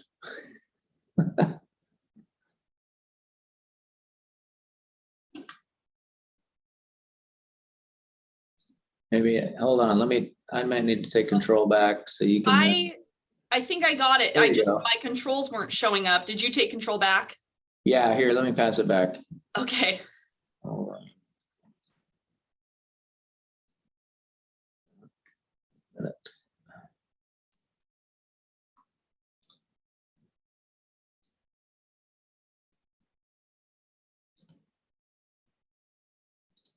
Oh my gosh, no, something changed on my end. The whole view. What the heck? Sorry, everybody, hold on.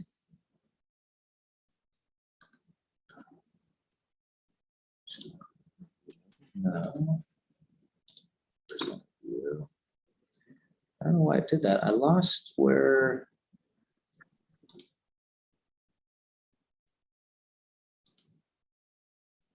It shows me how to pass the. Hang on a minute. It just changed. Come look. It just changed the view. I can't find where. Oh wait, maybe I go here. Oh, you lost the presentation? I lost like the little. No. We're still sharing the presentation, right? You guys can still see that. I just can't find where to. No, you can't see the. I cannot see the presentation. Oh, okay. That's what happened. The screen share. There we go. That's what happened. The screen share flipped to the wrong screen. There we go. All right. Technical difficulties. You can see that now? Yes. Excellent. Okay, now I will give you control. All right, now try it. Okay. All right, looks like it's working. Looks like it's working. Okay, great. All All right. Go ahead. Okay, thank you. Well, good afternoon. My name is Alyssa Shea. I'm the general manager of the Satsat Business Park with the Port of Grays Harbor, and I'm responsible for management of the port's East Grays Harbor County properties, which includes Friends Landing. I'm here today to tell you about our planning grant for the Friends Landing boat launch renovation project. This slide shows a regional location map to help familiarize yourself with the location of our facility. Friends Landing is a recreational facility located in Grays Harbor County, just outside of Montesano, about an hour from the Pacific coast. We are centrally located between Portland and Seattle and are a tourist destination for many visitors traveling to our nearby beaches and the Olympic Peninsula.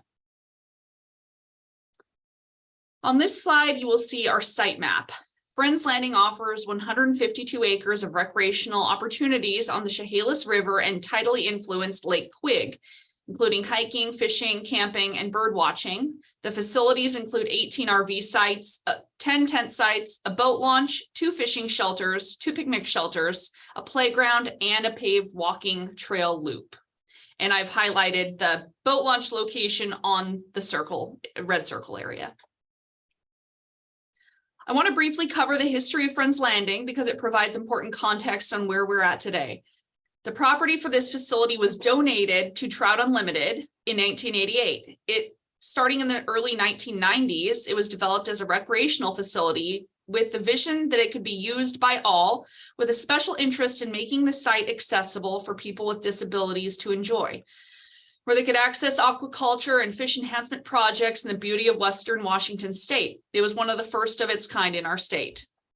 RCO played a critical role in the funding and creation of this facility.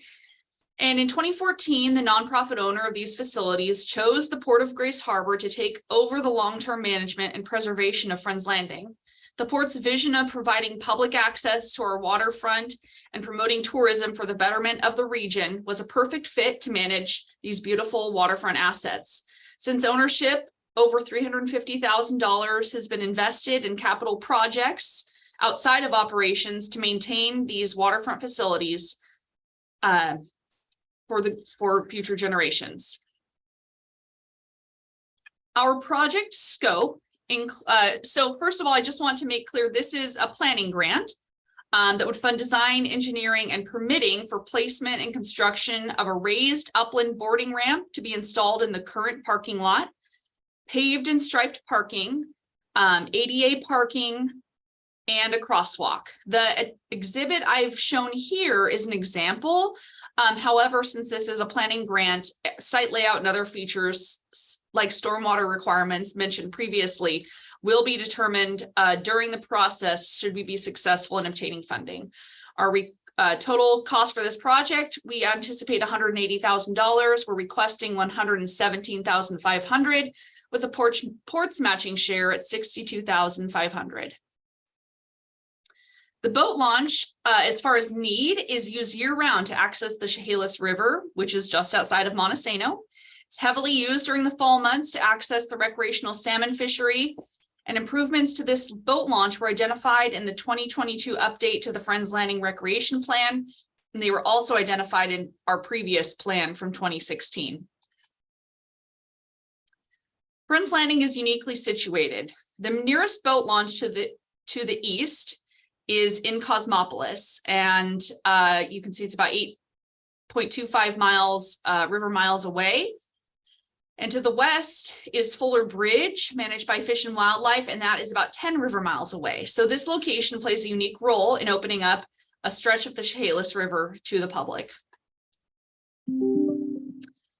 This graph highlights the results of our community planning process from 2016 to 2022, which shows that a number of the public's priorities, when combined, relate back to the boat launch amenities, boating and fishing, with fishing and boating on the Chehalis River ranking as the number 4 priority.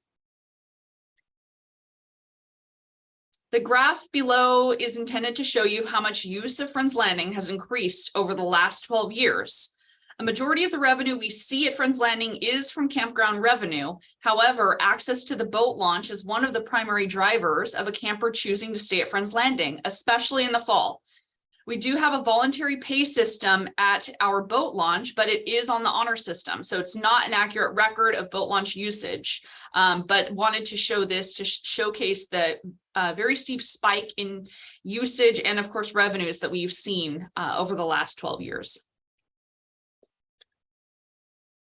The boat launch at Friends Landing is complementary to the other developed assets at Friends Landing, including the RV park, the tent sites, the walking trail, and the recently renovated playground. The campground plays an active role in influencing boat launch usage, allowing guests from outside of the area the opportunity to stay and play with easy access from their lodging to the boat launch. The other community facilities, such as the 2 picnic shelters on the site, act as catalysts for boat launch usage, with day users taking advantage of the launch during the summer months for recreational purposes. When considering this project, a primary driver was providing closer access to an accessible boarding ramp from the parking lot. The existing in-water boarding float is located approximately 855 feet away from the boat launch and parking area. So it's convenient for some users to board this way. However, users with limited mobility must traverse the over 800 feet from the parking area to the boarding float. Therefore, this planning grant would locate and design an upland accessible boarding ramp in the parking lot area, giving users a couple different options for accessible boarding for their boats. And again, for site suitability, just to reiterate, Friends Landing is an established outdoor recreational facility with a variety of complementary uses. There are no other similar facilities like this in the area that have the amount of assets and infrastructure. Although a playground may not seem connected to a boat launch facility, I show this photo because all of these amenities play a role in the boater experience when a family chooses to come to Friends Landing with their boat for fishing or recreation, and it improves their overall boating experience. This area is well known as a productive fishing location for salmon, but also sturgeon, as you can see from the photo taken at the boat launch. It's also used by many locals as a recreational boat launch and not just for sport fishing. Part of our strategy for this project was to focus on upland improvements rather than any in-water work to ensure we can meet the timelines to be ready to apply for construction dollars in 2024. We're using a proven model for the upland boarding ramp as seen here in this example photo of an existing site, a Fish and Wildlife site outside of Montesano. This is kind of the inspiration for our project. Friends Landing is owned and operated by the Port of Grace Harbor, which is a countywide public port district. We have an environmental and engineering staff, and we're no stranger to designing and permitting projects in and around the water. And although it's not a required element as part of this grant process, we did receive enthusiastic letters of support from Trout Unlimited, Grace Harbor Tourism, the Grace Harbor Conservation District, and local citizens in support of this project. Friends Landing is a jewel loved by many in the community, and our community would love to see improvements at this location. The Port of Grace Harbor's goal is to provide waterfront access to the community and promote tourism. This project will maintain and enhance that waterfront access for the community. This project will protect the existing development rather than creating a new project elsewhere. We will look at what types of sustainable features we can add during the planning and design of this project, including minimizing impervious surfaces and adding native vegetation and landscaping in this area. With regards to social factors, Grace Harbor currently ranks 37 out of 39 counties in statewide health rankings. Facilities like Friends Landing give community members access to outdoor recreation opportunities and cultural enhancement and sustainable food opportunities like fishing. Benefits to this project include continued public investment in an existing public facility that serves a unique purpose in providing access to the Chehalis River. It also represents an opportunity to enhance access to the mobility impaired population, which we cannot put a value in dollars on. This boat launch was originally designed and built for boats on trailers and is primarily used for boats on trailers, especially given the size and current of the river. And the primary purpose of this project is to improve the boating experience by adding accessibility features, including ADA parking and crosswalks, minimizing the distance for users to board and for the mobility impaired population, and also just having a more organized and better maximized boater parking area. These enhancements could open up the launch to more users who have found it difficult to board in the past. Should we receive a high enough ranking to receive funding, we will engage with a consultant to begin design work as soon as we have our grant contract in hand. Given that this project is generally straightforward with upland improvements in an existing developed area, we anticipate no holdups in the permitting process and plan to complete the project in December of 2024. This is when we would anticipate launching into an application for construction funding. And thank you again for allowing me the opportunity to present this project to you. And I welcome any questions you have on the project. And also would note we have our Director of Environmental and Engineering Services, Randy Lewis, here as well. Great, thank you, Alyssa. Hello, Randy. All right, questions from the committee? Get my list back up, there we go. All right, any questions or clarifications needed on this planning request?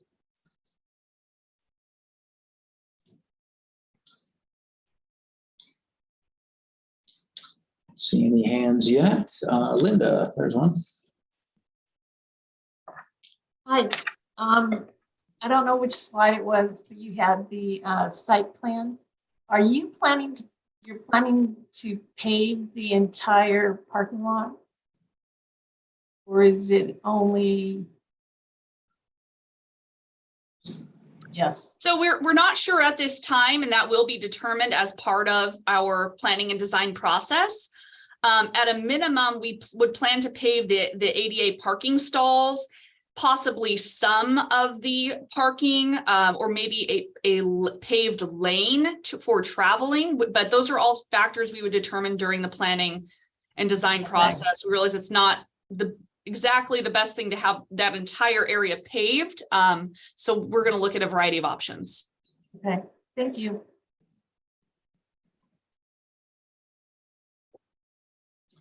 Great, thanks. Other questions, clarifications needed on this one?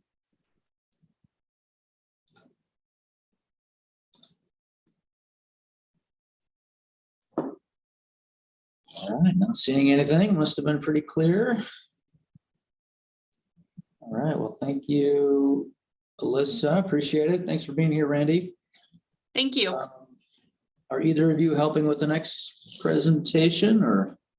Yep, I will be staying around. Okay, great. All right, hello, Molly, welcome. Good afternoon.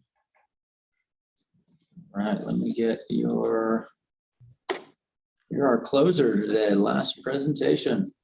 Are there bonus points for being the last presentation? No, we'll have to wait and see the results of the evaluation. All right. Can you see that okay? I can. All right, good. Stop my video. Molly, I'll pass you control. Go ahead and click on the screen. See if you can take that now. Great. Got it. All right, we'll go right ahead. Thank you.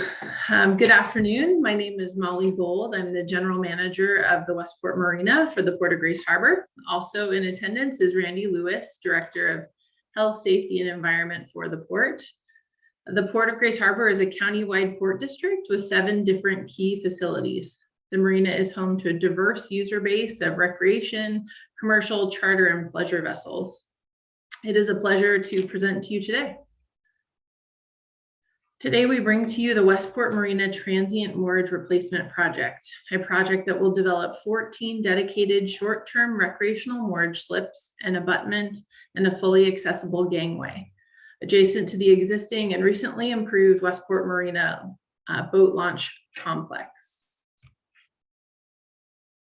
This slide shows a regional location map to help familiarize you with the location of our facility. Westport Marina is located in rural Grace Harbor County on the Pacific Coast within the city limits of Westport.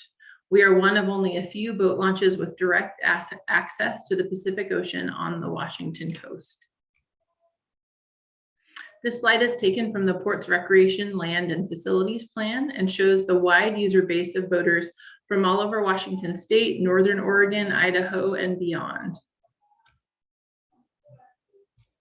This map shows the physical location of the project site in relation to other Westport amenities, including the boat launch plaza, and the south end of the marina.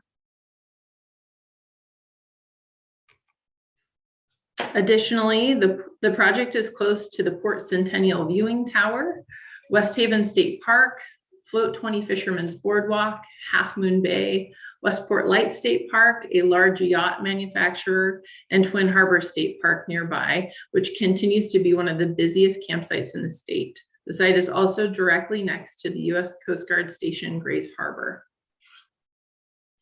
A lot going on in a small space.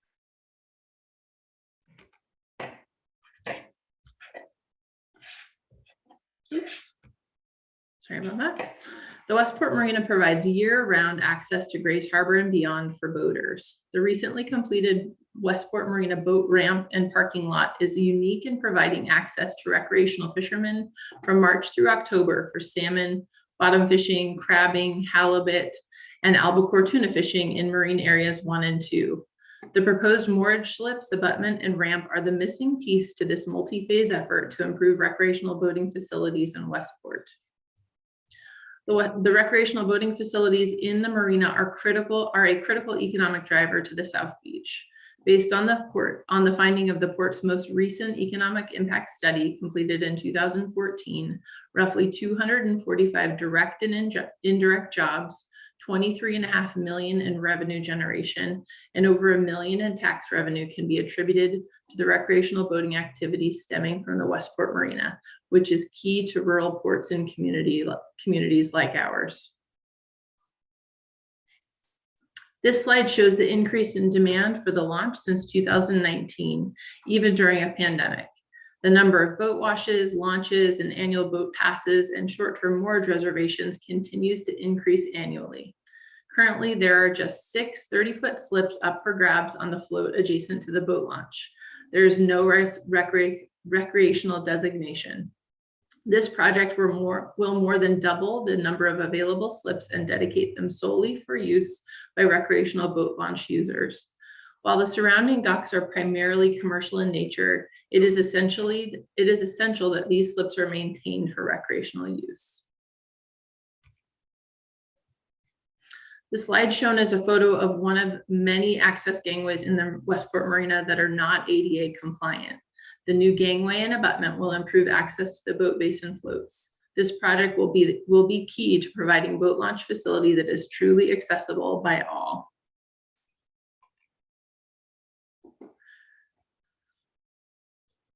The docks addressed in the proposed project are currently 40 to 45 years old. As you can see in the photo, they are overbuilt and oversized for their use. All fingers are less than 4 feet wide. The improvements will replace the solid concrete fingers with modern, environmentally friendly, lightweight materials appropriate for recreational boats. All of the proposed improvements have been identified in the Port of Grace Harbor Recreation and Lands Plan, the Port's 5-year capital improvement plan, and the recently completed Westport Marina Modernization Plan.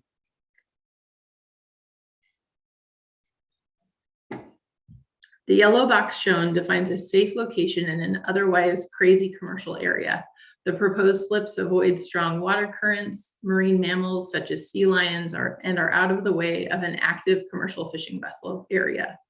While in the past, staff tucked recreational vessels in every nook and cranny in the commercial side of the marina, which would then potentially encounter large steel vessels, this project designates a dedicated moorage area for launch ramp users.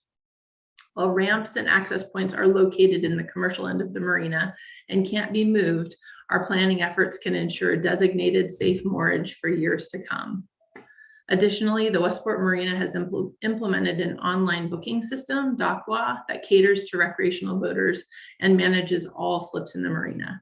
The old days of pencil and paper moorage tracking are gone, and now every slip is accounted for with this new cloud-based system. Reservations are up to date 24/7. Westport is not a first come, first served destination. All boats are required to register and are assigned slips that are well signed and monitored by port operations staff. The project site sits adjacent to the Westport Marina boat launch, where all trailerable boat activity takes place in the Westport Marina. The proposed project site is in the heart of the Westport Marina District and is an important support facility to the marina and the boat launch. These photos represent the diverse and productive recreational fishing activities stemming from the Westport Marina. Westport is one of the closest direct access points from the I-5 corridor to the Pacific Ocean. While salmon fishing is what Westport is best known for, there are abundant opportunities for other species in the waters of Grace Harbor and the Pacific Ocean. Bottomfish, crab, and albacore tuna opportunity extend the use of the boat launch and associated facilities well beyond the summer season. Additionally, Float 21, the site of the proposed moorage site, Floats, is a regular spot for recreational crabbers to place their rings in the water to harvest Dungeness crab.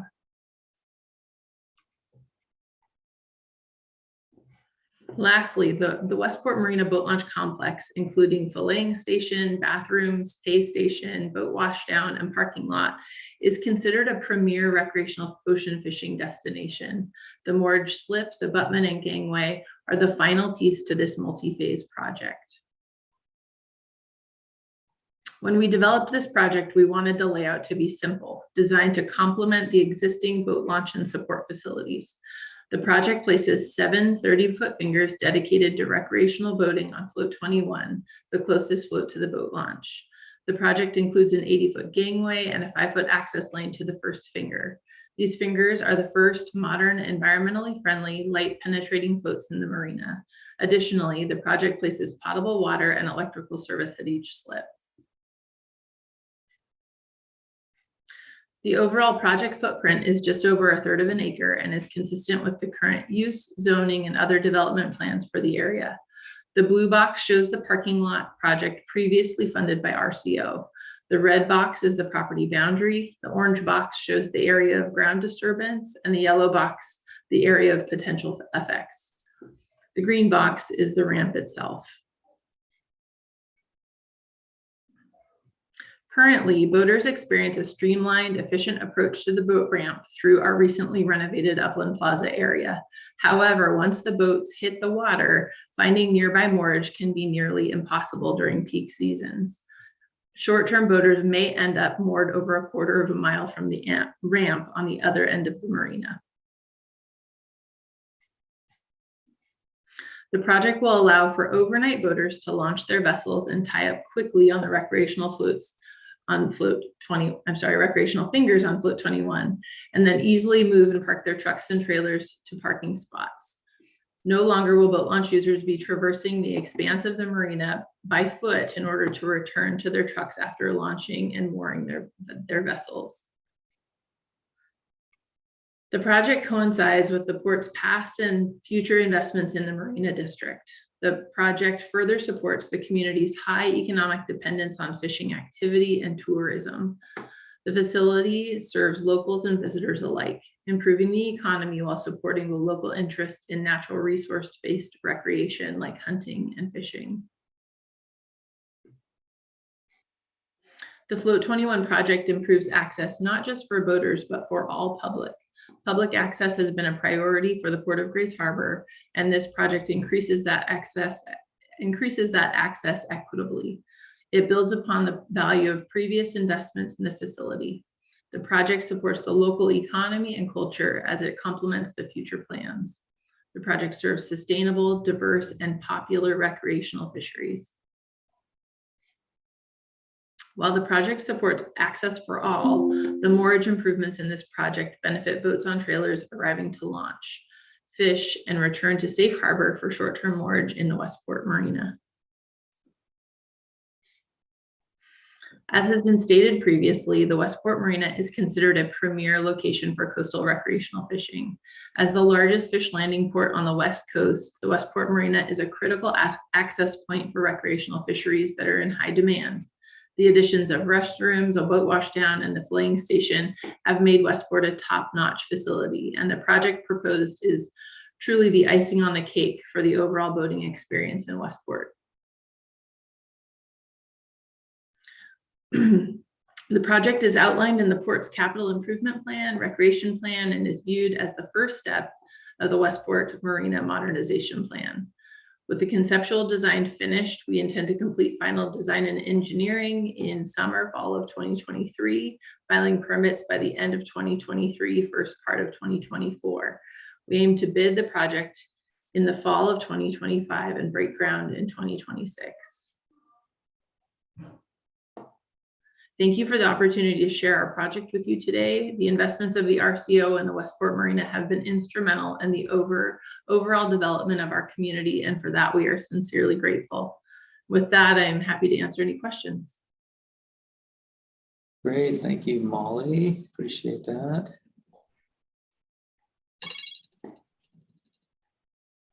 So you're exactly right on time. Nice job. Linda, go ahead. Hi, can we go back to a site plan again on one of your slides, please? Sure. Let's go. This one here, maybe? There, yeah, that's good. So I just wanted to clarify, the main walkway goes up to the top, and then the fingers are only to the right, and the fingers to the left will be able to reattach to your new walkway?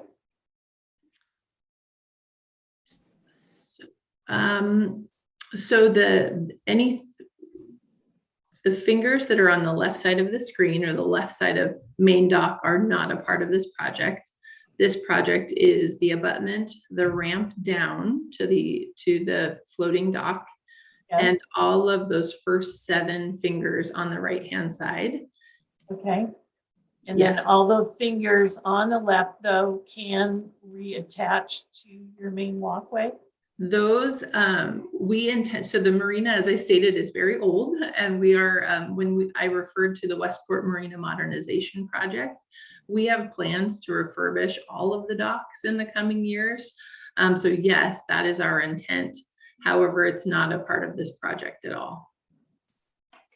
I'm not sure if I answered your question. No, I was just wondering if you're going to be able to attach it to a new centerpiece, if there's some special attachment or anything that's needed to attach these fingers and it doesn't meet that requirement. Okay, I understand. No, we would not be reattaching the old fingers. We would be replacing with new fingers as well. Oh, okay. That are not a part of this are not a part of this project. I see. All right, thank you. You're welcome. Thanks. Other questions or clarifications needed on this one?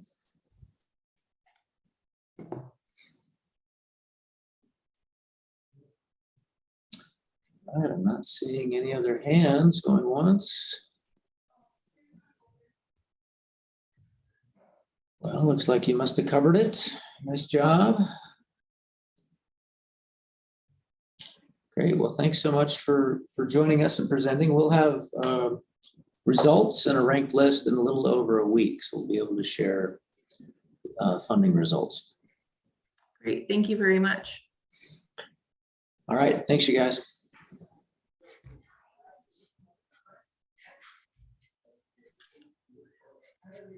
All right, committee members, hang on just so we can do a little wrap up. Here at the end, we'll just close out the recording.